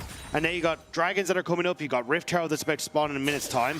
This is where G2 could kind of leverage the fact they have so much control through Broken Blade and through Hans Sama to play towards this top half of the map. And you can even see LeBron, he's just pushing Alvaro out of this river with the amount of control G2 have. One confident Renata. Jojo, though, trying to do something about it while the wards are getting cleared out. Jojo finally has his gun in inventory, but it's going to take a lot more than that. As bot wave is continuously defended, that turret getting low too. And with 3 grubs, you've just seen how easy it is for G2 to push these turrets. One mistake from MKOI and this gold lead expands, and I feel like the next mistake is going to be due in 20 seconds at Herald. MKOI needs to lock in and decide, are they going to fight this objective, or are they going to swap sides of the map and get some gold? It is going to be hard because you've got so many people covering on bot side. Oh, hang on. There is an all-in. Satchel is okay. He held on this time. But you got so many people on this bottom side, you can start to shift in towards this top half and get a ton of vision in this top side jungle of MKOI for G2. And the whole reason is because you have to invest both Elyoya and Alvaro onto this bottom side to try and protect Jojo. And if you don't, well, then Jojo has to abandon the turret, and Caps ends up getting the turret regardless. So you're just caught between a rock and a hard place as MKOI right now. Now they're going to start to move over towards this objective and force Skewman away. But you've already got first move for Caps and Notbrov up from this bottom side. Skewman, remember, has Seeker's arm guard as well. There's the engage. Skewman pops the button immediately. Redemption comes down. Herald at 2k. The rocket is a miss. Flip back onto Mirwin, is zoned down, the eye exposed, stolen. Elyoya takes it and leaves, but Cap hops into all of them. He's got his burst reset. Onto the second, interrupted. Elyoya nice for the buster shot, keeps him away. The burn kills Caps. Meanwhile, into Maganar, G2 don't care. Broken Blade pulls out the Natofos. Hard pulls out the whip. And G2 chasing down MKOI for a 3-for-1 kill. Elyoya gets the smite, but no one gets to pick up the eye. And G2 are winning the fight off the back. Lebrov is chasing Jojo through the jungle as G2 look for the tier 2 on top. And they're just taking everything. Skewmon is stealing Caps while he's sieging on the top tower. Super is very low on this mid-wave. Broken Blade is eyeing it up, but he's not going to overstay his welcome. Another tower is secured. The goal gap continues to grow as Dragon spawns in a minute's time. It does feel very relevant to highlight that Skewmon here again. That Seekers bought the time they needed. Yeah, Skewmon's able to reposition here. Super's rocket doesn't end up hitting. Elyoya can't really connect to it. Then he does end up getting in to sneak away the objective, but Jojo and Super completely isolated in this fight. Caps jumping in with the rocket jump, gets an AoE slow. He falls to the red buff of Elyoya, but he'd done his job. It's just the slows doing the work and G2 in the better positioning to have their carries deal the damage they need. So it's definitely a nice play from Elyoya to at the very least get something back. Yeah, he did the best he could in that fight, right? But yeah, the situation continues to grow even more dire with each objective that passes. I mean, the best news is that they did ultimately deny that objective, as you both highlighted, and it will slow the siege down a little bit. But yeah, Skewmon, as the chatter is saying, really is running the Rift right now. He's been involved in 80% of the team's kills. He's been investing so many resources into Hans Sama, and if you look at the gold difference at the bottom of your screen, 1.7k the advantage for Hans. That's reflected in the itemization, and the same can be said for Skewmon, with the Zhonya's fully upgraded a full item over his jungle counterpart. I mean, it's huge right now, isn't it? Skewmon and Hans running the map as Lebrov is going to face check. See Mirwin going into Meganar soon. Mirwin, though, has a whole team running onto his position. Alvaro needs to help defend. Depth charge onto Hans Sama to stop the fight going any further. Good handshake. Stun doesn't connect. Mirwin still slowed down. He must Meganar and does. That'll help his life. But now with the Arclight of Ruin, gets the flash out of the dinosaur. He will live. Mirwin survives. But G2 will thrive in another Dragon. And Elyoya's on the top side of the map, but there's not much that he can play for. He's just going to be zoned away by Broken Blade as a Dragon will go uncontested. Hans Sama is going to lose some farm in that mid wave. He's going to have to take the long way round. But ultimately, another Dragon is secured for G2. And Koi, they're limited on their options. Another bot tower will go the way of G2. In a turret from Caps. And you're just so far away from MKOI from hitting those items, right? Super still needs 1.5 before he really becomes that big threat. Jojo not really in a position without the Horizon focus as well. So G2 just getting so quickly towards these massive item spikes. And now you're in a position where you've got the Rift Tower, or sorry, the Baron Not Baron. What am I looking for at the top left corner? Atakan. Why am I? Atakan, That's okay. My brain broke. Atakan in the top left corner. That's going to be the main focus here for G2. And it makes it incredibly hard for MKOI to find position on the map to fight for it. Now, a quick reminder, as we're 5,500 gold, the game's not over yet. The series is not over yet. But G2, with the way they're looking, could be on their way to their 8th grand final consecutively. The last 7 grand finals, they've been there. 2023 spring was the last one they weren't, where they finished 4th. But every single other finals, G2's there. And this year, yes, it hasn't been great with their grand finals performances. KC first, then MKOI. But as Broken Blade face checks here, Summer, they just came back from MSI, from EWC, and performed out of their right mind in this split. They destroyed their group, and right now they're destroying MKOI in Game 4. But again, MKOI can always fight for that rematch. They will be dropped to the lower bracket if they lose here, and that's what happens. Well, Caps, as he jumps on, Jojo pops him, almost rocket! Super fixes it. Exhaust from Jojo. He satchel charges out. He's been berserk. He's hit, picked up. Renato rolls great, but Hanso's isolated. The game ain't over yet. Hanso, reset, failed out. Mewin gets over the wall, finishes the deed. The all-out for Broken Blade delivers the kill. El Yoyo was the one taken, but Broken Blade trying to 1v3. Shields up, Natofo, flips up, true damage mitigated. El Yoyo survives and bops him. Shut down the Super, and G2 are not finished in this series yet. MKOI live. A massive punish by MKOI.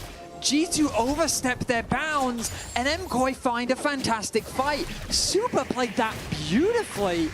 It's Jojo that becomes the target. Caps, he tries ambitiously to make a play, and Jojo punishes him hard. Super then activates his passive, and look at how isolated Hansama is. And Super flashes away from Broken Blade, then because of the bailout, Hansama comes back in. I thought that he was going to live, but then Mewin finishes off the job. I mean, Broken Blade does a great job on the back of this to finish off a little bit more for himself. But the main point for me was more the fact that why did Caps go in? Like, Skumon was in base. You have so many members of MKOI still on the map and the TPs to match. It's the second time now we've seen Caps over-eager on this Tristana in this game and causing issues for G2. I mean, Caps has had a good series, but this is not his game. It's not his game. He's definitely made a couple blunders, and he is aptly getting punished for them. But the game state, while mitigated from MKOI from that fight, is still in G2's favor. We come back, Atakan started. Top side of the map's going to be the trade for MKOI, but Atakan is such a big objective. Skumon does it quick, and the trade-off is going to be this top turret that Jojo will take with ease. Yeah, actually just going to let the creeps die instead. Wants to make sure that G2 loses as much gold on the map as he does have the satchel charge to take it down if he wants to. But MKOI, at least showing that they still have some life, and if G2 don't play it correctly, can try and come back into this game. Because again, like 4 kills now on towards Supa, has finished the second item. The last Whisper would be fairly nice for this Jinx and maybe giving him a position that he can actually try and take down Broken Blade. Yeah, Broken Blades. I mean, there's a long history of Cassante versus Jinx. And let's just say that the Cassante makes life miserable for Jinx. Yeah. So being able to shred through that armor is going to be a necessity. I was just sitting there thinking, I mean, there's a long history of Cassante versus any immobile lady carry, you know? True. I feel like... Did I carefully select my words? Yes, I did. Yeah, you did. Good one, Betty. Bolt breaker. Skumon, face check, death charge. He still has Sonya's Hourglass. Remember, the Wild Growth is now out. Stranglethorns, excuse me. Going berserk for the time being. That hostile takeover down as well. A couple of ultis used by G2. MKOI is starting to survive some of these face checks coming out. But also, right as Dragon's about to 30 seconds until it Caps. Caps wanted to walk up, bouncing bomb on the full. Jojo, low on mana, but he has enough to blast Caps back to the past. And Yoyo's hovering down here. 20 seconds till Dragon. Health bars blinking a bit here as G2 are focusing on Mintara for now. Well, that's going to be an easy objective secured. Can they catch out Broken Blades? It's going to be hard. The damage though from Super, wow, it's great. It is good damage. Broken Blade's not tanking up yet. Super Mega Death Rocket almost kills him. Dredge line in. A zap on the Skumon narrowly avoided me with no Mega Narbar. So MKOI picking their fight wisely. Not yet. Leprov tries for a handshake angle. MKOI no, they back off. And this third Dragon with the health bars, it looks like G2 are going to have it. Jojo had just TP'd in and now he's just completely out of mana and doesn't have the presence that they really feel like they can make a play here. So MKOI going to back away, and what felt like it should have been an MKOI objective G2 somehow managed to wrangle. Situation where MKOI, they're looking much scarier as the game continues. I'm keeping my eyes on those items from Super. Jojo still working towards his second completed. But Jojo, there's the Horizon focus now finished for him. Yeah. I keep being surprised by how accurate he is with these cues. Every time Caps tries to walk up for a trade, he always takes a bomb to the face. He played against APA for years. That's true. That does make a ton of sense. And it's a really strong performance. He had a good performance on it last week as well against Fnatic. And the beautiful thing about Ziggs is great wave clear. We've talked a lot in this series about a team's ability to siege, and Ziggs really does slow that down. And when you pair that alongside a Jinx as well, I think that MKOI have the tools to stall, but has Mewin been caught? He just lost Mega Gnar. Lebrov needs a good handshake here. 4 members of G2 hovering around bot. The hop first, and Caps hops in second. Mewin's dead in an instant. Skumon buffers out the bomb with the Zhonya's, puts down the Stranglethorns, buys time, sends out some roots, but the zap is good. Shut down. Broken Blade. What? He teleported in, but an all out. He's going to bring Elyoya over the wall, but the Pathmaker misses. Super gets some damage down as well, but MKOI are in front of the Baron with some letters for Elyoya.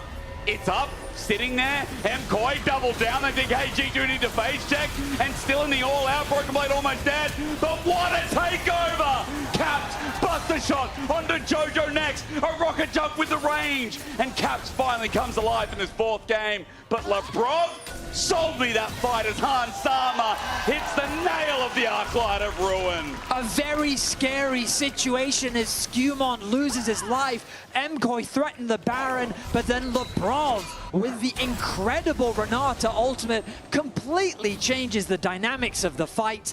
Caps finds a nice angle, and just like that, MKOI's opportunity is shut down before it can begin. It looked a little messy. Looked like Broken Blade had lost his mind for a second, but Lebrov there in the wings, and now the pings are on towards Baron.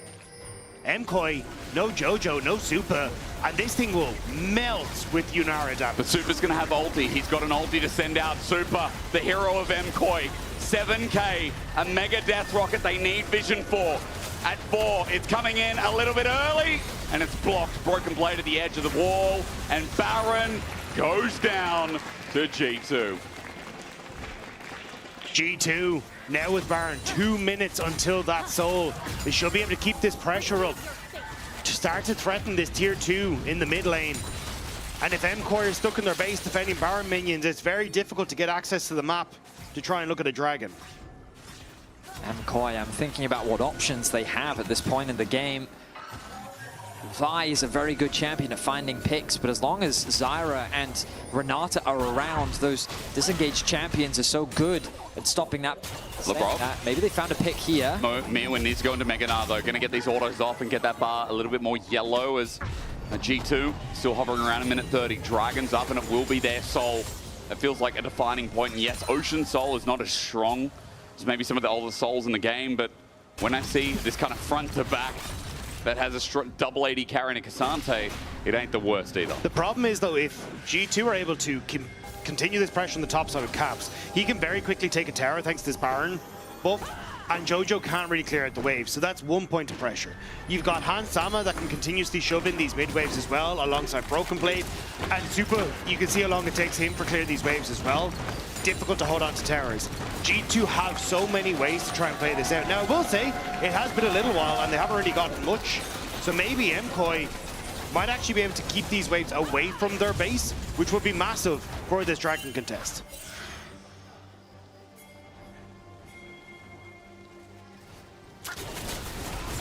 We take a second to realize the stakes. As both these teams, of course, have already qualified for the World Championship.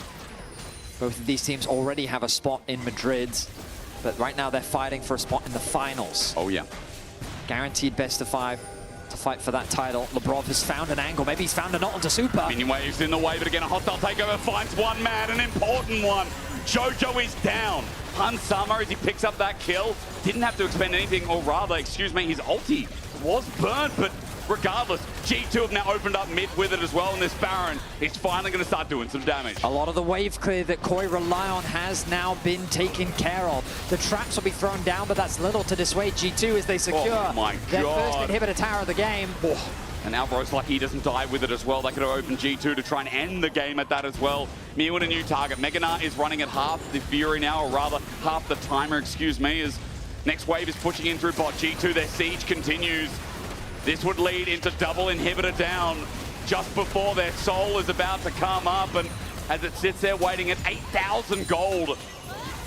G2 are going to run towards it now, and what hope do MKOI have of stopping it? They need Mirren to try and go towards Meganar if they really want to try and take the fight, but he's not anywhere close to it. Has just gone into his mini form. So G2 spreading out of the jungle. Caps wants to take the fight. And onto MKOI. He'll jump first, ask questions later. MKOI is going into Mega, but will he survive long enough? He hops. He does get the ulti off his butt. The shot helps out as well. Caps gets burnt down by Jojo. Alive. MKOI staying alive means so much, even though he dies. Now it's up to the rest of them. Now that Jojo's here, what hope does he have with Super alongside him? 3K for the steal, Elyoya for a game 5 potential. You need to steal the rocket, not in range. And another good ulti, he gets it, what? Elyoya got it somehow, but the game feels like it's in tatters because of it. Jojo tries to TP out, he survives, but there's only one man and all of G2 remain. Elyoya steals the dragon, but it will be G2 who steals the series. He thought he could hold it, they thought they could take it, but now the march down the mid lane continues. MKOI feels like today they've been outclassed. It feels like in this upper bracket, G2 do what was destined of them. They have not missed the finals in 7 tries, and on their 8th, they will not start now. G2 secure their spot at the big stage at Madrid.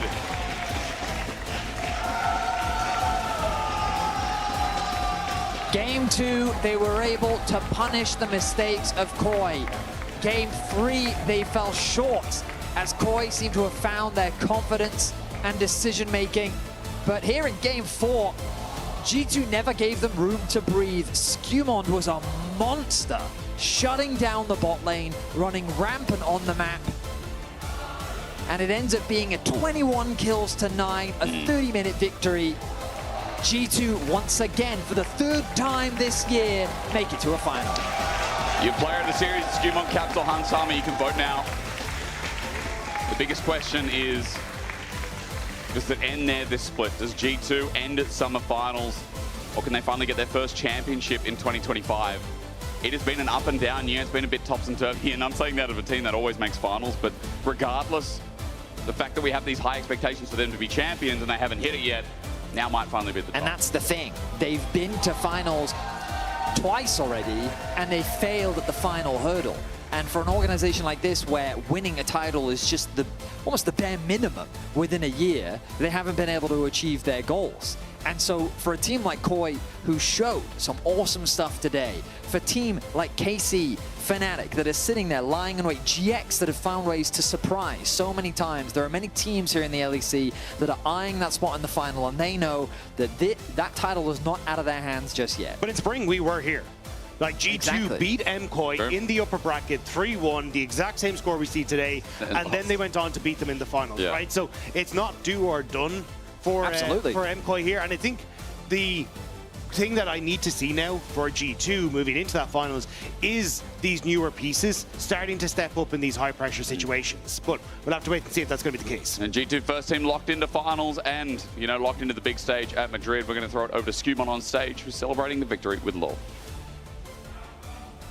Thank you guys so much. I'm standing by with Skumon and the G2 army, of course, for the Marriott Boys post-game check-in. Can you hear anything? I cannot hear anything. Okay, we're gonna do our best. You guys are great. Don't change anything. He can't hear me, so that's awesome. Talk me through the series. Everything from the throw from MKOI into the pause, chrono break and everything. How did everything go for you? Yeah, I mean, it was a really long series. I'm a bit exhausted, but obviously happy with the win. The chrono break was a bit XD. We kind of got, we kind of like lost focus on that moment. And we obviously they know that is their timing to engage, and we just died afterwards, and the game just exploded. But happy with the win, and as we say, sometimes the charm, right? So hopefully we'll win this time. Yeah, hopefully you'll win this, and we'll talk about this a bit later, because yeah, we know that G2 making it to finals is not the issue. It's when it comes to the finals that actually you guys don't win this year. Before that, you had some invaders in your office this week. GX was here. How was that? Yeah, I mean, it was great. Them, yeah, I mean, so it's nice to help people indeed. I think yeah, they are in a great team actually, and I'm looking forward to see how they'll play tomorrow. And yeah, I mean, it was fun. We also played against them while they were in our office, so yeah, that was really fun. A bit of scream with the guys in the office, actually. That's great. Yeah. Who do you think is going to win tomorrow? Unbiased, of course.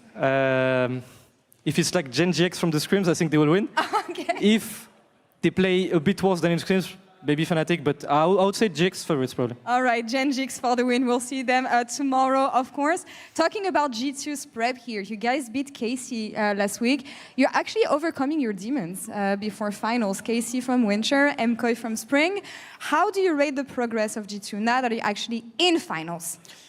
Yeah, I mean, for sure, like we progressed a lot. As I said many times after like the international events, I think like we've had many good talks, and like when we got stomped by the Asian teams and like even NA sadly, we took a lot of lessons from these losses, and I think that we improved our game way more, whether it's like in communication and vision, and I think it just paid off, yeah. And now, yeah, the topic that I wanted to mention, you guys made finals so far, you don't win them sadly. How are you sure that this time is going to be different? Do you guys think it's going to be different this time, actually? Yeah? Okay. You can't let them down. Yeah, I mean, sometimes the charm, yeah, I mean, I just think that, yeah, I mean, we'll just like give everything we have in the practice to make sure that we come prepared. And yeah, I mean, I just hope that I'll be able to win a trophy at least for G2 this year, so yeah. I feel like it comes to nerves sometimes a lot, and especially knowing you from LFL, knowing how you play, what's your potential, what you can do when you're at your peak. Do you feel like the emotional side maybe is what has been stopping you so far? And if so, have you worked on that? I mean, for me individually, sometimes I guess, yeah, I mean, like during finals, maybe there is some moments where I'm underperforming for sure, and I think it happened like in both finals. I don't think every game, obviously, but yeah, like if you just lose one game, then it's gonna like just continue maybe.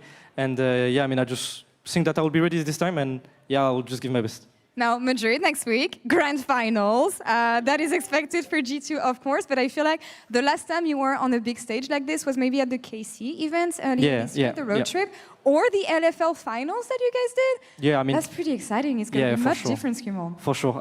Also, like the MSI, obviously. Like there wasn't like a lot of people, but yeah, I mean, for sure, like the KC Arena, there was a lot of people as well. So yeah, I'm really looking forward, and yeah, I mean, I just hope that our G2 fans will bring the cheers and will be loud for us. And yeah, I'll just hope that we'll bring the trophy this time. You were the Kia player of the series today. What do you want to show? Yeah. Oh, that's a surprise. Is that a surprise for you guys? You played well, right? I mean, I think I did many upsets this series, but I mean, I take it, right? Thank you for the support, I guess. All right. Closing thoughts. We have Caps and BB in PGL with Shocks. Any message for your solo laners? You have to gank them. Yeah, I mean, next series I will not gank anyone. I will just play for myself, and maybe we'll win this time. All right.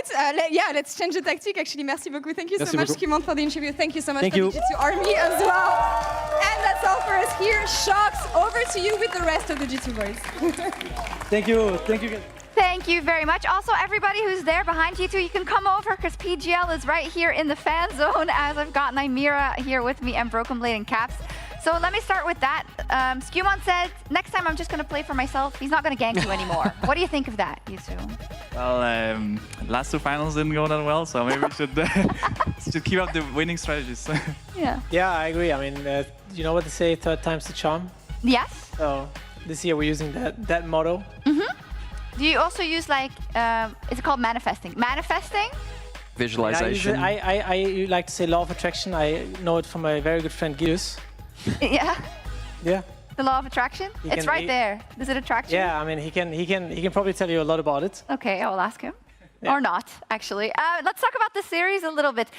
Alex. Hello. What is your verdict on G2 and how they played in this series? I think they're pretty good at League of Legends. I think you're pretty good at that. I mean, let's be honest. The question wasn't whether you were going to be good today. The question is whether you can use this to roll into victories on Madrid. You're not playing on small stages anymore or anything like that. We're out of the studio. We're going into Madrid and then Worlds after. Like, that's the thing which we need reassurance on. So we had a little bit from Skimon there. In terms of getting ready for bigger stages and stuff, how have you helped your teammates? And do you feel like you're ready for it yet? Yeah, I mean, I think we had some tough games as well when we went to Spain and France like earlier in the year. I think it was Spring Split, but it was also some very good experience, right? And it was very enjoyable. So I'm looking forward to another trip. And I think, yeah, I mean, I think we took a lot of lessons away from these ones, especially the one in Spain. There was like some crazy music getting played during the game. So yeah, we remember the Gragasmith. Don't worry. Yeah, we're ready for anything at this point. Yeah, it is going to be you against, I mean, there's a lot of G2 fans, there always are, Broken Blade, but it is going to be a little bit of everybody versus not MKOI fans, basically. I noticed that you were very, very kind in your pre-game interview when you had to say something to Mirwin and MKOI. What is this? This is the newcomer, Broken Blade. You know, like sometimes, especially against Mirwin, I did him dirty, last time. Yeah? You know? We usually always look at each other, in the top lane, dance a little bit. And we ganked him, and I have to be nice, sometimes you just have to take the L as well. I took the L in the finals. He lifted the trophy. I had to see him lift the trophy. I don't want to see that ever again. No offense to him, right? I always want to lift the trophy with my teammates. This year we didn't get to do it yet, and that is how I want to showcase greatness, I mean? Yes, absolutely. About you showcasing greatness, I know you were talking about kind of you want to be a lot better. You weren't that happy internationally. You weren't happy that you haven't won a title yet. Do you feel like you're doing that you're ramping up enough, or is there still a lot of work to be done? I mean, I think we are on a very good track. I think we have changed a lot of how we operate internally. I think this has been the best split, but by feeling. Yeah. Obviously, feeling is always just how you feel. Yeah, basically. But very descriptive. Going into this finals, it's going to be the third one. We actually go to the upper bracket. So far, only the lower bracket one. We don't want to jinx it, obviously. We have to change that. That's why third time's the charm. Literally third time going from the upper bracket. So we have to do it. We got it. Don't worry. And you were talking about, the internals being a little different and stuff like that. I actually think MKOI talked about that a little bit recently too. Yeah. So, our two teams that were here made it through to, the upper bracket stuff. It feels like do you think there's a change in Europe right now about not just on the Rift, but actually helping you guys outside of that? Well, G2 have done that for a while, but do you think that other teams are starting to get the importance of that now? Yeah, I mean, I think definitely starting to spread around a bit. I think also a big thing was the whole cancel thing, right? Where Remain did the cancel vote, which now I think people are always scrimming all the games, usually at least. I think very rarely anyone cancels. Yeah. Usually the games are of better quality than it has been in the past. Mm-hmm. That's cool. The cancel board, actually tremendous impact. Especially since at MSI. I remember Tabe from Anyone's Legend and a couple of others were kind of chiming in on the European practice schedule and stuff like that. So presumably anything in terms of the improvement outside of the Rift is a pretty good thing. Yeah. When you look at the series, though, and when you look at, do you think it's going to be MKOI that you're going to be facing in the finals now that they have to go through? Like when you look at, it'll be GX, Fnatic, or KC up against MKOI, and then you are waiting in the finals. Do you think that's clear-cut, Caps, or not? I mean, I wouldn't say it's clear-cut. I think they are probably the favorites just because they won their group, and I mean they won against Fnatic, but even that series was very, very close. I think it will honestly be some quite close series. I'm not sure who I would predict even from the first tomorrow games that are being played. Yeah, tomorrow as well. I think a lot of close series are gonna come in, and then hopefully a not so close final. Well, no Malmo, but the other one. The good way. You're asking for Absolutely. Yeah. So you guys, you were in the camp of GX, right? Because you harbored GX and they scrimmed and you scrimmed them and made them better. And then on the other side, there's Fnatic and KC, I guess. But then KC, they went to scrim Fnatic. So what's going on there? Who's the best scrim partner? Think very carefully before answering. To be honest, I think GX is very strong. KC is also strong. Fnatic is also strong. Yes. But who's the best? I will tell you, actually. I'm not going to, no PR answers. No. I'm going to say all three are good, but the best on a good day is GX. Ooh. See? On a good day. Yeah. On a good day. Whoa. But the entire year we've been hearing that GX year, are so man. good in scrims. Are they better now than they were earlier in the year in the scrims? In terms I think at least from my experience playing against them, they never drop the ball. They always pressure something on the map. They're always active. I think on stage, they just haven't been able to translate that. I do think their players are good, talented. Jackies might, need a little bit of time watching Caps replays and stuff like that, but But I think they are good for sure. They also had their little boot camp at our facility, of course, which gave them a bit of a boost. Shout out to the G2 office. You tortured their coach. It was great. It was amazing. We also have a tweet from Noah, apparently. Let me take a look. Because Noah, of course, tomorrow, he can do the funniest thing, right? Well, not if you're a Fnatic fan, but you know what I mean? I got to see this tweet. I haven't Old seen team it. out. I don't know. Yeah, kick out Fnatic, obviously. Oh. Now, last game looked like last year's summer finals, lol. This is about after the MKOI throw of game 2? Is that it? Oh, no. Oh! Now, this suddenly brings back a lot of memories of Noah's less fortunate games versus yourselves tell me about that this game time too. last year. You guys came back from 10K gold That's caps. crazy, actually. Yeah, I mean, definitely, I think they were pressuring the map quite well. I think we were doing quite well around the objectives, but it was hard for us to find like a solid fight. And then finally it happened. I don't know if it was the best fight anyway, to be honest, but we kind of managed to kill the Kai'Sa. And from then we could like kind of kill the ghouls as well. They were a bit scary. With that in mind, actually, because the game-changing moment was you catching the Kai'Sa with the shockwave in the top lane, and was that a prediction? Was that just, I'm going to do a defensive shockwave? How the hell did you catch a Kai'Sa middle who was about to kill your AD carry? Actually, I was holding Hans and I wanted him to flash with it, but then Kai'Sa, I guess, ulted into it before we get to do any of that. Oh, cool! We have the replay too. Nice. So basically, like initially I wanted to ult here and then him flashing into it, but yeah, Kai'Sa just kind of jumps in, so it kind of works out well for us. Works out both ways. A happy coincidence. Yeah. Crazy. All right, awesome. Well, we'll be seeing you in Madrid next. You don't have the warmest memories from Madrid, I guess. So this is like kind of your redemption tour, isn't it? In general, like we did win against T1 quite some years ago, but in Madrid. Oh, I remember. So we still have some good memories. Cry. We'll think of the good times. The good times. Hopefully, absolutely. no power cuts this time. Hopefully, none of that. Let's see. No braggers. I want to be chrono breaking that. Okay, let's take a look at this bracket then. Alex, tomorrow we've got, of course, Fnatic versus GX, which will be the last game in the studio. Crazy. And then we're going to Madrid. So who's going to win? The question for me is, do we see Fnatic rebound after a loss? Because they've not necessarily been great at doing that in playoffs this year. But that being said, GX don't exactly have the most playoffs experience in this kind of situation before. GX, I've had a lot of hope for them the entire damn year, and they haven't paid a lot of it off. Can they do... Look, given that you're all backing GX, I'm going to say they're somehow going to manage it. I've trusted them perhaps unwisely for most this year, but I wonder whether they can do it now. Maybe now is their time. Finally, they have some faith. I love it. We also have the LTA Cross Conference, which is live right now. The first game is starting at 10 p.m. and we will be back tomorrow. I don't know which camera I'm looking at. We will be back tomorrow at 16:45 at 4:45 for Fnatic versus GX, the very last game from the studio before we head to Madrid and our very last team that we are taking to Madrid. One more time, everybody here for G2 who have qualified for the grand final next week. Thank you. And we'll see you all tomorrow. Goodbye.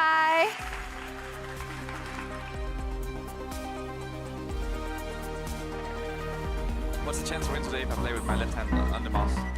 0. Yeah, what are the chances we win if I play with my feet, bro?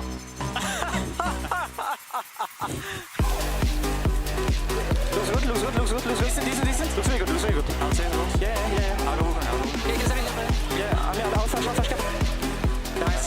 Good shit. Flash. Always. You good? Nice. Don't flash long. Okay, you might have base. I'll see you. Maybe we can do some.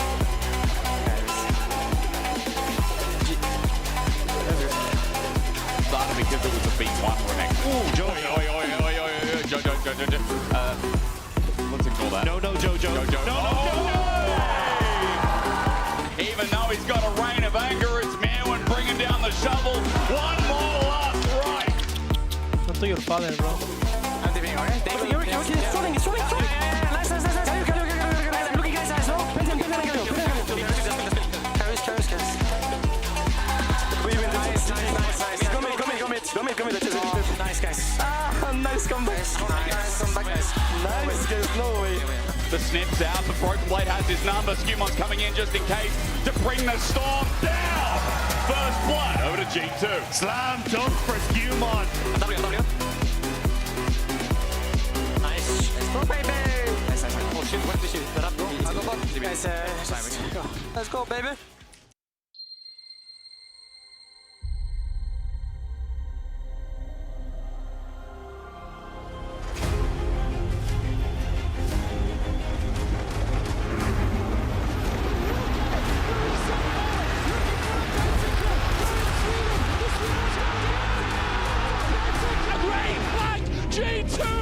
a perfect team fight. They take it all.